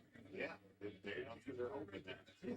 But it's Dallas. I think that the Cowboys are so excited when they play them. And today, if they went on the road, I mean, it's just another level of confidence building this thing.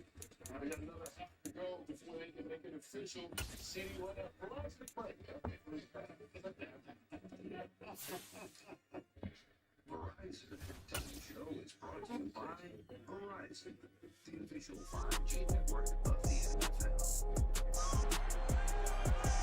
It's Week 11 of the NFL, and we'll see the Buccaneers' second-year linebacker, who had a strong showing last week with an 8-tackle game.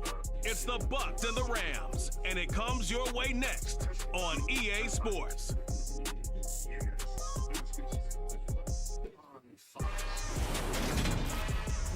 It's the National Football League presented by EA Sports. Today we've got an interesting Week 11 matchup on tap between the Tampa Bay Buccaneers and the Los Angeles Rams.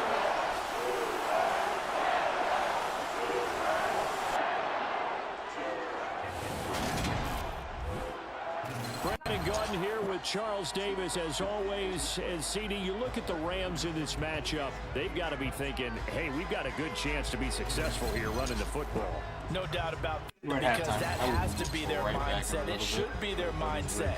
This is better rushing offenses in the league, and they're squaring off against a team that's not at all strong on the other side of the ball. So this could be one where we see this offense try to impose their will through the trenches, and in fact, they should.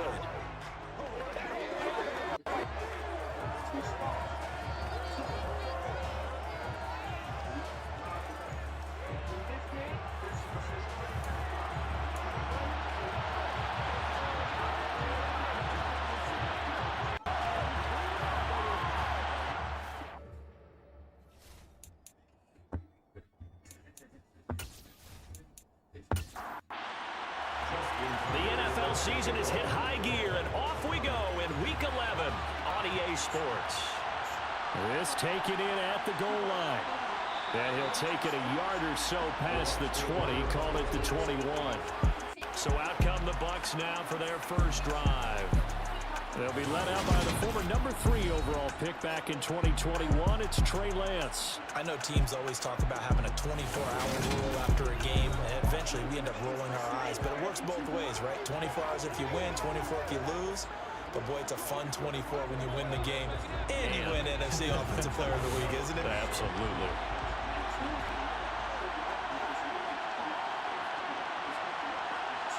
Throwing first play is Lance. And complete to Drake London. And he'll be taken down, but not before they work it across midfield. It'll go as an impressive 31-yard gain. Some early fireworks on the first play from scrimmage. The last fireworks I saw, July 4th, okay? Here they are celebrating the start of this game the exact same way. Explosive right out of the gate. So the line of scrimmage moves all the way across the 50 now as they come up 1st and 10. ETN up the middle, and they'll get this just to the 47, 1-yard gain. The run only got a yard. Here's 2nd and 9. Shotgun now for Lance. And he's got his man in stride, complete. And the tackle going to be made at the 38. I think that's a big pickup for a first down because when you run a drag route against zone, you're sometimes asking for trouble because you might run into a defender. Yeah, well, there they ran into a first down, executed it to perfection. So here's a 1st and 10 at the 38.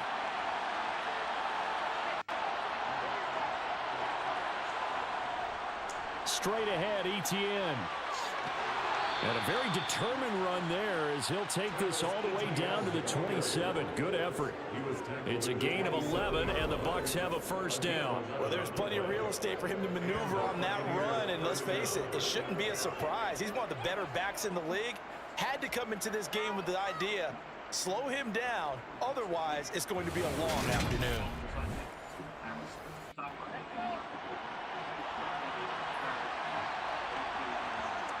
Lance now on first down. He'll get this out to the flat for ETN. And he's brought down here just outside of the 20.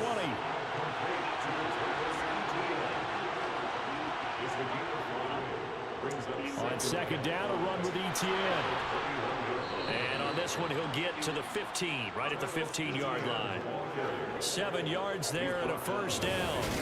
Quite the opening drive march they're on right now. It looks a lot like what we saw in practice prior to the game, doesn't it? You know, because on that last big practice beforehand, you go through your offensive script, you go through your play calling, you go through all the stuff and establish things, and it looks like it's going like clockwork right now for them.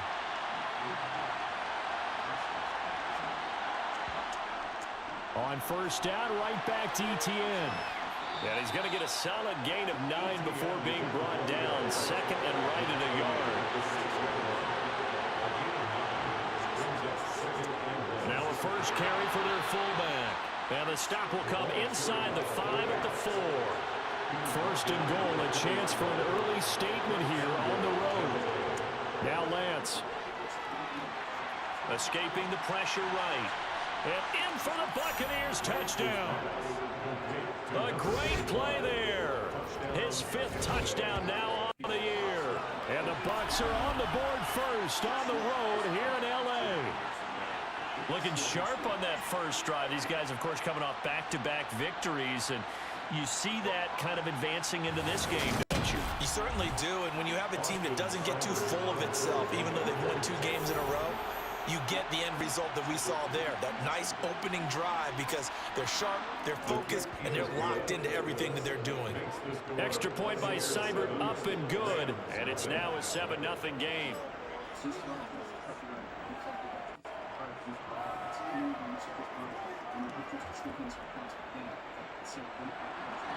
The Bucs ready for the kickoff, and here we go. It's in the air.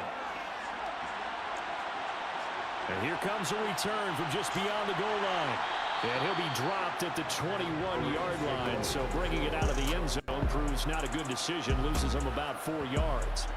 So out come the Rams now for their first possession. And they will be led out by the youngster, the rookie, their QB. You talk about the pause that refreshes. I think it's come at a perfect time of the year for them, hasn't it? You know, the season is starting to wind down, got a little bit of a break. But how about the guy calling the signals? He's got to be excited about that because now he didn't just get a game plan for 1 week. He was able to work on it for 2 weeks. I can't wait to see if they have anything special in store for him today. For Keenan Allen, that's complete. And he's upended after a gain of 4 up to the 25-yard line.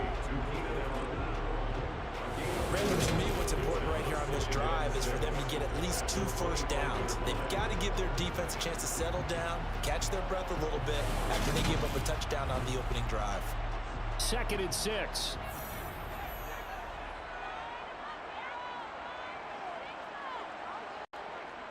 First carry for DeAndre Swift.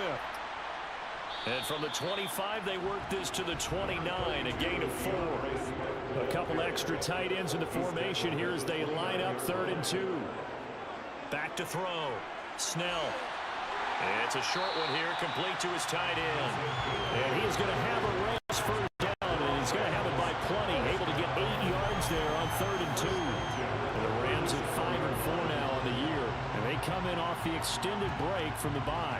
And I think it was much needed as well because you play 2.5 months. You know you're ready for some time off in order to get prepared for the home stretch. In fact, when they looked at the schedule to start the season, I think they liked where their open week fell. Now a play fake here on first down. And he can't find anywhere to go with it, and he goes down. Multiple players combined for their team's first sack of the game. Man, he got in there so quickly, Charles. What could the offense have done to adjust and account for that? But what you're hoping is that you figure out and you see and get a clue that maybe there's going to be some pressure coming at you, and you change the blocking schemes. Maybe you go to max protection. The biggest one is maybe you bring your running back in to try and keep you clean. But in that case, that didn't happen. 0 accountability, and a sack resulted. To throw on 2nd down. Snell. Allen has it, left side. Well, this defense for the Bucs, they were very good last week in the win over New Orleans. I have to admit, I was extremely impressed by what I saw on tape because they stayed in the face of the quarterback the entire game, ended up getting 4 sacks total, and made it difficult for him to step up and find receivers downfield. Also made it hard for him to escape the pocket and run. And on 4th down, on is the punt team sending this one away. And did they keep it in? They did. They kept it in. It's down and close to the goal line at the 1-yard line. You rarely call your punter a weapon, but he certainly was there. How about that? Hitting him down at the 1-yard line and helping out the defense in a big way. I'm telling you what, if I'm a defensive coordinator, I might be thinking safety right now. They're coming out with a jumbo package to start the drive.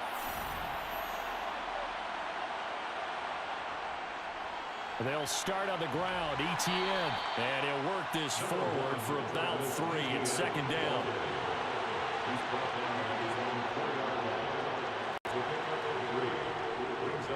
On 2nd down, ETN once more, and he'll take this forward only up to about the 7.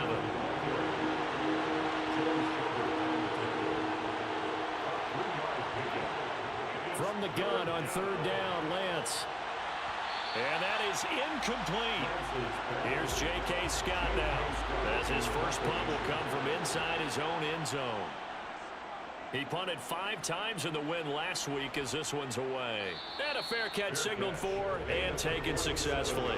So a change of possession here on the punt. And it will be 1st and 10 as they take over. So the Rams coming back onto the field, their 2nd drive of the game.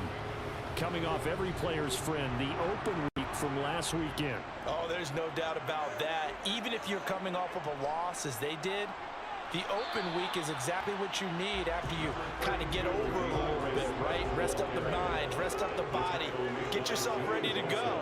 And they have to be eager to play again, especially since they lost the last time out. And very little running room there. He did get a couple up to the 49. On 3rd down, Snell. Over the middle to Smith. And they do get this across midfield to the 49, but a small consolation prize as he's well short of the first. 2 yards on the pickup there. And that'll bring up 4th down. Well, we hear so often how tackling has become almost a lost art in the NFL game, but it's so important to tackle well on these receivers, especially in a play like this one. 3rd down, they gave him the underneath stuff. You got to go up and make the tackle right away. On fourth down, the punt team is on as this is sent away. And now where will the side judge stop his walk? That's the question. He says it crossed out of bounds at about the 17-yard line. The Buccaneers offense ready to rock and roll again. They've got a 7-0 lead in the football as well as they start out 1st and 10.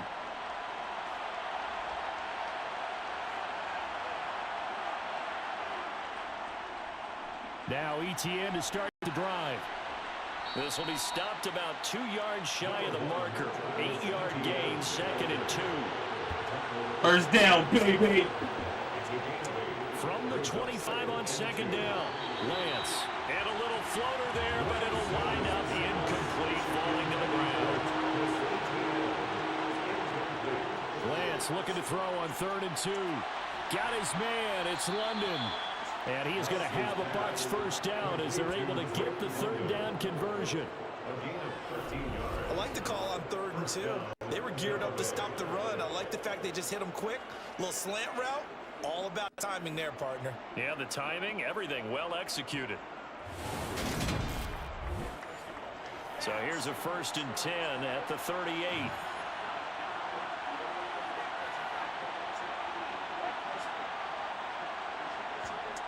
Lance now to throw. Throws right back to London, complete again.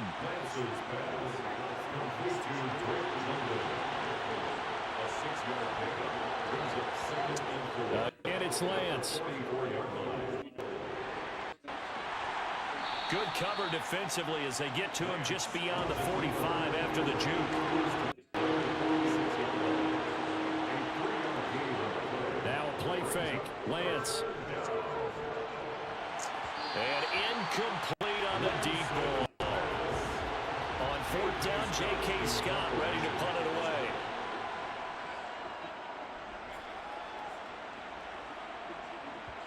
And this will do the job nicely as that'll be out of bounds just inside the 10-yard line.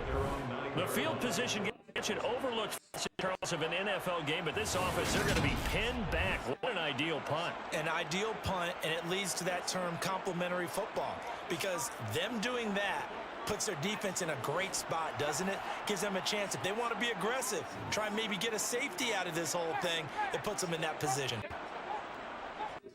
They'll start on the ground with Swift. And he'll find some room to get this up to about the 14. After the pickup of 5, here's 2nd and 5. They'll stay on the ground with Swift. Yo, this Russian team. Just a couple on the pickup there, and now it's 3rd down. It's a game of 2. Way too bad. Off the play fake. Snell. Oh my God, I'm It's a losing short weight one and I here, complete cannot to the believe 10. it. And This he's is going to have crazy. the Rams first down. It's a gain of 6 that time on 3rd and 2. And already down 7-0 after the touchdown a minute ago, so a 3-and-out here would not be ideal for them. Nice job finding his receiver there, and they get the first down.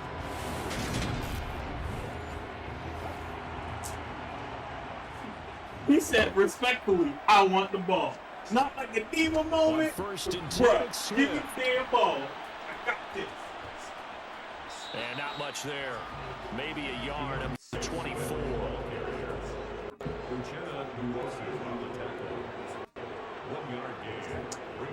Looking to throw on 2nd down. Snell, complete. Smith has it.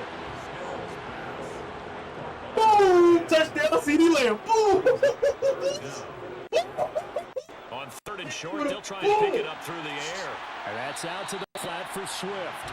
And he is going to have a Rams first down as that'll be a pickup of about 5 as they convert on 3rd and inches.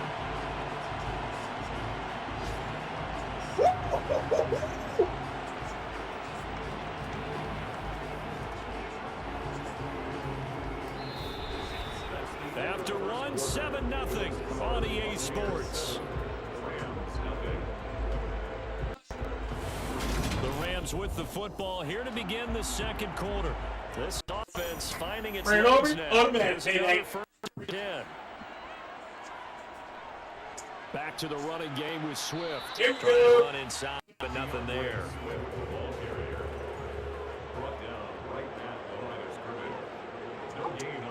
Back to throw now on 2nd and 10. Oh, the Buccaneer pressure too much. Down he goes. Joey Bosa able to record his 5th sack of the season. It seemed like he kept going through those progressions, and I thought he might dump that underneath, but he couldn't get rid of the football in time. And I have to wonder if he was thinking while he was back there, I wish there were a lot less progressions on this play. Just someone that I can dump the ball to and get it out of my hands. This offense 2 for 2 on 3rd downs on this drive. They're in for a tough test here, though. 3rd and long. Flushed out right. And he's going to go down again. The pressure from multiple guys there as they bury him for a big 9-yard loss. He continues, Charles, to be under constant pressure, and these sacks, they're starting to pile up. And if they want to have a real in this one, they've got to change their blocking assignments. They've got to do a better job to keep him upright. If he's going to be on the deck constantly, they've got no chance to win this game. On 4th down, Ryan Stonehouse on to punt. He's been a busy man here in this first half as he gets it away. With it is Brown. A big kick, 50 yards that time with a return of 4. And the Bucs will get ready to go on offense. As the offense returns, let's take a look at running back Travis Etienne. The passing game, they've had more success there than the running game. Maybe something they game plan for. How come they didn't tell us about it? Because they wanted to keep it a secret. We did ask, didn't we? But I think what happened in this one is they've realized they've established the run pretty well, and teams are going to key on that. They thought they could open it up and have success through the air, and that's exactly what's going on. Yeah, they've had success at least so far here in the second quarter.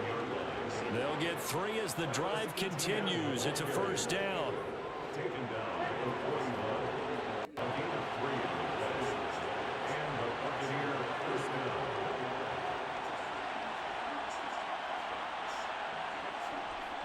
And they'll go again with Etienne to the 43, 2nd down.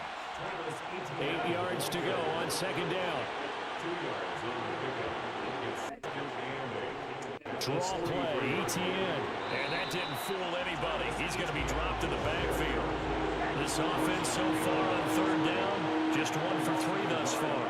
This is 3rd and 9. A throw there, but that's going to wind up incomplete. Here's J.K. Scott set to do the punting honors.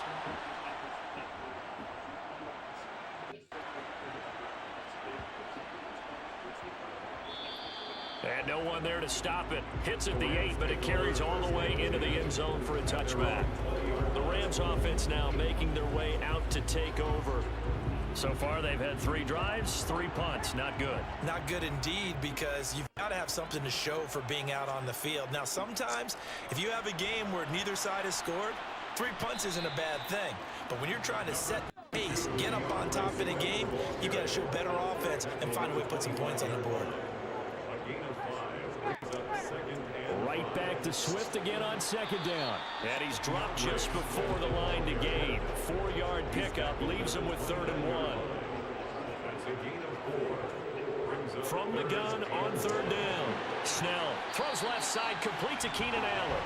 And he is going to have a Rams 1st down as they're able to convert by plenty there on 3rd and 1.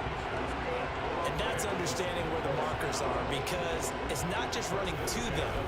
Because on the catch, you can actually be pushed back before the 1st down. It's getting past it and allowing that opportunity to drift back towards the 1st down line and still having picked it up. Really well run. So from the 6 now, 1st and 10.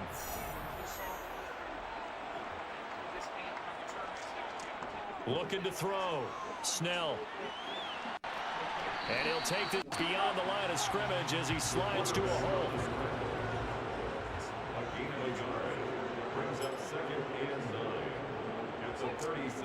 To throw on 2nd down. Snell, and he fires one incomplete. After an incomplete pass on 2nd down, that'll leave him trying to convert on 3rd and 9. He's airing it out for Williams. And too much juice. It'll be out of bounds, incomplete.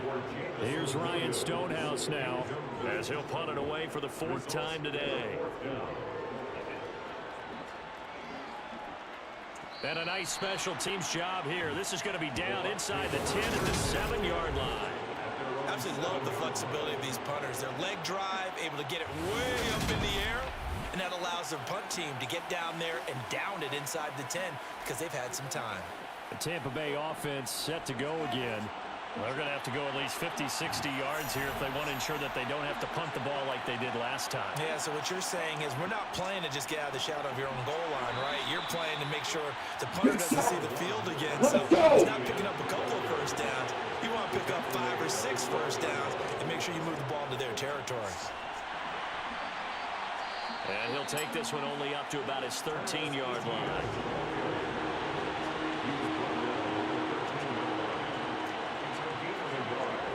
Lance looking to throw it. And this is going to be incomplete. Here's J.K. Scott now, standing about a yard deep in his own end zone. He's averaging just under 50 yards a punt as he gets this away. And now a fair catch called for and taken just outside the 40-yard line. So possession goes over here on the punt. And the Rams will go on offense here with the first and 10. They come up first and 10 at their own 42. On the ground, it's Swift to start. No, bottled up. Fumble. It's out. It's loose. And they have possession, and they have it at the 38-yard line. Holding. Defense. Now, hold on a second. Why would they decline that? I don't have a good answer for you, but let's work the math here a little bit. If you take the penalty, you get 5 yards. Minimum. You're in the positive of the yardage, and you get to rerun the down you just had. I like that. I like that little extra on top of the whole thing. This makes 0 sense.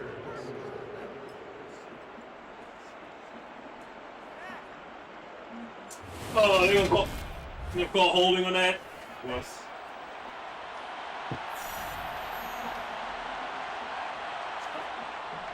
On first, and it's ETN. 5 yards is the tally on first down. That brings up 2nd and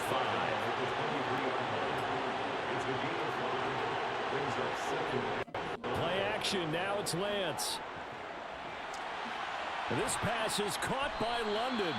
And they will eventually get him down. Here we go. 5 all the way to the 3. He's exceeded his receiving yards from a week ago, and we're still in the first half. It's a first down. And remember, this drive started off following the turnover. And they've taken no time working their way down the short field. A nice connection there, and now they're looking at a 1st and goal.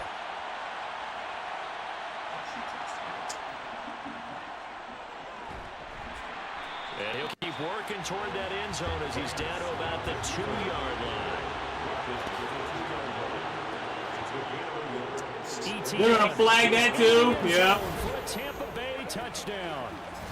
That almost looked too easy, and I think thanks goes to the offensive line for making it look easy. Yeah, I agree with you totally on that one. I'm not sure how much everyone understands the preparations that go into a game for an offensive line, because there's a reason that running backs and quarterbacks give them big gifts at the end of the season after a big year. The consistency and the continuity it takes to know each other and execute their blocks is pretty impressive.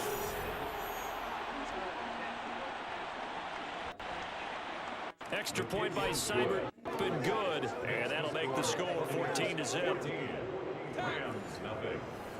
The Bucs ready for the kickoff, and here we go. It's in the air.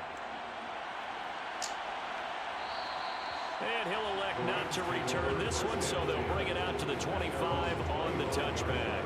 Here's a Los Angeles offense as they get set to take possession. And they're in a bind early here, down 14-0. Are you worried at this stage or still too early? You're worried. You're just trying not to transmit it to the rest of your team. You want to make sure that they stay positive, but at the same time, you're wondering, how are we going to move the football? What do we have on this play sheet that can work? Get back to basics is usually your answer. And make sure you find the guy who can move the ball fastest for you if you just get it in his hands. Still second quarter. You get points on the board here. I think you're feeling okay. We use the word relentless a lot with guys who are aggressive on the field. In this case, it really fits, doesn't it? How about his ability to break tackles and his feet never stop moving? Touchdown Cooks, baby! So here's a 1st and 10 at the 38. Let's go, baby! Let's go, and baby! he's going to take this ahead for right around 3 yards, but no more than that. 2nd down.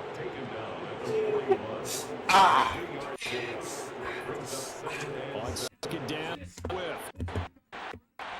And out field, right midfield to 50. Get up. Yards rushing for him now as he's carried it 13 times. They continue This strong, baby. I don't know if they can wait till halftime to make adjustments. They better find a way to get it done series to series. I don't know if they need to sub some guys out, bring in extra people, maybe change what they're doing on the defensive side of the ball. But right now, they're running the ball very well right at them and right up the middle. Swift going to try up the middle. And he can only manage to get a couple. 2nd and 8 coming up.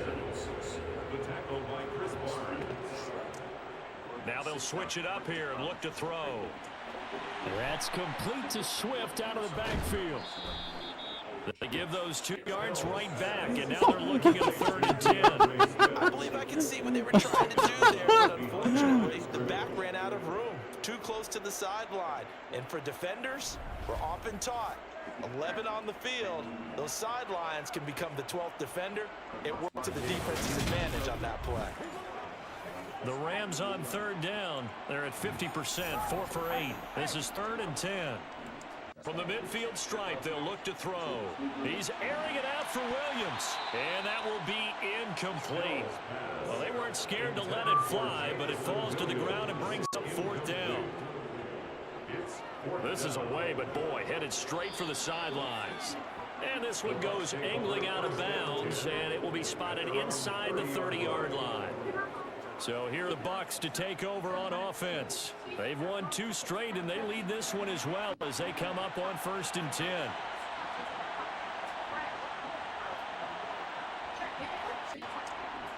They'll start this drive out on the ground.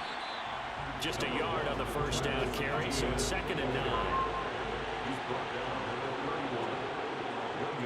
To throw, it's Lance. Little pitch and catch to the tight end, Knox. It'll be a gain of 5. And now it's 3rd and 4. I'm not quibble about the gain there on 2nd down. That was a positive play because that was a take-what-you-can-get situation. Got out to the tight end. Now it gives them much better to convert on 3rd down. 2 minutes to play, 1st half. It's 14-0. The Rams nickel here defensively on 3rd. Throwing now is Lance. And that is incomplete.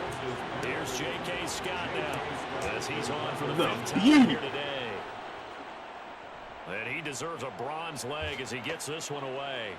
And a fair catch signaled for and taken at about the 18-yard line. A 41-yard punt there with no return. And they will take over 1st and 10.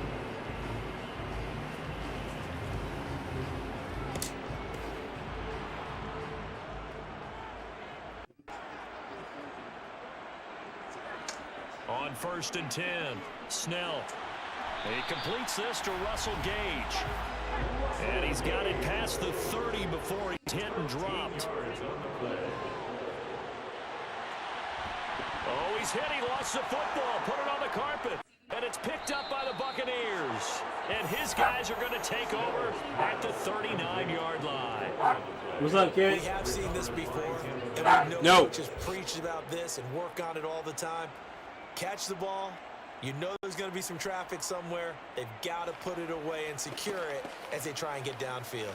And Tampa Bay trots out there now. And now they start in plus territory following that turnover. They try to get some points here before halftime. So from the 39 now, they'll come up on a 1st and 10. Following the fumble recovery, Lance. And that is going to be incomplete as he let him a bit too much. An incomplete pass on 1st down. That leads to a 2nd and 10. The Lance going to throw. And the Rams got him. They bring him down. Multiple players combined for their team's first sack of the game. That's a step in the right direction defensively here because you're facing this sizable deficit. They're going to need more plays like that. A good sack, though. Good effort there. And what you're hoping is, as you said, a step in the right direction, and that means it's something to build on. So you get the first one, and hopefully that can ignite them, and now they can make a few more plays and get back into this game. A tall task ahead of them here, needing a full 15 yards to move the chains. Now the Bucs going to use the first of their timeouts as they'll stop it with just over a minute to go before halftime.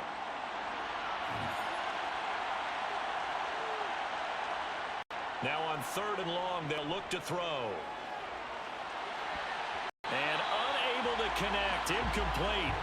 I'll give them credit, they took their shot, but it's going to bring up 4th down. On is the punter Scott here as he gets this one away. And this one will not be returnable as it sails out of bounds. Well, the Rams going to take over late in this first half. Charles, you're down multiple scores, less than a minute left here, but with that deficit, they've got to try to at least work their way into field goal range to try to muster something out of this drive. And I'm going to go ahead and date myself one more time because I'm going to quote an old Smokey and the Bandit lyric.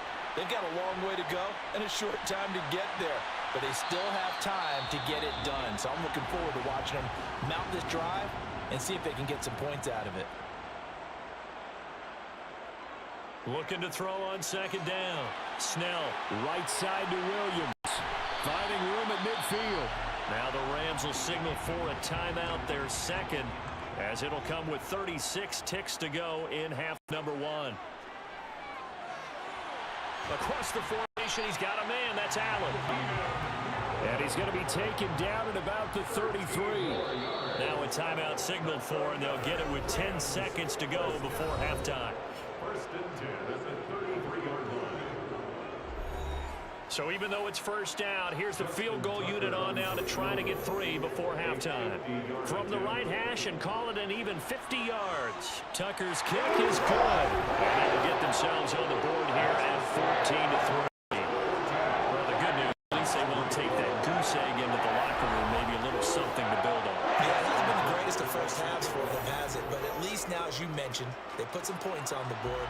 And it's been funny in our experience watching games. Sometimes something as little as a field goal can change the fortunes of the team, and they could come out and look real sharp in the second half. All that remains is to snap this once, and that'll do it for the first half of play.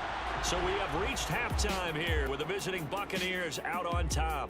As we are off to Orlando now to check in with Jonathan. Big pick by Bland. Dallas got the ball, baby. Let's go. All right, Brandon. Let's very much. go. Stop playing with me. 2/3 complete after this weekend. So lots to get to as we check out what's going on here in Week 11. We'll start it out at GEHA Field at Arrowhead Stadium in Kansas City, where it was the Chiefs who were able to come away with the home victory. Cooper Kupp, a touchdown catch in the victory. From there, we head east to Cleveland to check on the Browns at home at First Energy Stadium. And they fall in that one to the visiting Indianapolis Colts. Josh Allen getting job done again as the win moves his guys to a terrific 9-2 on the year. Lastly, let's get up to Buffalo to check on the Bills. And that game all tied up with the visiting LA Chargers.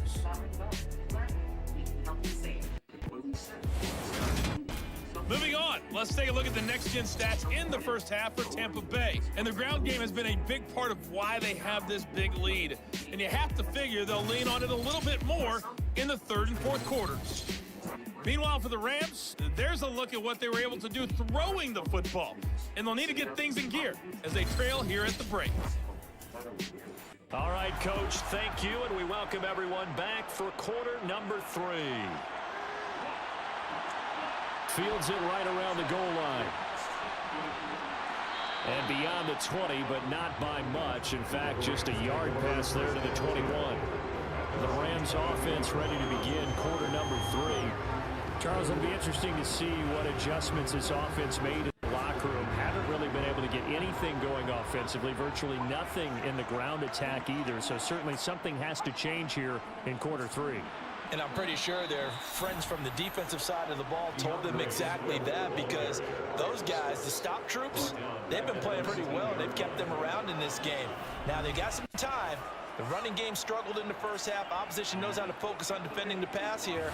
They've got to re-energize that ground game and maybe open things up for a comeback here in this half.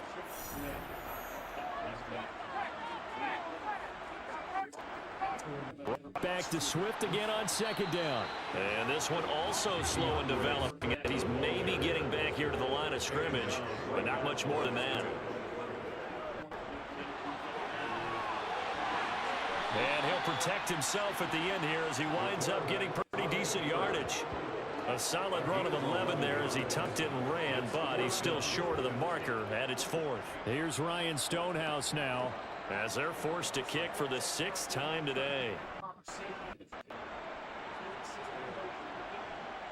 And a fair catch signaled for and taken just outside the 20-yard line. So a change of possession here on the punt. And it will be 1st and 10 as they take over.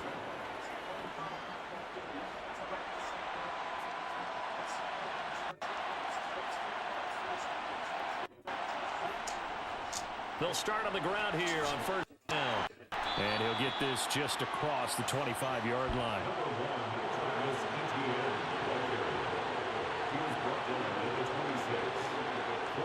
To throw on 2nd and 6, Lance. And this will be a gain of 5 as he gets it to the 30.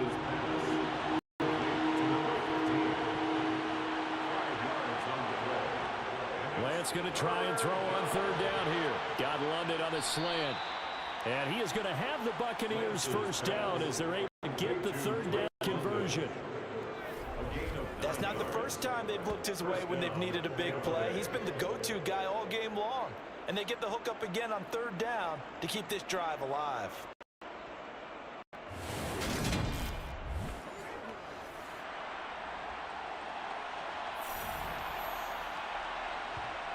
Throwing on 1st down is Lance. He's got his man London right side. And they're able to work this across midfield to the 48. And now we get into the psychology of the whole thing, because a lot of teams with a 2-score lead in the 3rd quarter, they almost become defensive with their offense, just playing not to lose. I think with this team, you got to figure at this point, this is a great spot for them to go into attack mode, really try and put the hammer down and finish this one off. And he slides and covers up at the end as he's going to be able to pick up decent yardage. A 7-yard pickup. Brings up 2nd and 3. They fake the handoff. Now Lance.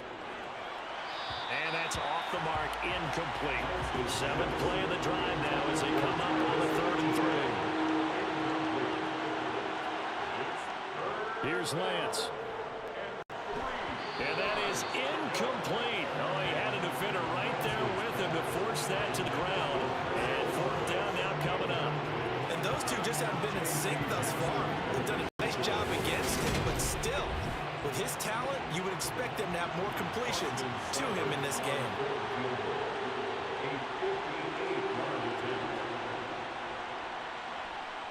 And this is off target to the left. Didn't get there anyway. It's no good. And this will remain an 11-point spread. Well, Brandon, anything beyond 50, you start rolling the dice a bit. And once you get up around 57, 58 yards, the chances of making it go down dramatically. And sure enough, this one winds up no good.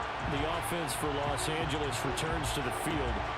And, Charles, they're certainly still right in this game, but they need that offense to wake up and in a hurry. Yeah, I like the way you put it. They certainly did seem to sleepwalk a bit in the first half. Now that their defense has done its job, it's their turn now to go out and try and get some points. And they're able to work this across midfield to the 48. To throw on 2nd down. Snell throws out left. It's caught by Williams. And they'll get this down to the 42-yard line. He decided to run a hitch route. It really helps to have a guy who can turn it loose. And, boy, he rifled one in there on that one. Not much run after catch, but it worked really well. They go play in here on 1st down. A quick throw knocked away. It's incomplete. Ball on the 42 as they come up 2nd and 10. It's now 2nd and 10. Back to throw again. It's caught on the right side. Williams. And he's going to be taken down. Plus, there's a penalty flag in the backfield. They may get 15 more on top of this. So roughing the passer, and this is a unit, Charles. They hold their breath every time they see their quarterback go down and get hit like that. Yeah, they understand how important these last couple of months are for this team. And he loses the football a second time. And it's picked up by the Buccaneers. And a big turnover there as his guys will get the football back. And a little careless there, Charles, on that carry. And it's not just having two hands on the ball. It's tucking it away. It's using your body to keep people shielded off. It's so many different things into taking care of it and having ball security. In that case, though, we didn't see it happen. We'll get another look at Drake London as this offense returns to the field. He's been a load for them to handle defensively. I know that much.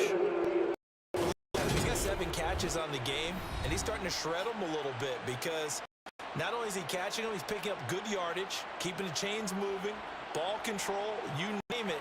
This big guy, what did you say? He's been a load for them to handle? That's right. Agreed. 7 catches, as you said, over 100 yards. So that one overturned. They say the knee was down, and that will not be ruled a fumble. Looking to throw on second down. Snell, he's got Allen.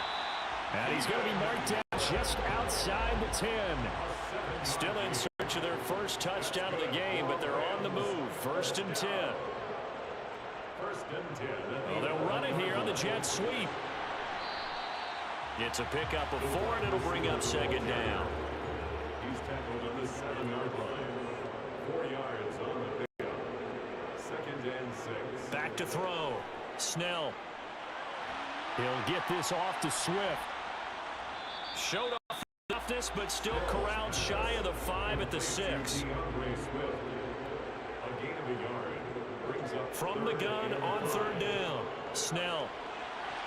And he'll get this into the Swift once again. And he'll get this down inside the 5 to the 4 before he's out of bounds.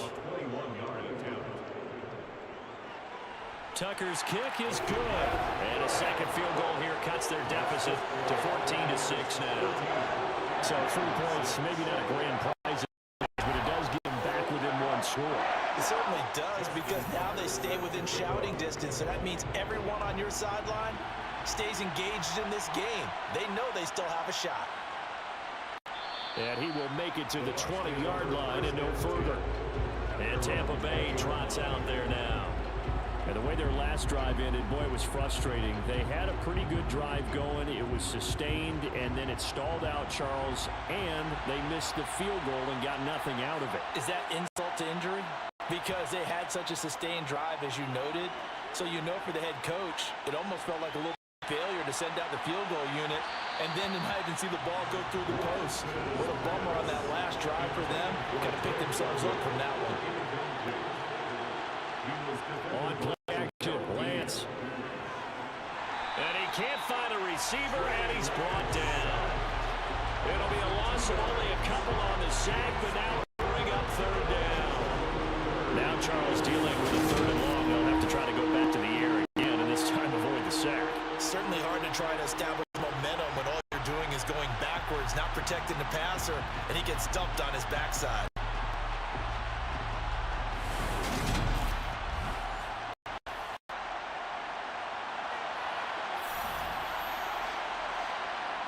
Throwing his Lance on 3rd down. And this is going to be incomplete.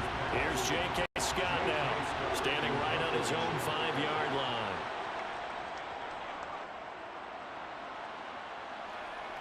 And a fair catch taken back near about the 35, 36-yard line.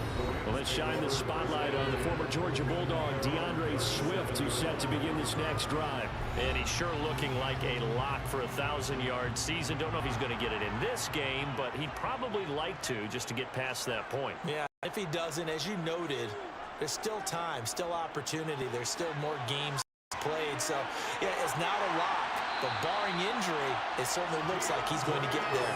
And what an accomplishment that is. Anytime you get over 1,000 yards, you're celebrated in the NFL. It's been quite a season. Still a couple chapters left in that book, though. A good run there off right tackle in an old-school NFL football. The right side of the offensive line, often known as the nasty side. The left side, usually the technical side. Kind of reminds me of the old Atlanta Falcons 2009-2010. That's how they constructed their offensive line. Meanwhile, the throw here is complete, and he's dropped right at the 40. Gain 3. To throw on second down. Snell. And this one's going to go the wrong way. Losing yardage back at the 42. To throw on third down. Snell. Try to get it to Williams. 405 total yards to 156. By Jalen Ramsey. And the Buccaneers are going to get the football here as he gets this up past the 20-yard line. That's an experienced DB picking off a rookie, and you know sometimes those experienced DBs, they love going against the young pups, don't they? And I go back to the offseason, had a quick conversation with him about, hey, when you play younger quarterbacks, what's it like for you? And he says it's like being a boxer. I give him a lot of different angles, a lot of different looks, and a lot of times I just bait the young guy. And there he baited him right into the interception. They'll start this drive out on the ground. And nothing much materializing here in the first down run. He'll get a couple, and that's it. On second down, Etienne once more. A very good move, but for a relatively modest gain out near the 32. They going for it? Hold on here, because on that last run, it looks like we have a player who was shaken up. The medical staff is going to come out here and take a look, and we will take a short break. Oh, it's a nickel set here defensively on 3rd and inches. Still want to be prepared for a pass. They'll run with Etienne. And he gets it to the 34. Good enough for the first. Wow. During that run, an injury here. We got one of those big blockers in some discomfort. Well, now they're going to come out and take a look at this injury. And we'll be back in a moment. From the 34 now, here's 1st and 10.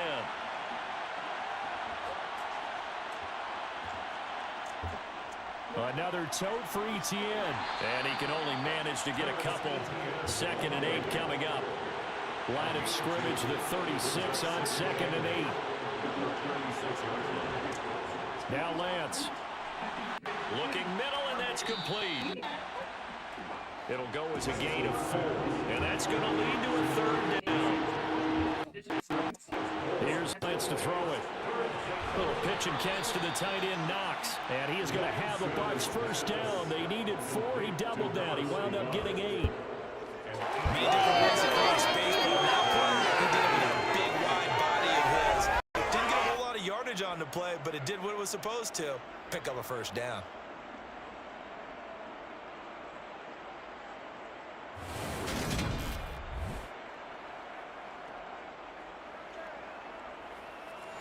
Two first downs have him up near midfield now on 1st and 10.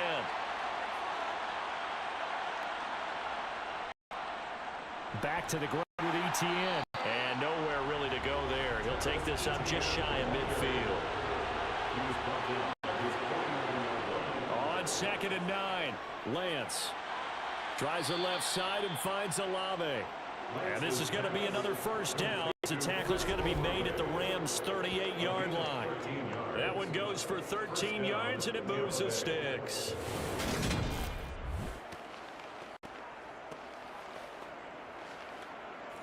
So from Rams territory now, it's 1st and 10 at the 38. Lance looking to throw it. And he can't get rid of it. He's taken down. Multiple defenders there to drop him for a loss of 4. Like the footwork back there, and I thought he did a pretty good job of evading that first wave of players. Trying to buy a little extra time out of the pocket, but in the end, oh, that was a tough one. Yeah, winds up getting buried for the loss.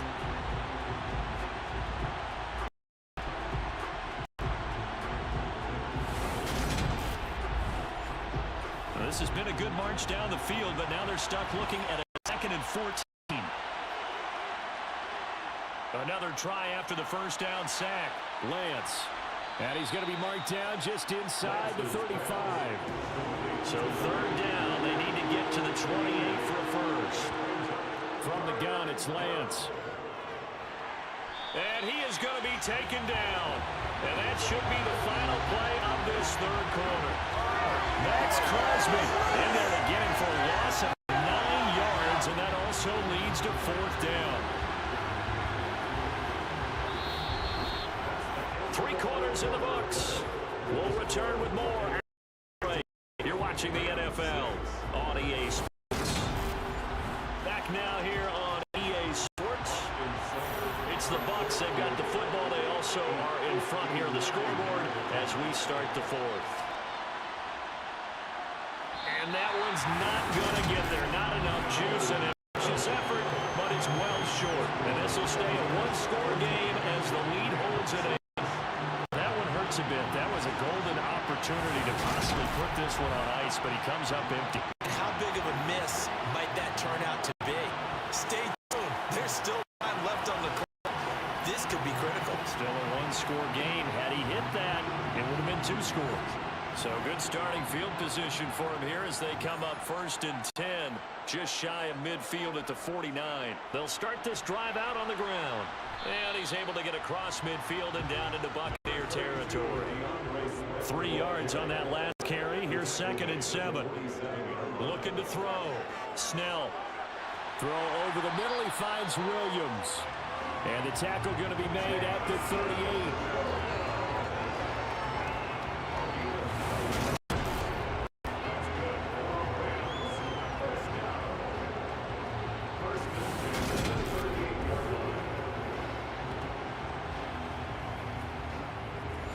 So here's a 1st and 10 at the 38. They'll run the draw here with Swift. 77 yards on the ground for him so far.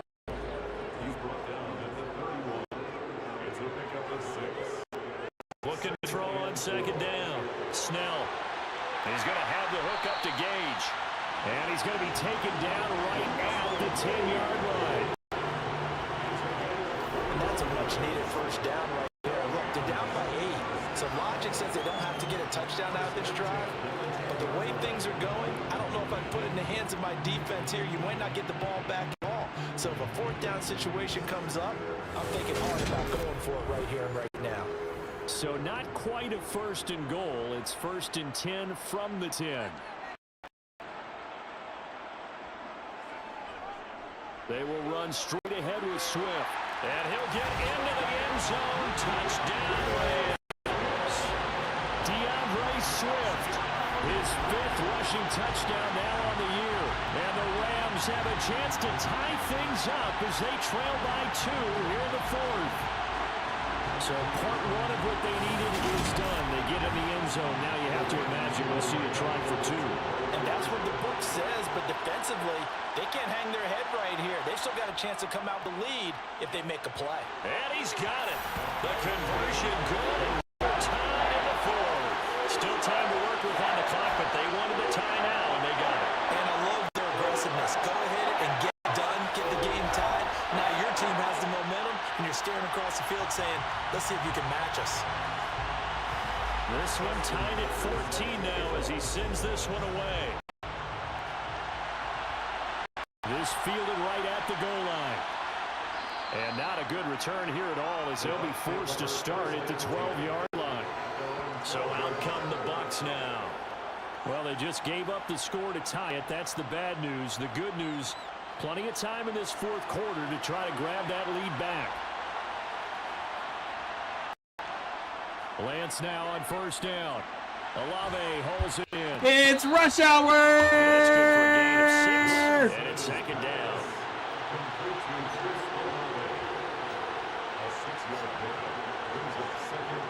Throwing now is Lance.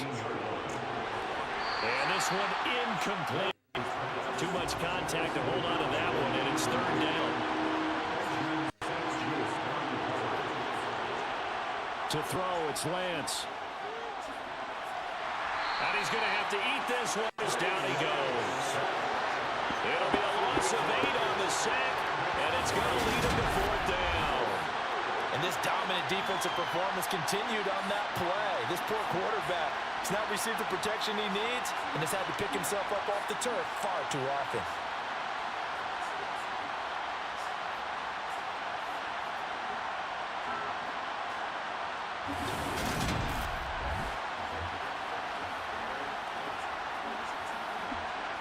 Here's J.K. Scott now as he's on to punt for Tampa Bay.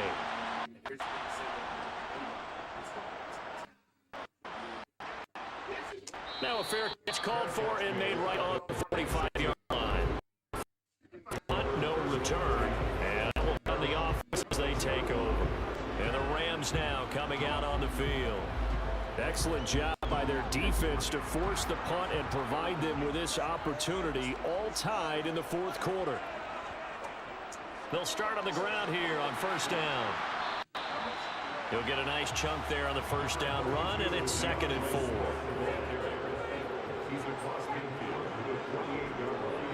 They run out of the gun with Swift. Jukes by again. And good space to operate there as he takes this down inside the 35-yard line. 107 yards rushing for him here as he starts to draw closer to a 1,000-yard campaign. Another carry for their leader and a good one. It's crunch time. They'll need him to continue to be productive in both the run and passing game in order for them to try and snatch a victory. From the 34 now, here's 1st and 10. Here's a handoff to Swift. And maybe a measure of revenge there. He's had his way in this one, but this time they get him behind the line. 2 yards the loss, 2nd and 12. Sometimes you just sit back and marvel at what he can do defensively. Speed, strength, quickness, he's the whole package. And that package just wrapped up the runner for a loss. Now they contend with a 2nd and 12 after the loss. Now they'll switch it up here and look to throw. Over the middle, and it's caught. Keenan Allen. And they're going to move it down inside the 25. They'll try and run here with Swift. And he's going to get the 1st down here as he's taken down at the 22. Someone's been having a good game so far, and you know something? A lot has been power running. They decided to turn him loose again on 3rd down, didn't they? They did indeed. He delivered the tough yards.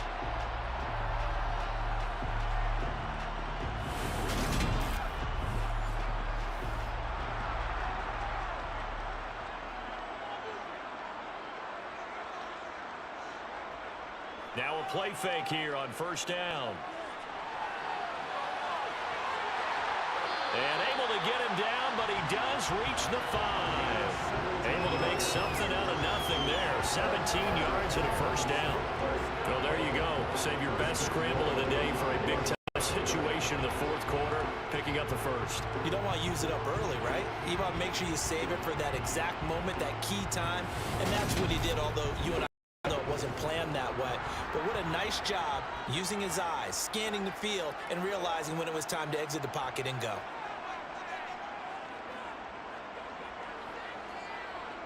Now here's a little touch pass as they tap it quickly to their receiver. And he'll get this one back to the 5-yard line, but no further than that.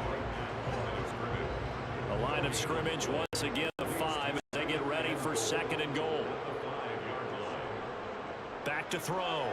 Snell. And this is caught. He's got it. Touchdown, LA. Jamison Williams. A 5-yard touchdown.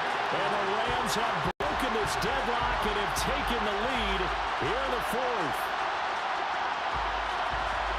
Obviously a huge touchdown for their team, but a big touchdown for rookie quarterback here to be able to break the tie in the 4th quarter. And he just shook off all the pressure, too. Because when you think about it, tie ball game, rookie quarterback, most of them are thinking, don't make a mistake. Instead, this young man just said, I'll make a play.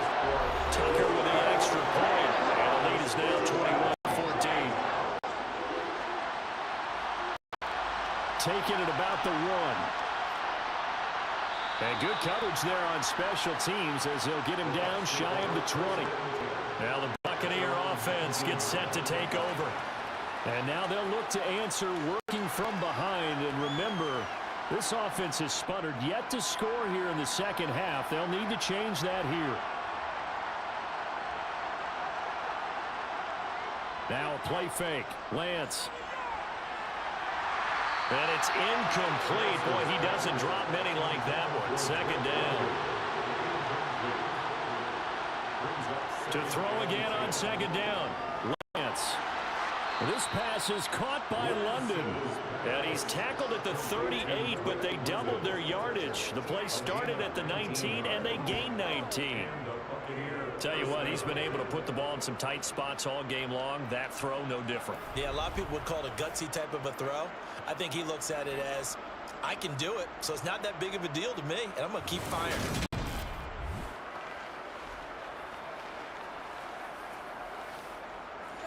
So signs of life in what's been a dormant offense in this second half. Here's 1st and 10.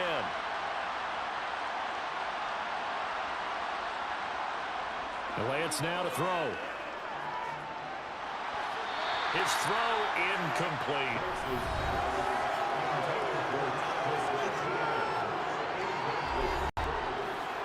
They work again from the 38 on 2nd and 10.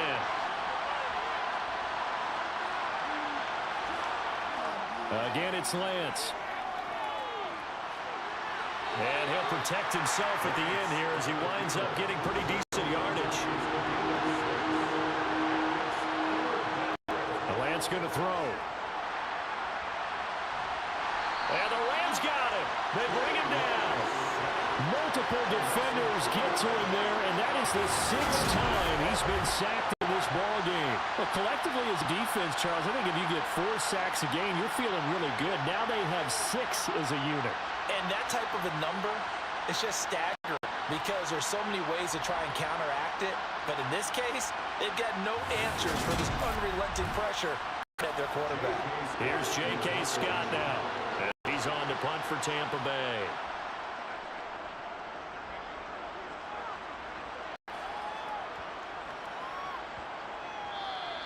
Yeah, he was looking for the checkup bounce, didn't get it. That scoots all the way into the end zone now for a touchback. The football going back to the Rams now.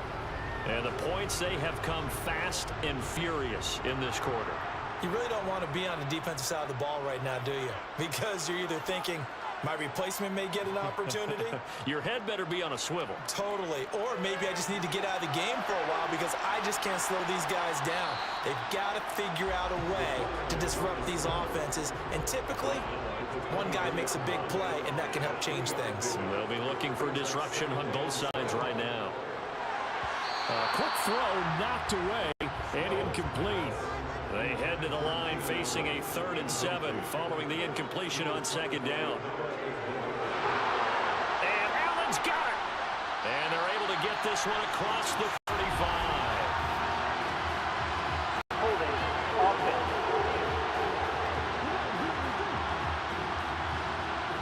And this 3rd down looking very tough to the holding penalty. 3rd and long.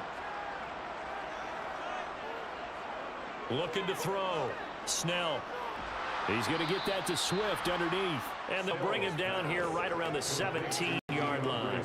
He did his best to just get 4 out of that, but not enough. And now 4th down. I hate to surrender the football when you're nursing a slim lead, but they're going to have to punt it away. Trust that defense. It's the right play at this stage of the game as well. You don't need to press it here because you do have that little bit of a cushion, and you count on your D to make it stand up. So they're forced to punt on 4th as this one's away. And a fair catch called for and made just inside the 35-yard line. Here comes the Tampa Bay offense now heading back out onto the field. See if they can put this drive in the end zone, Charles, because it's been a little bit of a rough go at times. They've had to punt the football a ton in this ball game because of stalled-out drives. So are you saying that you're kind of tired of seeing the punter run out there and do his thing during this game? Is that what you're trying to say? Well, I mean, I'm okay with it. I have a feeling that this offense, they don't want to see the punter again. And frankly, the punter doesn't want to run out there anymore himself. He'd love to see his offense put together a drive and give his leg a rest. I think sometimes when you're trying to get after the quarterback, maybe it's better to be lucky than great, because I think on that one, he's just trying to get downfield and rushed the passer. Instead, the tackle for the loss landed right in his lap. Lance, he rifles one that's intercepted. Picked off by Benjamin St. Juice. And will bring it back. It's an interception return for a Rams touchdown. Well, no surprise to see that one, partner. The league's #1 defense coming through with a huge pick six. And it's plays like that one that made them the most feared group to face this year. Offenses, they're trying to figure out how to work around them rather than work through them. Big-time impact playmakers scattered throughout the unit on every level, and they can change a game at a moment's notice. Tucker able to connect on the extra point, and a lead now up to 14. A heck of a play there defensively, getting the interception, navigating his way into the end zone for the touchdown. So they'll get another shot on offense following that pick six, and now the kick is away. From a yard or two deep, here comes the return. And deep in his own territory, he coughs up the football. And they are going to score on the fumble return. Touchdown, LA. So they get the one-score kickoff, get a fumble, take it right back to the house. 2 quick touchdowns within a matter of about 10 seconds on the game clock. It's like a big 1-2 punch that may lead to a knockout.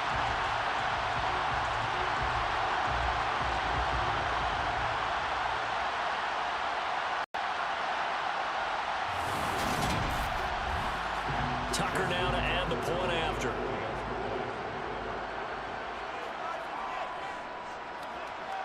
He's got it, and the lead stretches to 35-14. The scoop and score, always an exciting play in football. We witnessed it there, grabbing it off the ground and then rumbling it into the end zone for 6. So here's the kickoff now as he'll get it again following that fumble return for a score. Fielded just outside the goal line. And taken down just past the 20 at about the 21-yard line. And Tampa Bay trots out there now. Their mini 2-game win streak appears it might be going by the wayside unless they can pull a rabbit out of their hat. They'll start on the ground. ETN up past the 25 to the 26, a gain of 5. The first down run got 5. Here's 2nd and 5.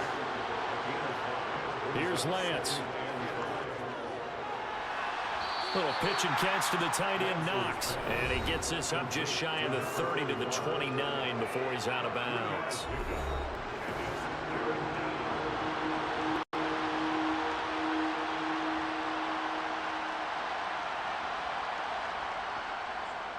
On 3rd down, here's ETN. And some space here. And they'll get it up just short of the 45 at the 44. Holding offense.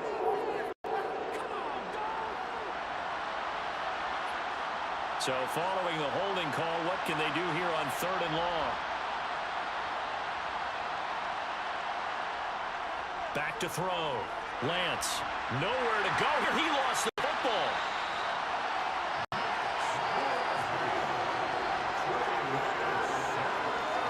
Dangerous spot for them to cough it up. Lucky to have recovered because had the defense gotten it, they were already within a shadow of the goalpost. Yeah, and then you're yelling at your own defense. Sudden change, sudden change. That's not what you want to hear on your sideline. That means you got to run out there and try and stop an offense who has the ball in a very advantageous position.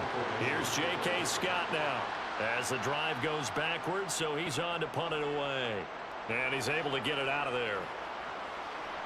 And he'll take it just outside the 40. It'll be a 47-yard punt with a net of 40 following a 7-yard return. And the Rams will go on offense here with a 1st and 10. So good field position for the Rams as they come up 1st and 10, just shy of midfield at the 48. They'll start on the ground with Swift. And a pretty athletic run right there as he's going to get this down inside the 40.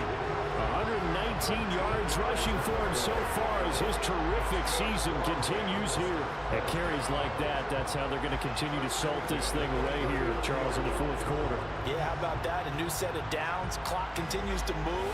No better way to close out a game than to tap those mastodons you have up front and say, guys, keep pounding them. Let's keep the ball, keep their offense on the sidelines, and let's close this one out. So from the 39 now, they'll come up on a 1st and 10. They'll stay on the ground with Swift. It's a 6-yard pickup, and it gets him to 2nd and 4. I have to chuckle to myself a little bit, Brandon, because right now I could be in that huddle with that offensive line. I know exactly what they're saying.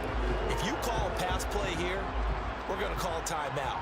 Run the football. We've got control of this thing. Get him behind us and let's go. Their time to Game shine. is over. Cowboys get the win. This is Swift. We are now NFC East champions, baby.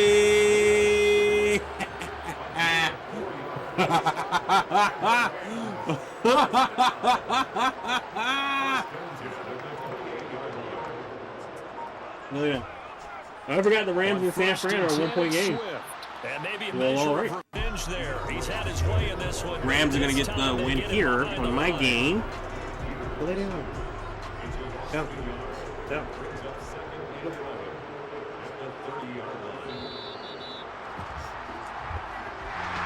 Well, somebody lit a fire under that offense during the break, Charles. Remember, they trailed at intermission. They come out, they have the big second half, and that lifts them to the victory. And Brandon, trailing at halftime, we always talk about teams making adjustments. You know what the best adjustments usually are?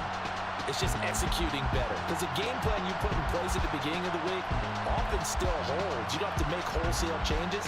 You just have to do a little bit better, a little cleaner. And they did that in the second half, and that led them to victory. So for LA, it's an important win in terms of staying in the postseason race as they move to 6 and 4.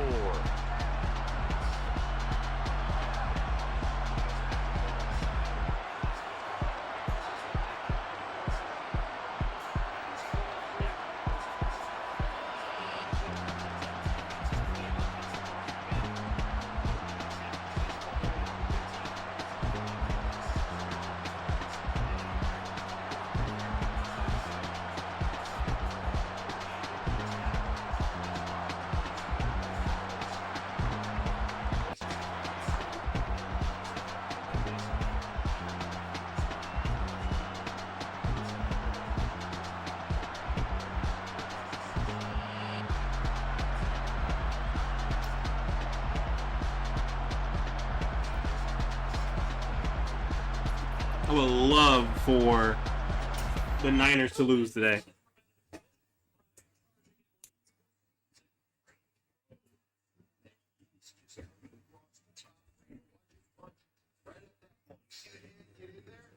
His left hand over the top and second big time play he's made on the ball with a bank catch.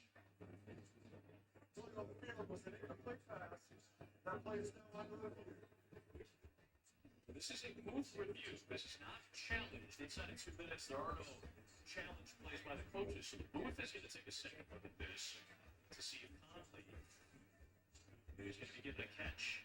He's just running the 7 route the corner. He gets up top now, watch him run to the corner and look at the placement of that ball right on the hands.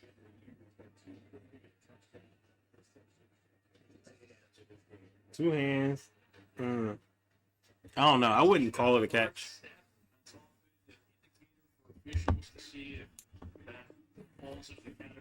We got the win, which is great because we need him. We need every win that we can get, being that we're still 3 games behind the Cardinals. We're just going to see how the Cardinals did this week and see if they...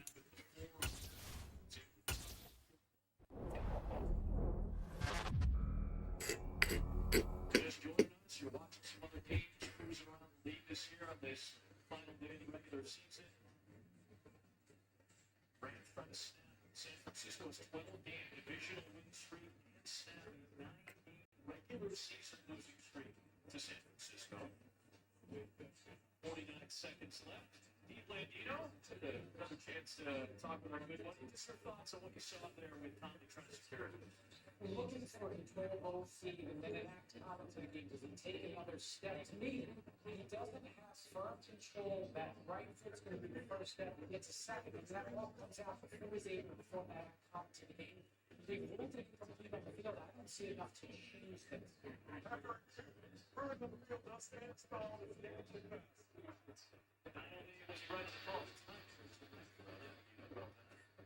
appreciate it as always. But it is an incompletion. Second down, no timeouts for San Francisco. Could have an opportunity for his first career winning field goal of the regular season. Missed a field goal in a PAT earlier. And two kicks that he typically misses those inside a 40-yard field goal from here. He missed a PAT also.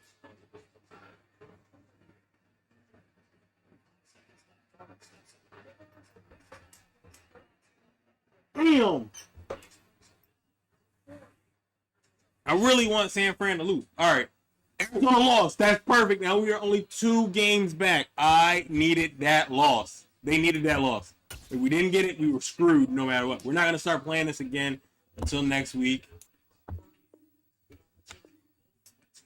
think there's 3 Sunday games, so we'll do that during the playoffs.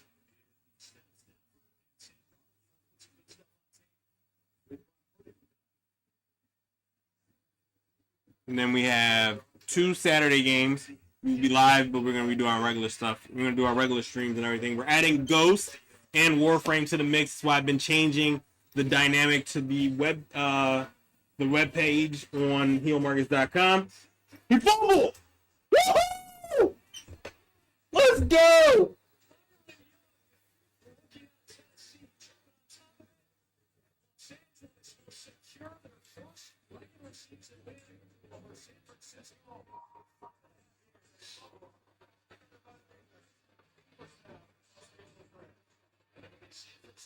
First loss in the division since the NFC Championship game at SoFi Stadium a couple of years ago. You see that? Yes, it's in that.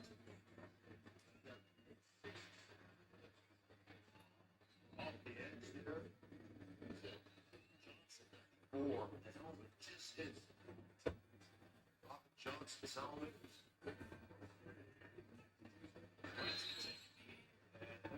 Move to 4-0 to start our lifetime against the Niners. McVay, whose grandfather was so deeply connected to this organization, will finally get a regular season win over Kyle Shanahan. These 2 teams are onward to the playoffs. The Niners will be the #1 seed the whole time next week. Here you go. If you are a football fan, if you're a fan of storylines, you get as good of one as you can ask for next week. The Detroit Lions and the Los Angeles Rams. Eagles in the butts.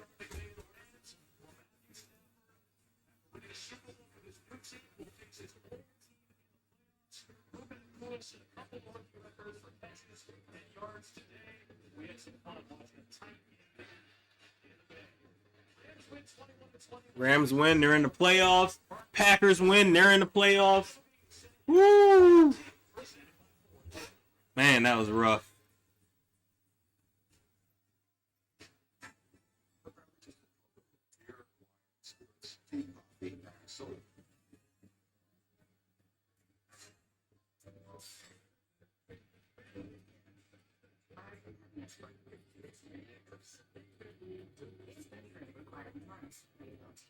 Unfortunately, the insurance company didn't see it that way. I was working 2 jobs, but it wasn't enough. One conversation changed everything. We sat down, told him our story, and we got us his whole workers' compensation legal process.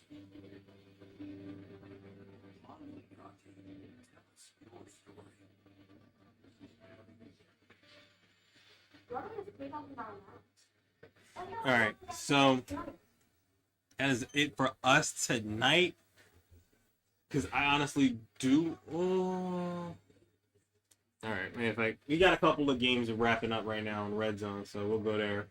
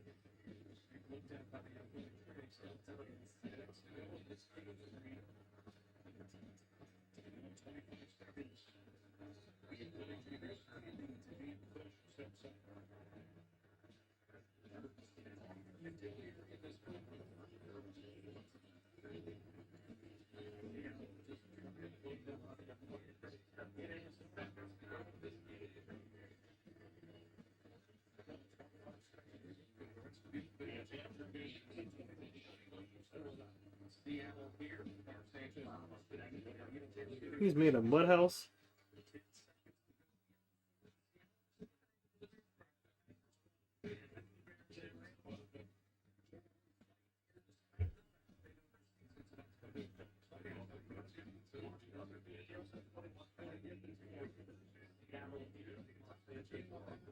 He's made a toilet? Oh no, it's a smoker. Okay. Nah, that's too much work. Too much work.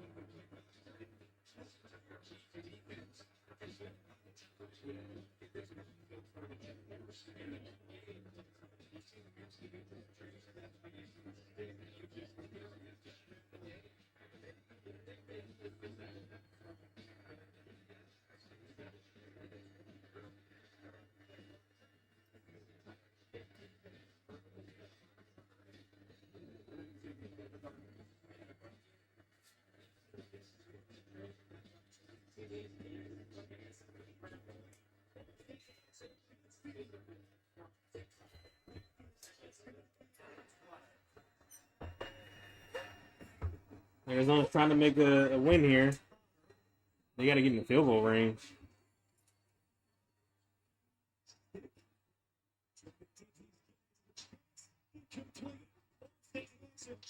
Oh, Chargers blow it.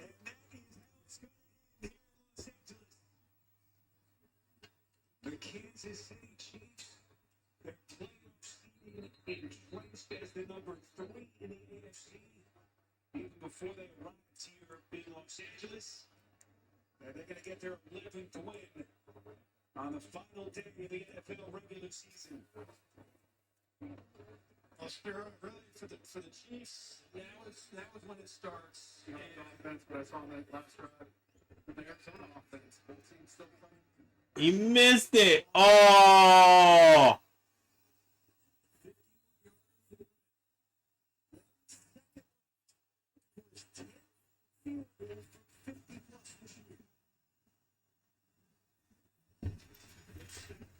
Woo!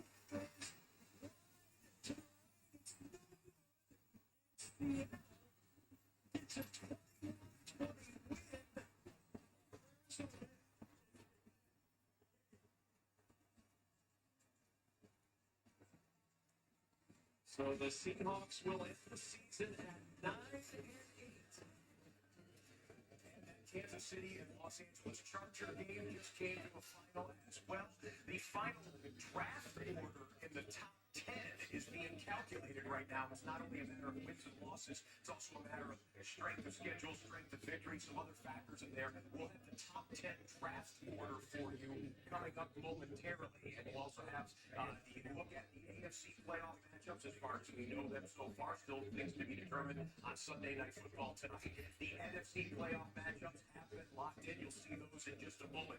The entire schedule for the wild card weekend will come out late tonight on Sunday Night Football. Keep watching NBC towards the conclusion of the Dolphins and the Bills, and you'll find out which teams are playing, which teams we will know by then, but which time slots they'll go in. We'll catch you up on everything. We have have some graphics to show you in just a bit. It's the final show of the regular season. We don't want it to end just yet. We spent a lot of hours in here. We have shown you dozens and dozens of football games, thousands of football plays. But over the last week, the entire staff here on NFL Red Zone has tried to boil everything we've shown you down to what we felt were the top 5 plays of the year seen on NFL Red Zone. So here they are. Let's roll them. The top plays bundle presented by State Farm. Enjoy.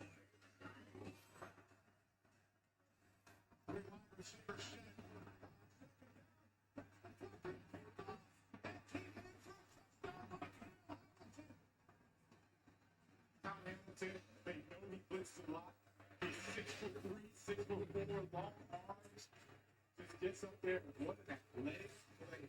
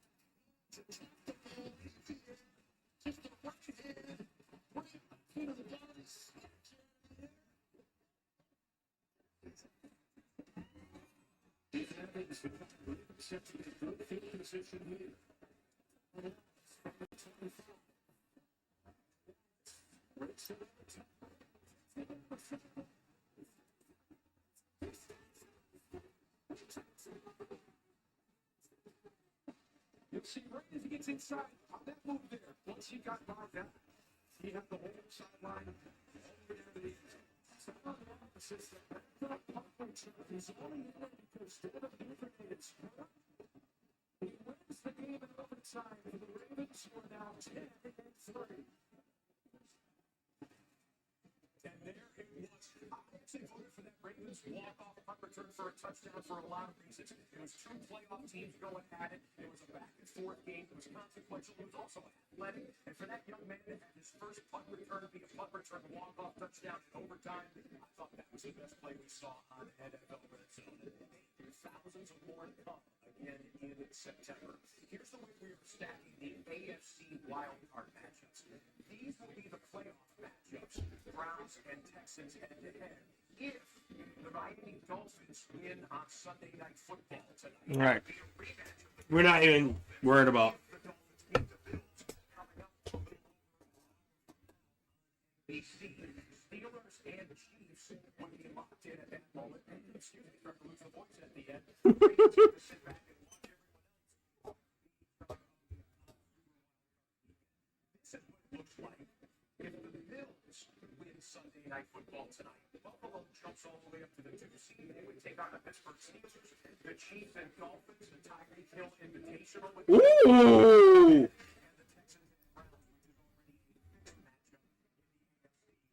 The number 1 seeded Ravens still having the bye. In the NFC, it's already set. There are no contingencies. These are the playoff matchups. Philadelphia will travel to Tampa Bay and take on the Buccaneers. The Rams and Lions, who swapped franchise quarterbacks a couple of years ago, will play each other at Ford Field. And the first home Lions playoff game in the history of Ford Field. It should be a special scene in a Motor City whenever that game is played Saturday, Sunday, or Monday night. The Packers will travel to the Cowboys, 2 of the most storied franchises in football, taking on each other at AT&T Stadium. All right, so that's it for us tonight. We are out of here, baby. So with that being said, we will be live back our normal schedule tomorrow, 6 to 10, Monday through Thursday. Of course, Friday and Saturday, 6 to 11, and then Sunday, we got playoff football, baby. We'll be live for them. Wild card weekend kicks off Saturday, so we'll definitely try to get, if we can get on earlier Saturday for the first half of the wild card game. I gotta get the schedule. I think I have it up on my, I think it's on ESPN.